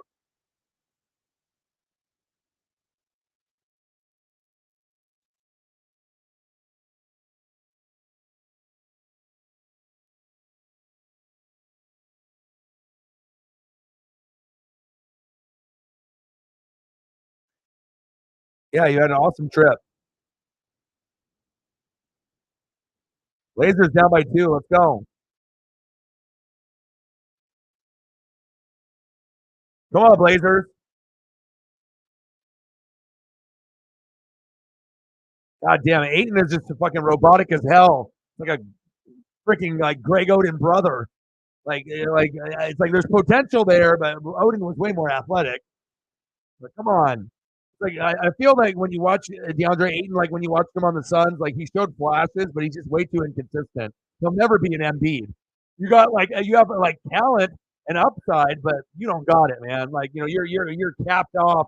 Like you're like a the most you could do would be like 18 and 10 or 12, but you're not getting past that. You're not the 30-point per game Embiid type of player. No way in hell. No way in hell. I do like Shaden Sharp though. Corey Seager showing all that emotion. Bochy, that's the X factor. Hey, so Bruce, Bochy. Bochy. Bochy.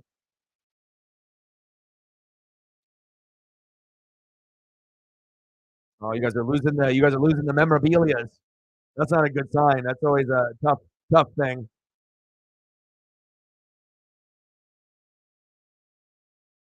But you can always get another one.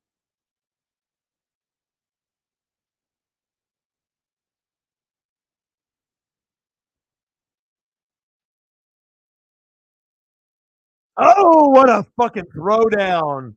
My God. Orlando. That'll be on Sports Center. 78-72.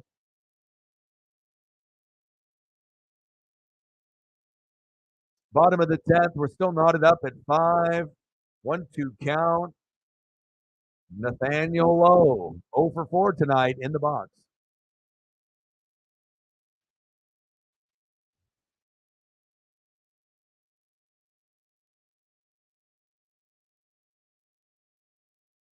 He's like, look at my defense. Swag. 2-2 pitch inside. 3-2 count. Blazers down by 6. Come on, Blazers. I can't handle all the sports teams losing all the time. That's too many losses. I got to have at least 1 or 2 good teams out of all the teams. Walked them. Rangers momentum. And the pitching will either make you or break you in these situations. You'll either find a way to get out of it and let your hitters be the hero, or this is the beginning of the end.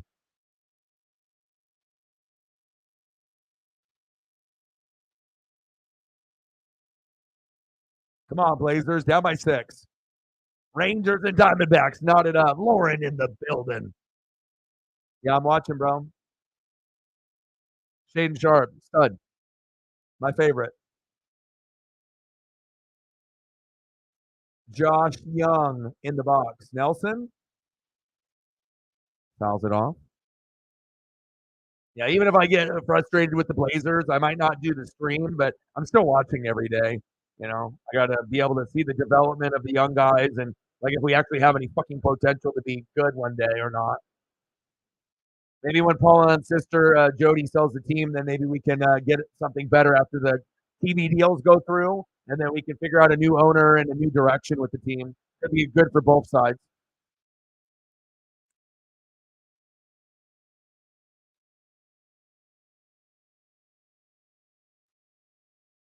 Nelson with the 1-1 pitch, knotted up at 5, bottom of the 10th. Runner at first. Perdomo, 1, 2, got him! Double play. Nice 6-4-3 right there. That was fucking pretty. It might have saved them their chance of losing the game in this inning with that momentum shift. Because if that doesn't happen, they might lose this. Pretty good chance, right? 90% chance if they didn't get that double play, they would have lost.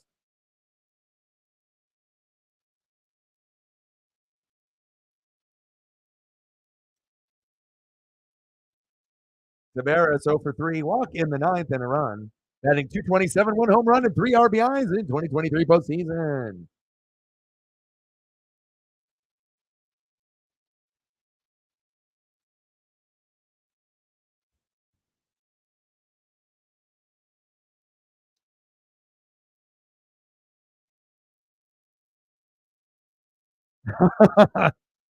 We'll see. Our defense is very suspect, and I thought Chauncey Billups was a defensive first. It's like I think we might need to change. Everything needs to change with the Blazers. New coach, new team owner. We just need to change a bunch of stuff, and then hopefully we can come out on the other end a little bit better than where we're at now. But I do like Sharp a lot. That's definitely the one thing that I will say. That's my favorite Blazer by far. And obviously Scoot could be number one, but it's not number one for him right now. So it's Sharp all day, every day.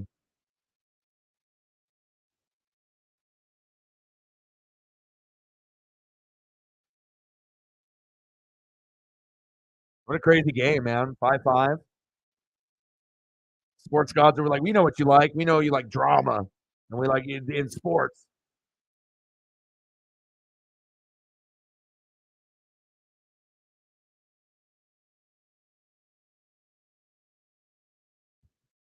Gnarls Barkley. You know what album, Elliot? You probably will be the only one that'll get any appreciation out of this. But my album, like I was trying to think of like what I would want to listen to, and I think Outcast is one of the most underrated, like of all time. And Aquemini is one of my favorite albums. And I feel like if you're ever in a kind of a weird place and you need to be able to get better, like sometimes you can just start Aquemini from the beginning and end and just let it run and just listen to it in your room or in a vehicle, and it'll take you somewhere, especially if it's in a house. Like if you're in your room or the living room or wherever you have your music spot. I'm telling you though, sometimes you get those ones like that, man. Oh my gosh, he so is, dude. And if you got a soul, and you can like, it's like lyrics, beats, and the thing I like about them is their originality, the way they dress, the way they talk, the way they flow. Like everything is just unique to them. They're not trying to be anybody else. And freaking game changer, man. That one is still one of my top 5 albums. Like I could listen to that at any time, and sometimes I'll go like a year without listening to it, and then I'll be like, I need to listen to this again, and then I'll, you know, and it's not just like Sorry Miss Jackson. Like I actually put that one kind of further back because that one got played out with the music video so much. I like all the other stuff, like Skew It to the Barbecue and like all the other jump offs. Like literally there's nothing you can even skip on that. It like literally flows together like so good, man. Andre 3000, you know it, bud.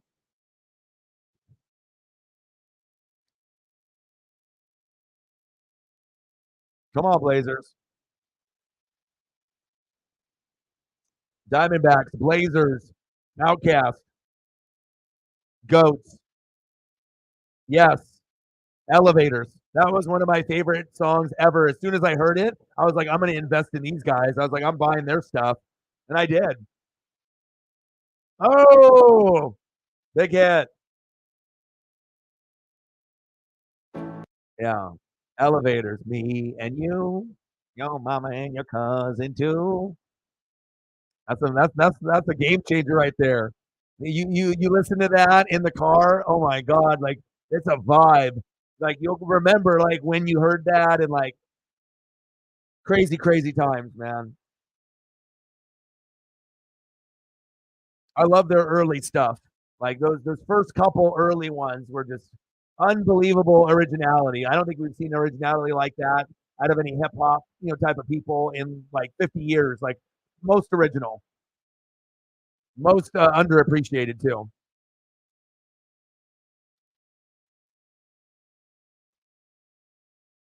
That's awesome.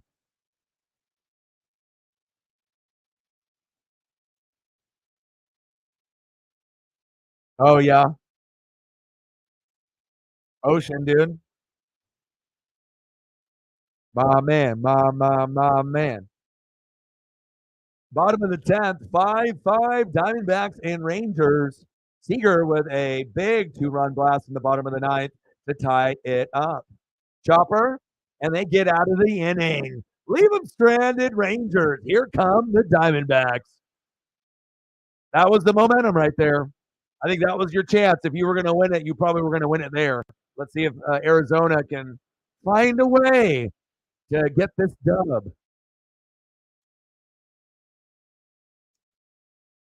Yeah, there's only a few like that. Like I said, like graduation with Kanye, early Drake stuff.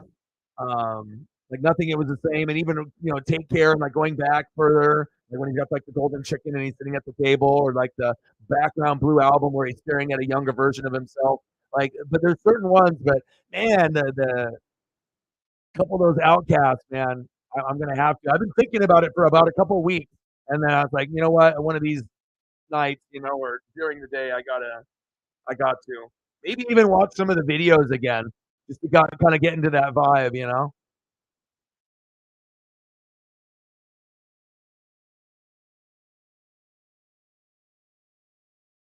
I feel like it's impossible to be like in a terrible mood. Like you can be terrible mood, like listen to them, and you'll be a little better. You know, underrated, man. They make good music, man.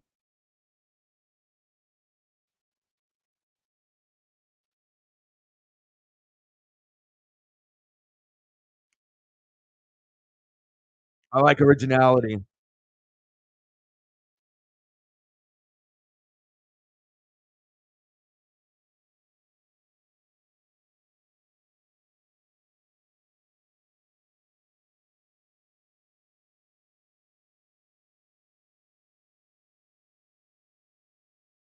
Blazers better when I'm watching.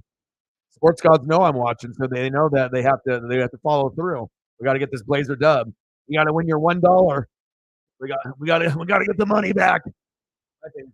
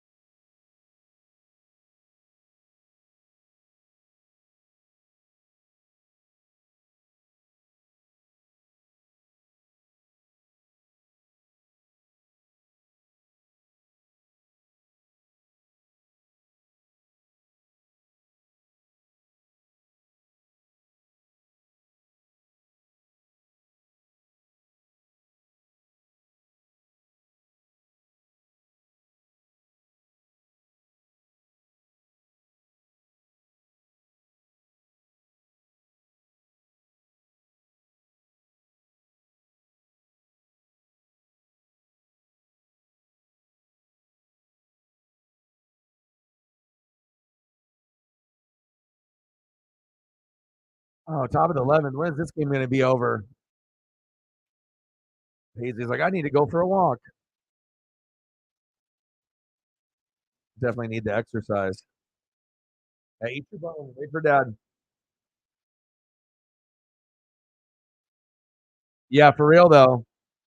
You don't really have that anxiety with the Stars, with the Cowboys. It's definitely on an all-time high, or this game here too. But I mean, the only thing that will let you down is the Cowboys. At least the Stars and the Rangers look like they might be able to get shit done, at one point or another, whether it be this year or in the future. Like seeing a championship out of the Rangers or the Stars seems like doable. Cowboys, it's kind of more of like a wish. Bottom of the 11th. Well, depending on how long this goes, at some point I'm going to just end the stream because I'm going to have to eat and exercise and keep things moving.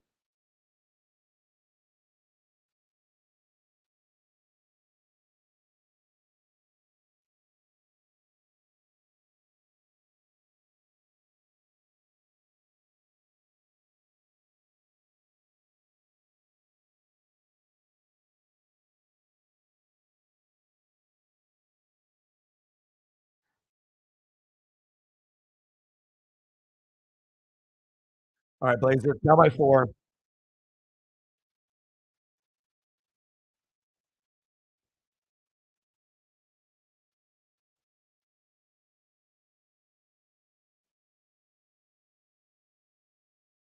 Blazers down by 6. 9 minutes to go. Deep 3, no good. Come on now.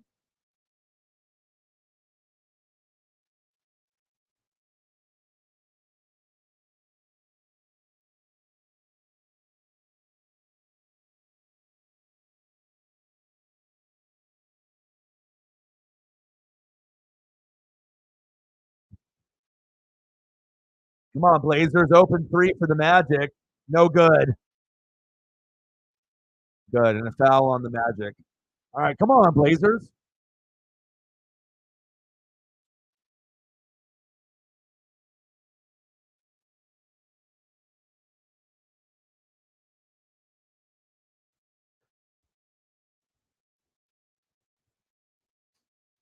Lego Masters. I've actually watched that for like 15 minutes.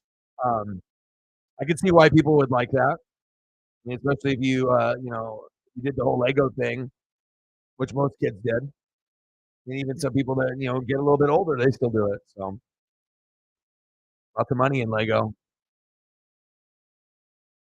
2023 World Series, bottom of the 11th.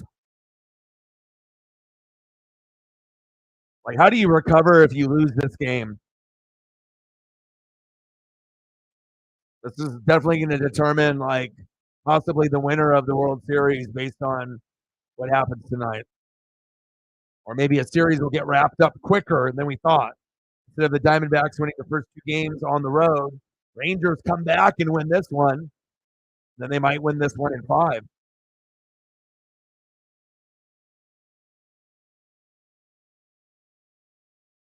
Come on, Blazers, down by 6.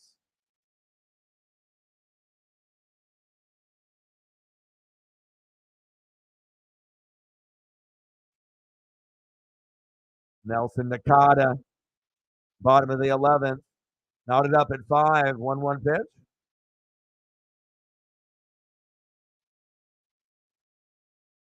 1-2 count.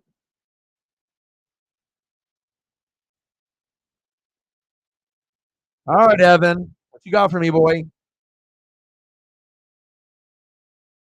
So I'm going to try to get a single.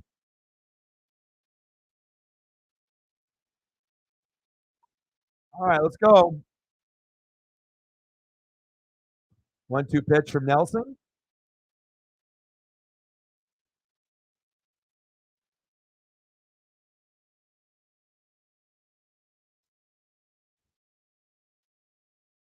Baseball games were supposed to be like 2 hours and 30 minutes. What the hell is it? 4 hours. Popped up.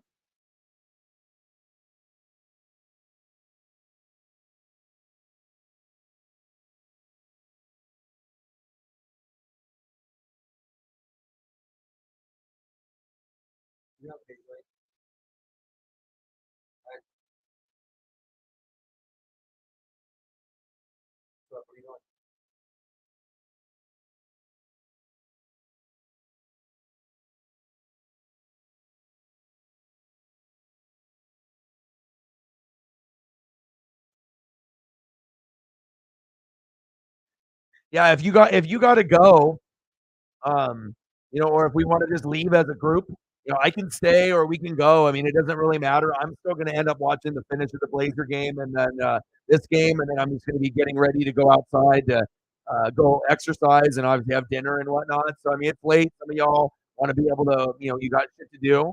So I mean, we can all end it, and like I said, it's not a big deal. It's all however you guys want to do it.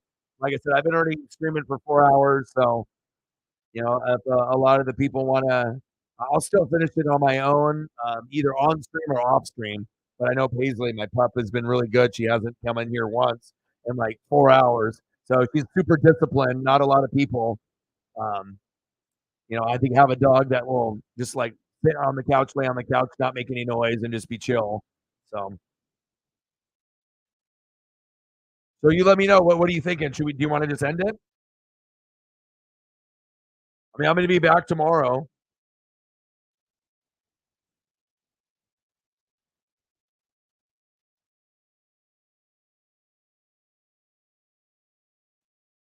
'Cause I'll be doing ducks at Utes at 12:30, and then you're going on your trip and whatnot. So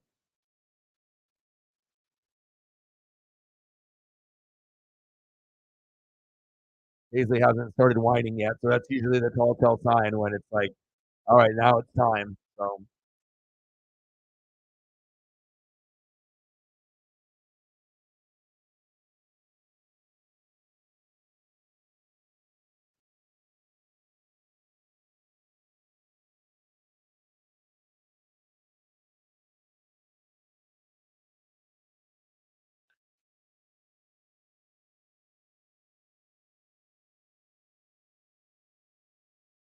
I mean, normally the games don't go this long. Normally it's only like 2 hours and 30 minutes, or we go 3 hours, 3 hours and 30 minutes. But this is the first game that we've done like baseball wise. It's been like this is like how baseball games used to be, like a couple years ago when I did them on the channel, where I would be in here for like 4 or 5 hours, or like that one Mariner game, or that one like fucking NASCAR stream where we were on for like 7 or something.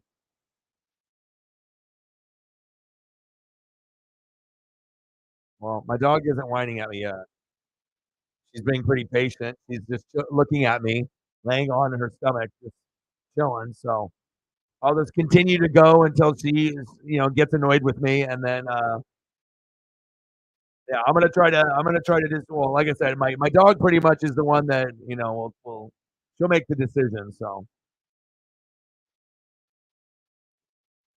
Rhonda, as a UFC fighter, really fucking entertaining early in her career. WWE, terrible, terrible on the mic, robotic in the ring. Definitely looked like a UFC fighter trying to be a wrestler instead of just being a wrestler. Terrible on the mic, and then I wish her all the success on anything that she does after. And like I saw that she made an appearance on another promotion or whatnot. Just think that she's more suited to be a fighter. It's like trying to hit someone in the face and then you have to go from that to like a slap. It's gonna be tough, to make it look believable instead of being like a wrestler and then the slap and then going full fist. You might be able to succeed a little bit there, but probably not either. So that's my take. Boom, Rangers won, just like you wanted.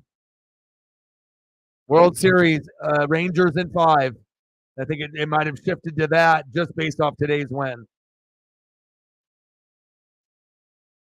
Garcia, back, gone. There's his moment. Garcia with his moment. Oh my man, my man. Started off here, my man. And then this guy, my man. Adolis Garcia.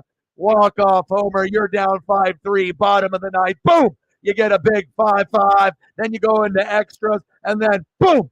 Dallas Garcia. Now, instead of the Diamondbacks maybe winning in 7 or getting it to 7, this World Series will be over in 5 games. You don't mentally come back from a loss like that. I don't give a shit who you are, and that sucks for the Diamondbacks. Corbin Carroll is a G, but obviously Seager and Dallas Garcia are playing just as good, and they're coming up with big moments as well and bigger moments than Corbin Carroll did tonight.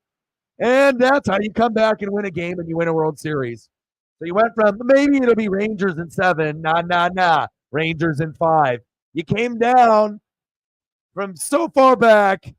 My goodness. 5-3 in the bottom of the ninth. Seager, 2-run blast, extras, Dallas Garcia. Look at me. How you doing? Keep it moving. Electric.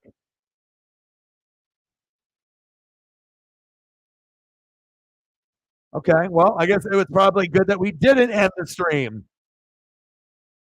And you won your bet. See, you're welcome. Good luck for you. We didn't cash out. Boom, won. Garcia.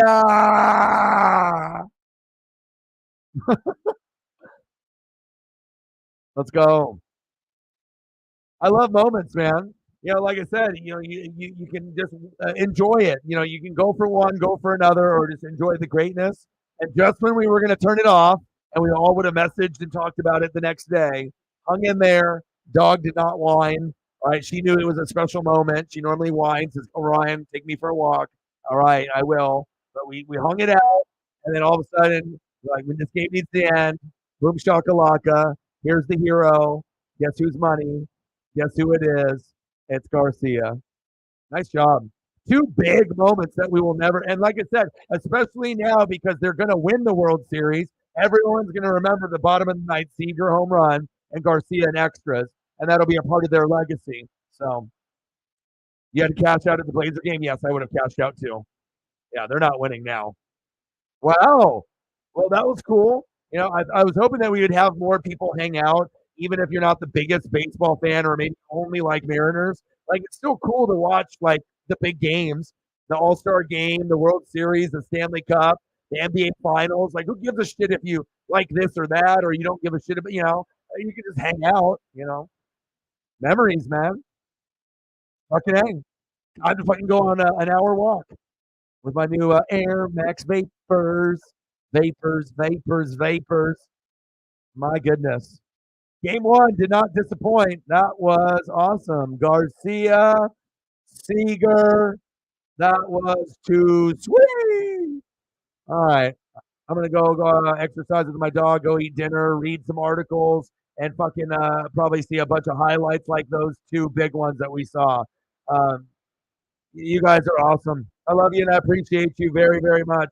Yeah, I'm doing Ducks tomorrow versus the Utes at 12:30, and I'll be dressed up, suited and booted and whatnot, and then we'll do that from 12:30 to probably 3:30. Sunday we'll do Sunday Night Football with the Bears and the Chargers, and I'll do some reaction videos in the early afternoon, and that'll be the schedule. And then Monday Night Football, and then if I end up doing 2 streams in a day, I would let everyone know on the community page. So I love you guys, and I appreciate you guys very much. Thank you to everyone that donated, commented, shared. You guys are the best. For the people who are watching on Twitter/X, shout out to you too. And I'll be back tomorrow, 12:30. Ducks versus the Utes. Both of us ranked in the top 15. Let's fucking go. And I got one question for you. Who talk sports like us? Your boy Ryan, Northwest Sports Fanatics. Rangers, you are clutch. Seager, Garcia, you are goats. And I'm out. Gang.